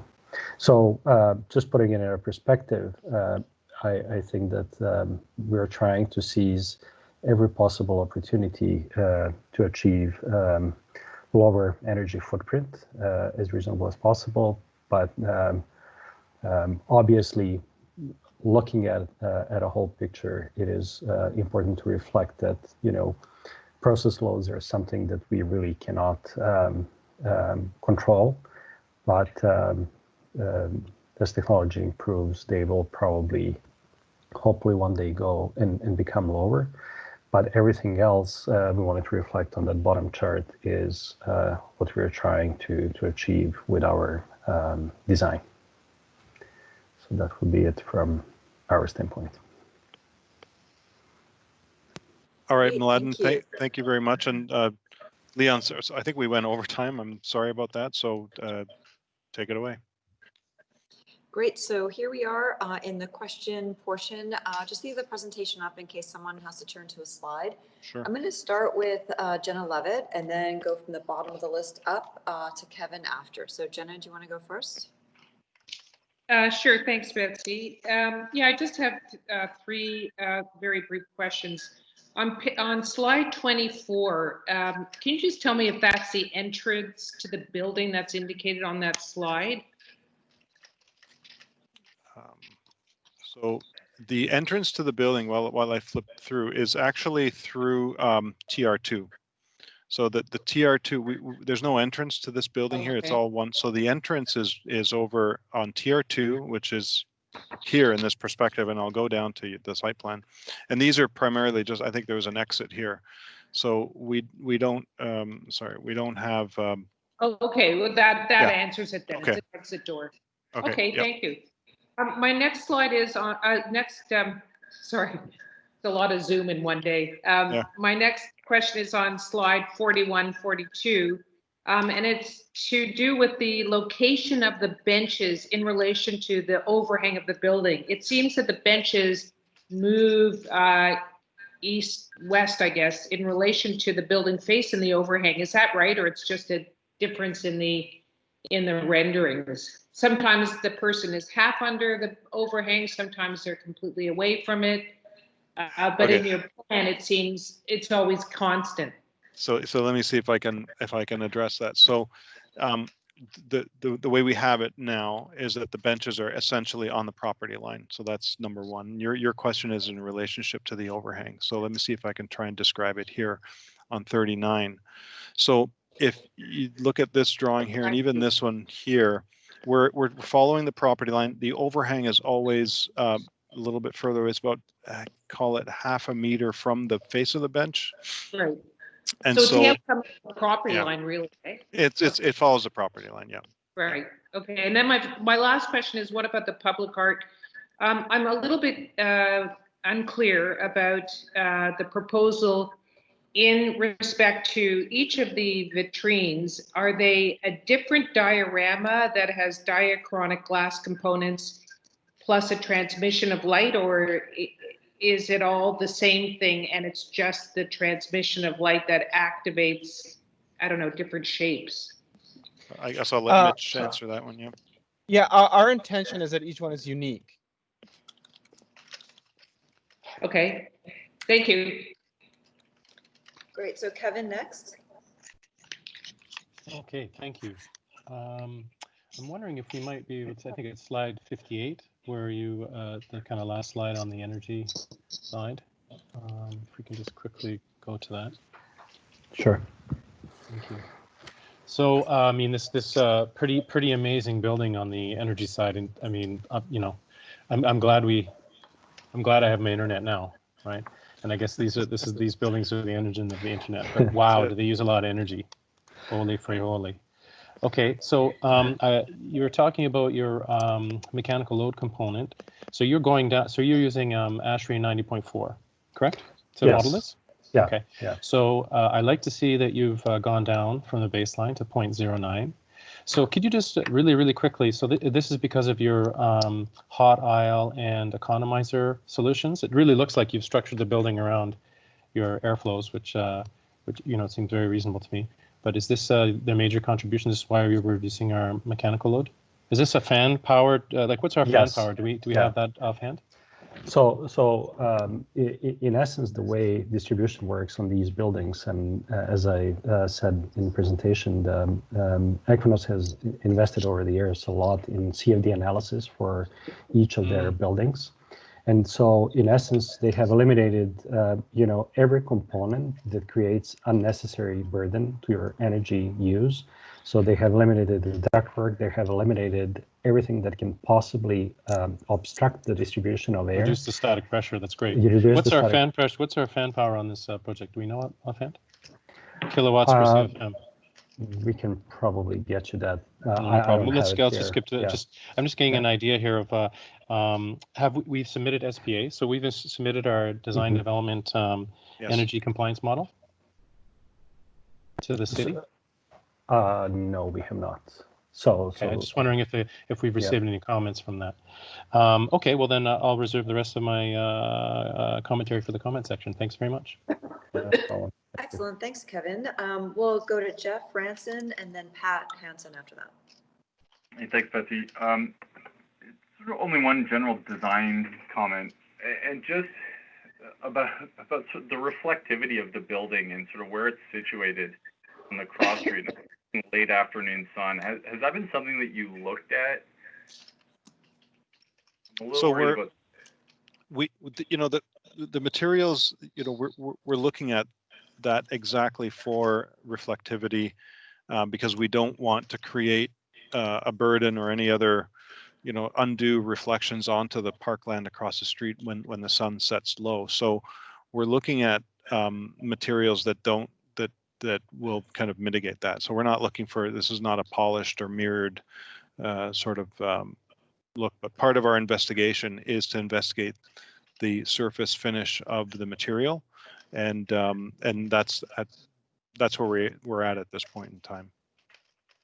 But we're mindful of the fact that this building faces west, and there probably won't be a large building right directly in front of this. Yeah. Okay, thanks. Pat? She may Sorry, no comments. Sorry. No comments. Okay. So I mean, questions. Yeah, so questions up to Nina Marie and then Fadi. I have no questions. Thank you, Betsy. Great, Fadi. Sorry, no questions either. Okay, Peter Busby and then George.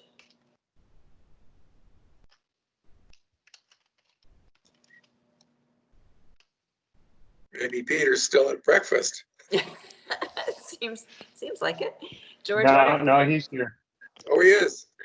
I have no questions. No question. Okay, George, you go then. All right, and I have no questions either. Okay, I have one question: is can you plant more trees? We'll take that back. You're referring to, I guess, probably a site plan that I think the renderings. It looks like you almost have enough space to do. You could do some major you could do some major planting around.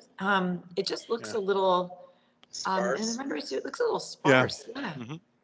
Okay, I'm not sure. We can't do the double. We certainly can't do the double row of trees, but they And could be potentially an intensification of the trees from a spacing, call it in this particular image, spacing of the trees kind of marching along Front Street, for example. Okay, and so I think it's, I'll save the rest of my landscapey type comments for the comments section. So it looks like we're gonna just circle right back around. Cause that was my only question as well.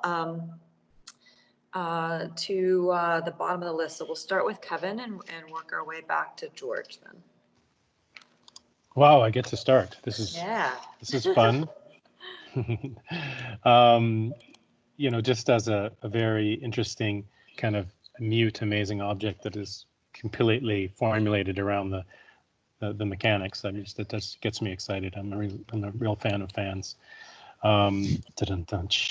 Anyway, so I know this is really difficult on typology, and I'm just wondering. So with respect to compliance for TGS compliance, so I noticed that you talked about your power use effectiveness. Now, you're saying that's your peak power use effectiveness is 1.35? Is that what you're saying? Or That's correct. So are we modeling that maybe a bit lower usually, or is this thing just running flat out all the time? The reason I'm saying this is that I think, is there any way that can go down to closer to 1.1? I know that's probably pushing it, but I just want to know what the designers think about that. So pushing it down, first, I think that if you refer, and you're probably familiar with ASHRAE 90.4, it has kind of like a stepped approach to. That's what I'm referring to, yeah. Their best practice guide, yeah. And so we were actually using that as a practice guideline. This 1.35 was the peak POE efficiency. One thing to bear in mind, pushing it down below this value really doesn't necessarily work for practically for sites of this kind. I think that we have also to recognize that this is like a high-rise data center. A lot of inefficiencies are really bound to the vertical distribution, electrical equipment that has its limitations.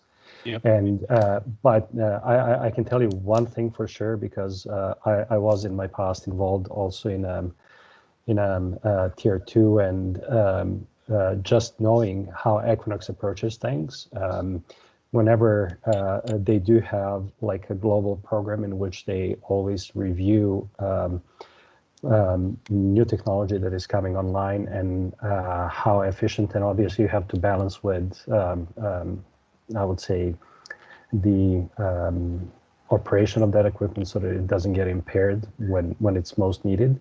Redundancy and so forth. That's right. So we believe that some of these efficiencies are really driven by those limitations rather than, what we're trying to do. Okay. Well, I really appreciate the integrated approach, I have to say. Really appreciate that. I just think, what are you guys proposing for your compliance for TGS? So is that 12%? Instead of asking more questions, maybe you could propose more of a statement, and then we can, if there's any kind of wrap-up pieces, because we are in the comments section, they can respond right at the end. Thank you. Yeah, I'm a newbie here.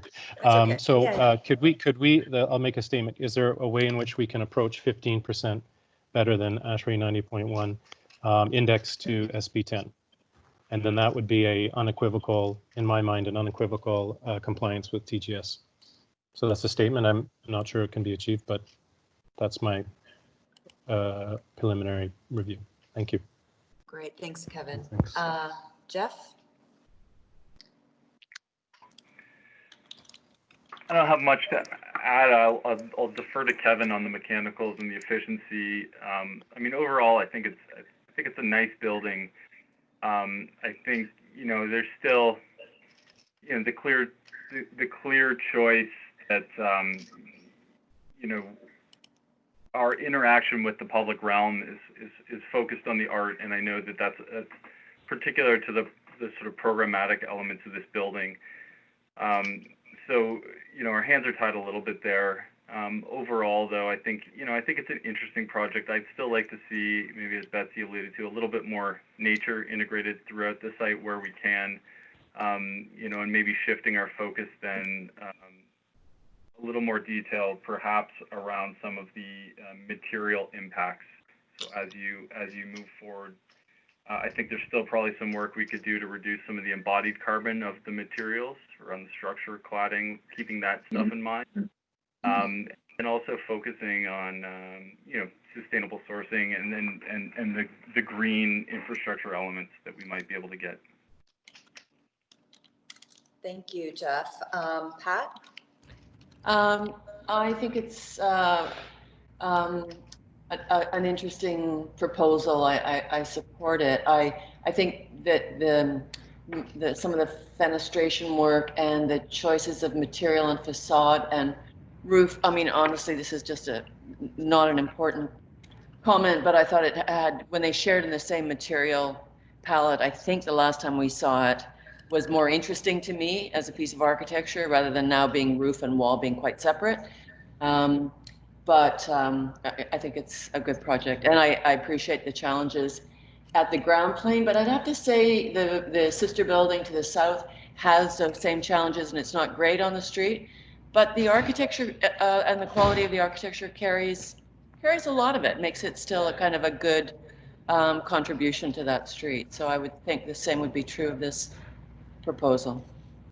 Great, thank you, Pat. Jenna?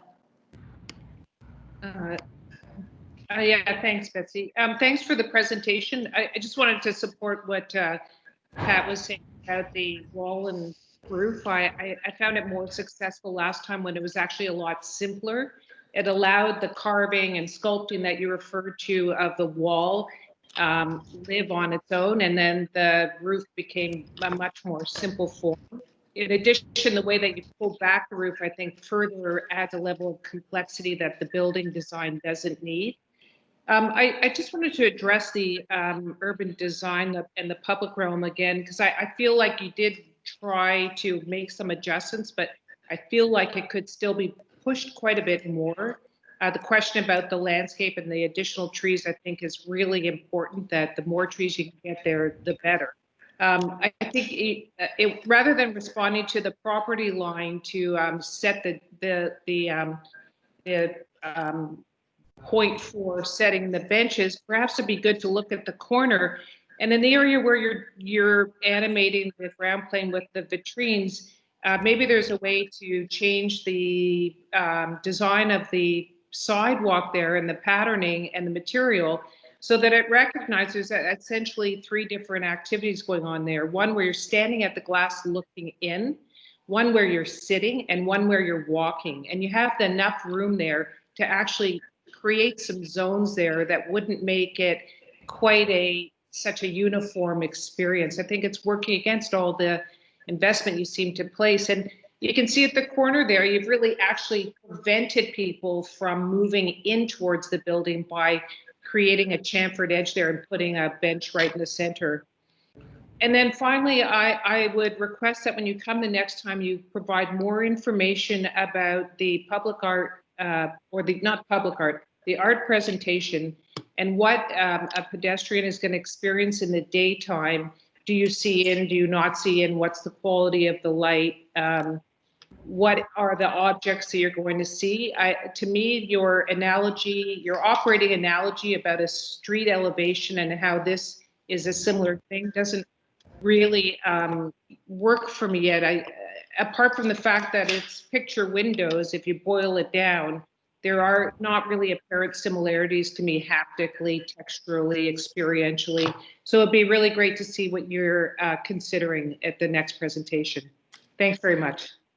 Thank you, Jenna. Nina Marie? Yeah, thank you. I will echo some of those comments. I really appreciate the design work and the commitment to both the building aesthetics and the performance in terms of sustainability. I'd like to comment specifically on the commitment to a bird-friendly architecture, which I appreciate, and given especially the massing and the waterfront location, this is really an important opportunity to show a different material responsiveness to those conditions. And I look forward to hearing more about those in detailed design as they evolve. I think also the relationship to the parks remains a major asset for this building, and it's an impetus to enhance the tree planting, and not just the planting, but of course the stewardship of those trees and the relationship to the park, not only for pedestrian comfort, but for shading. And I know that you've commented on that already, but I do look forward to seeing that perhaps enriched and made more fulsome. Still complements the building, and I think provides a special dialogue between the cladding as designed and the park relationship. So overall, I agree with Jenna. I think the public realm can still be improved, and I think it's a real asset to the waterfront and the building's positioning to do that. Thank you very much for a thoughtful presentation, and I think we have one more opportunity to see this building at detailed design. Thank you. Great, Nina Marie. Fadi? Can you hear me? Yes.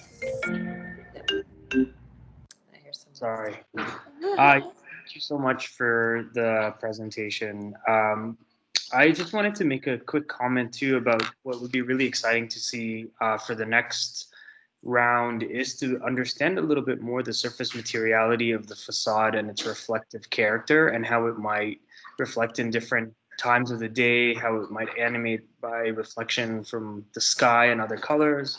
And I think that's important in relation to the art installation specifically, because I would imagine that in times of the year when the days are pretty short and the light is pretty dark in the low winter sun, there might be some kind of potential synergies and relationships between the architect's interpretation of how the facade and its materials and its reflectivity might function, and the lighting that is taking place in the installation itself.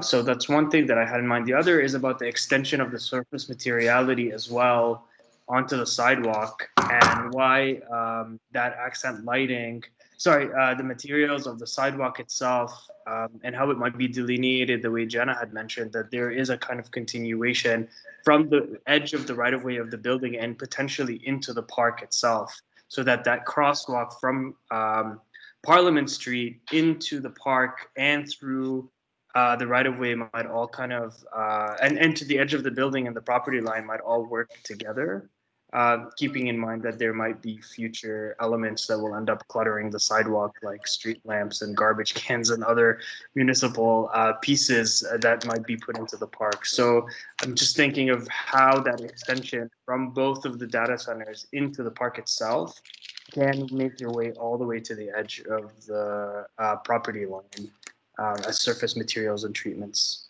Thank you so much. Great, thank you, Fadi. Peter? Yeah, no,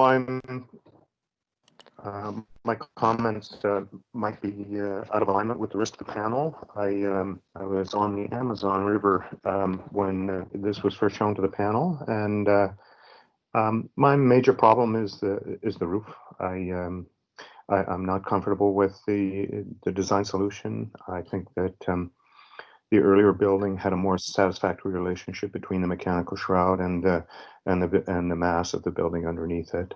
And it may be too late to consider that as an option, but I find the disconnect between the base of this building or the main component of this building and the roof itself to be disconcerting, and I think it draws too much attention to the roof.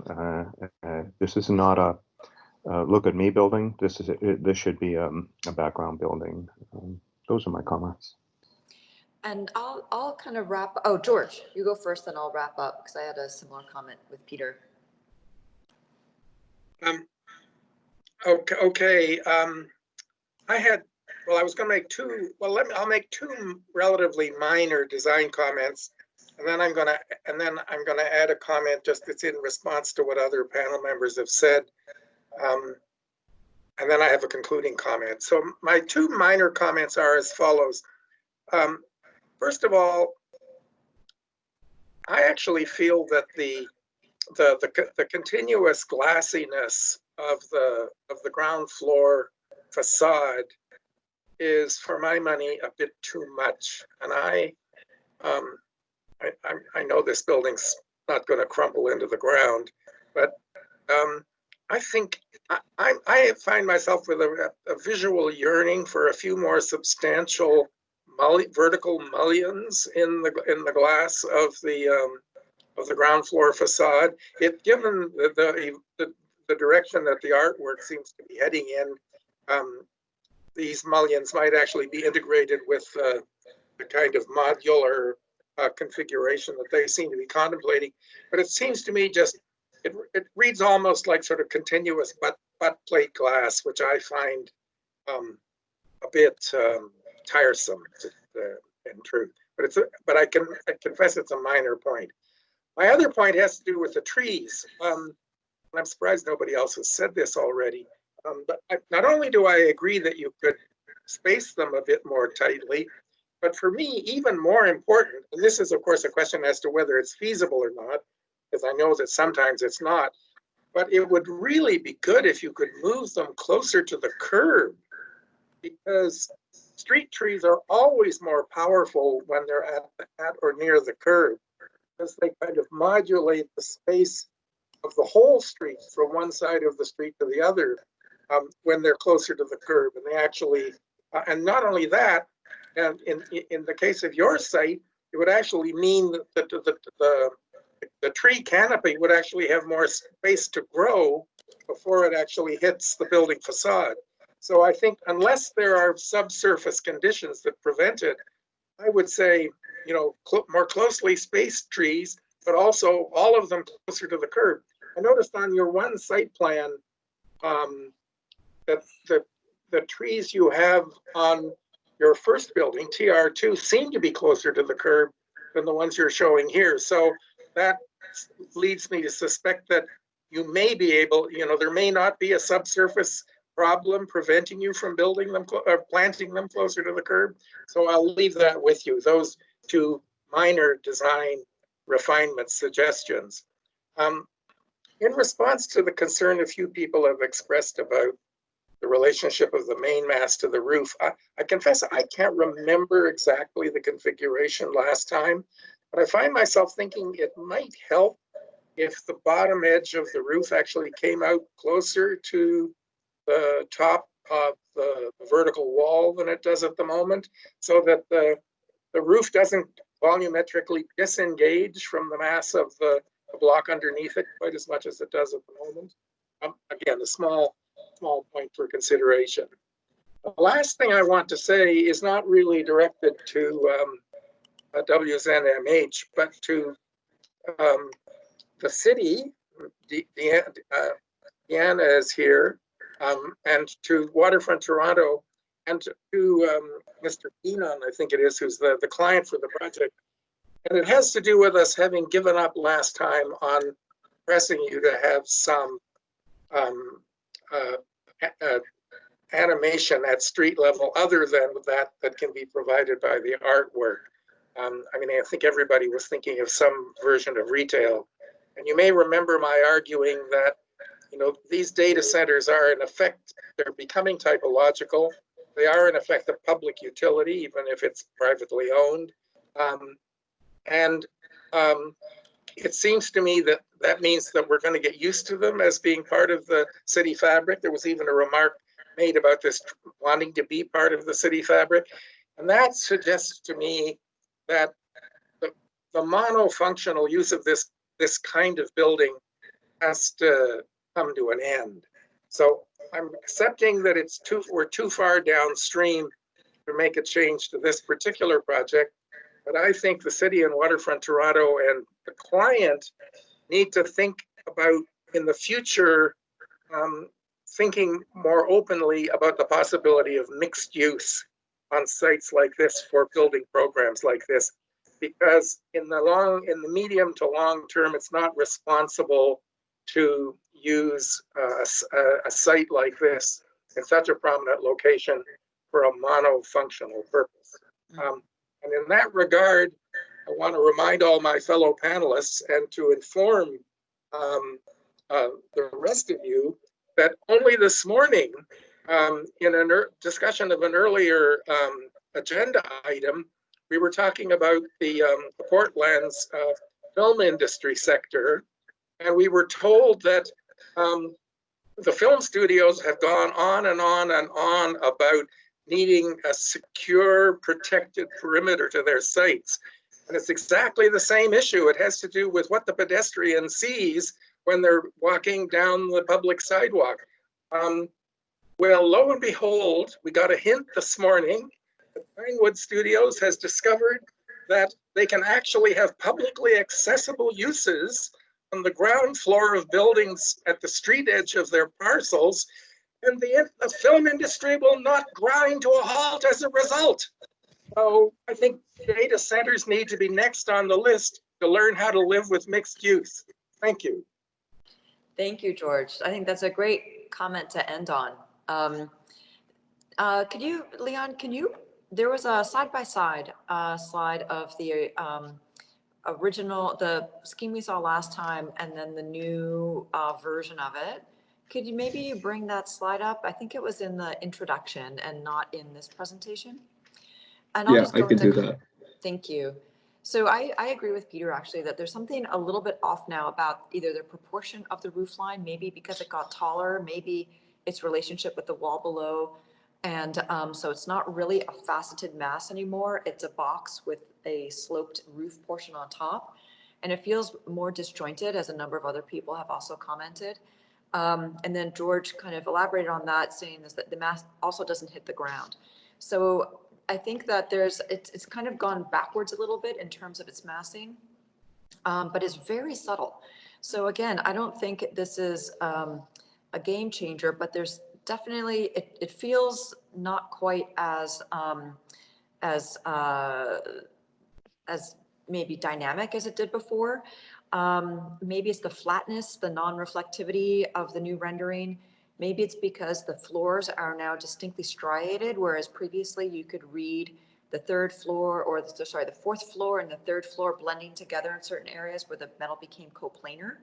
And now it's really like 3 stacked bands with a roof now set in. So I would encourage you to, as you're working out the materiality, to refer back to the previous image to try to achieve a more cohesive massing, because it's broken apart a little bit, and I think it needs to be brought back together relative to the ground floor glass band, the tripartite kind of mid portion, and then the cap on top. So I think that will kind of suffice and encapsulate all of the massing comments together. Well, can I just add one more? So seeing the two images together, I mean, I agree with what you just said, and I think it might actually help more further along the same lines if the seams in the roof, the metal cladding on the roof were less pronounced, because the roof surface is more homogeneous in the previous scheme. Obviously, we know there have to be seams, but the degree of their visual expression is presumably within control of the designers. I think that would help too. That's right. And there's definitely also a nuance between if you're using actual copper or if you're using a simulation of copper, one of these anodized, brushed kind of things that is the same color as copper but isn't copper. It's incredibly hard to determine how this will all work in light, even with really sophisticated rendering engines. So I think you should figure out a way how to test the different materials and see how they're going to react relative to reflection and their presence, both with if they're going to be lacquered and kept shiny, or if it's going to be allowed to weather, or if you, and I'm really encouraging to use natural copper as opposed to a simulation, because it will make all the difference in the world on the building. Potentially it could be a combination of the two. You heard a lot about the benches and the public realm component. I think some variability in the benches, potentially they could at times become planting components to beef up the green space and help make that public realm have some density and relationship to the park a little bit better. You've been advised to look at the animation of the corners. The line of the benches is in relationship both to the planting and the building, which has the art, as opposed to just maybe tracing the outline in this regular pattern around the edges, incorporating increased tree planting, surface materials, all the pieces that traditionally a landscape architect would bring to the table in a presentation, I think is what we're looking for next time. This kind of adds to the sustainability piece where you've been asked to look at kind of firmly, if not increasing compliance, firmly being in the right compliance category, that you've identified sustainable sourcing of your materials, looking at embodied carbon and kind of quote unquote greening of the public realm. Planting the material in such a way that it will thrive. If Claude were here, he would look at the section on the sidewalk and see the little bit of dirt and tell you there's no way in the world that was going to work. So I'm going to say that for him. You need to locate them properly, and understanding that these two buildings together make up the east wall of the park, that there is a natural connection between the park and these two buildings. And it's pretty interesting as an opportunity. So, and I know that as an architect, you're really interested and kind of proud of these two pieces coming together as a wall. So really, I would say for me, that is the most important facade of the building together. I want to thank Studio F- for coming and presenting. I love seeing the early ideas. You've had some questions and some comments from the panel already. I think my only piece to add to that would be to, since you're talking about stories and lenses and the site, ensure that the relationship in your dialogue is not just about the colonial history that you're looking at on the Parliament site, but also the history of the site prior to colonization. You can't stop at one section, so I'd say go back maybe a little bit further and really flesh out the story of this as it pertains to the work that you're diving into with this project. I believe that was all of the comments. Is there anything that you'd like to respond to, the proponent? We have just a minute and then we'll take a vote. Betsy, provide a comment. Sorry, who's that? That's Peter. Yep. Betsy, I was not, before I heard George's comments, I was not aware that there was any possibility that there might be mixed use in this project. I would, if there is any possibility at all, I would totally second his comment. A strip of retail down at grade would make all the difference in the world in terms of pedestrian engagement. I didn't say so in my comments because I didn't think it was possible. You know, I appreciate that, Peter. And I think it's good for the city and the team to hear. At the moment, this site cannot accommodate that. And we heard a lot about that at the initial meeting. I think, though, having the city hear it from us now could open up the possibility that if they are, maybe they could trade a slice of a site and plan for more density going up top, so they could actually put in something that fronts and is completely separate from the data center, so that it is divided in a way to protect the data center completely from all of the requirements that they have about privacy and building was, if this building was 1 story taller to accommodate mixed use at grade, it would be just fine. Yeah. It'd be a much better contribution to the city. Yeah, I agree, and I think it's good that they're hearing that from us in this forum. So I'll turn to the proponent if there is a response. You don't have to, but you're welcome to.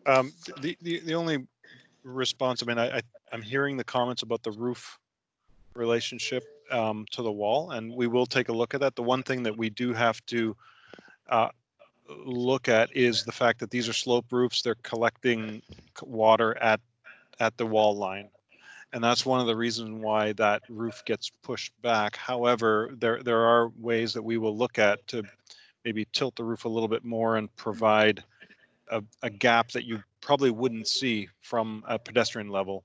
But that's one of the reasons why that roof gets pushed back like that. The water that coming off of that roof is significant, and it requires a gutter at that level, a concealed gutter at that level. And I think but the rest of the comments that we received, the trees and the reflectivity and the material and the jointing, I think it's things that we can certainly refine. Absolutely. Yeah, I think we all trust that you'll find the magic, kind of bring the magic back on working on it further. Okay. So we will go to a vote unless I misinterpreted. I believe we're voting for support for the project and not conditional. Can I have someone second that we should do a vote of support for the project? Support. Great. So I think we'll take a vote of support, and I will go around the table, starting with George. Support. Peter? No support. Non-support? Non-support. Dottie? Support. Nina Marie? Support. Jenna? Support. Pat? Support. Jeff? Oh, I believe Jeff had to leave. Kevin? Support. And I would vote in support as well. So Leon, you can record that. And thank you very much for the presentation. I think we'll hold the panel for like 5 minutes in camera right after to be able just to wrap it up. There's a couple of comments from the day that we want to review. And otherwise, everyone else who's not on the in-camera session, have a great rest of your week. Thank you. Thank you very much. Thank you so much for your time.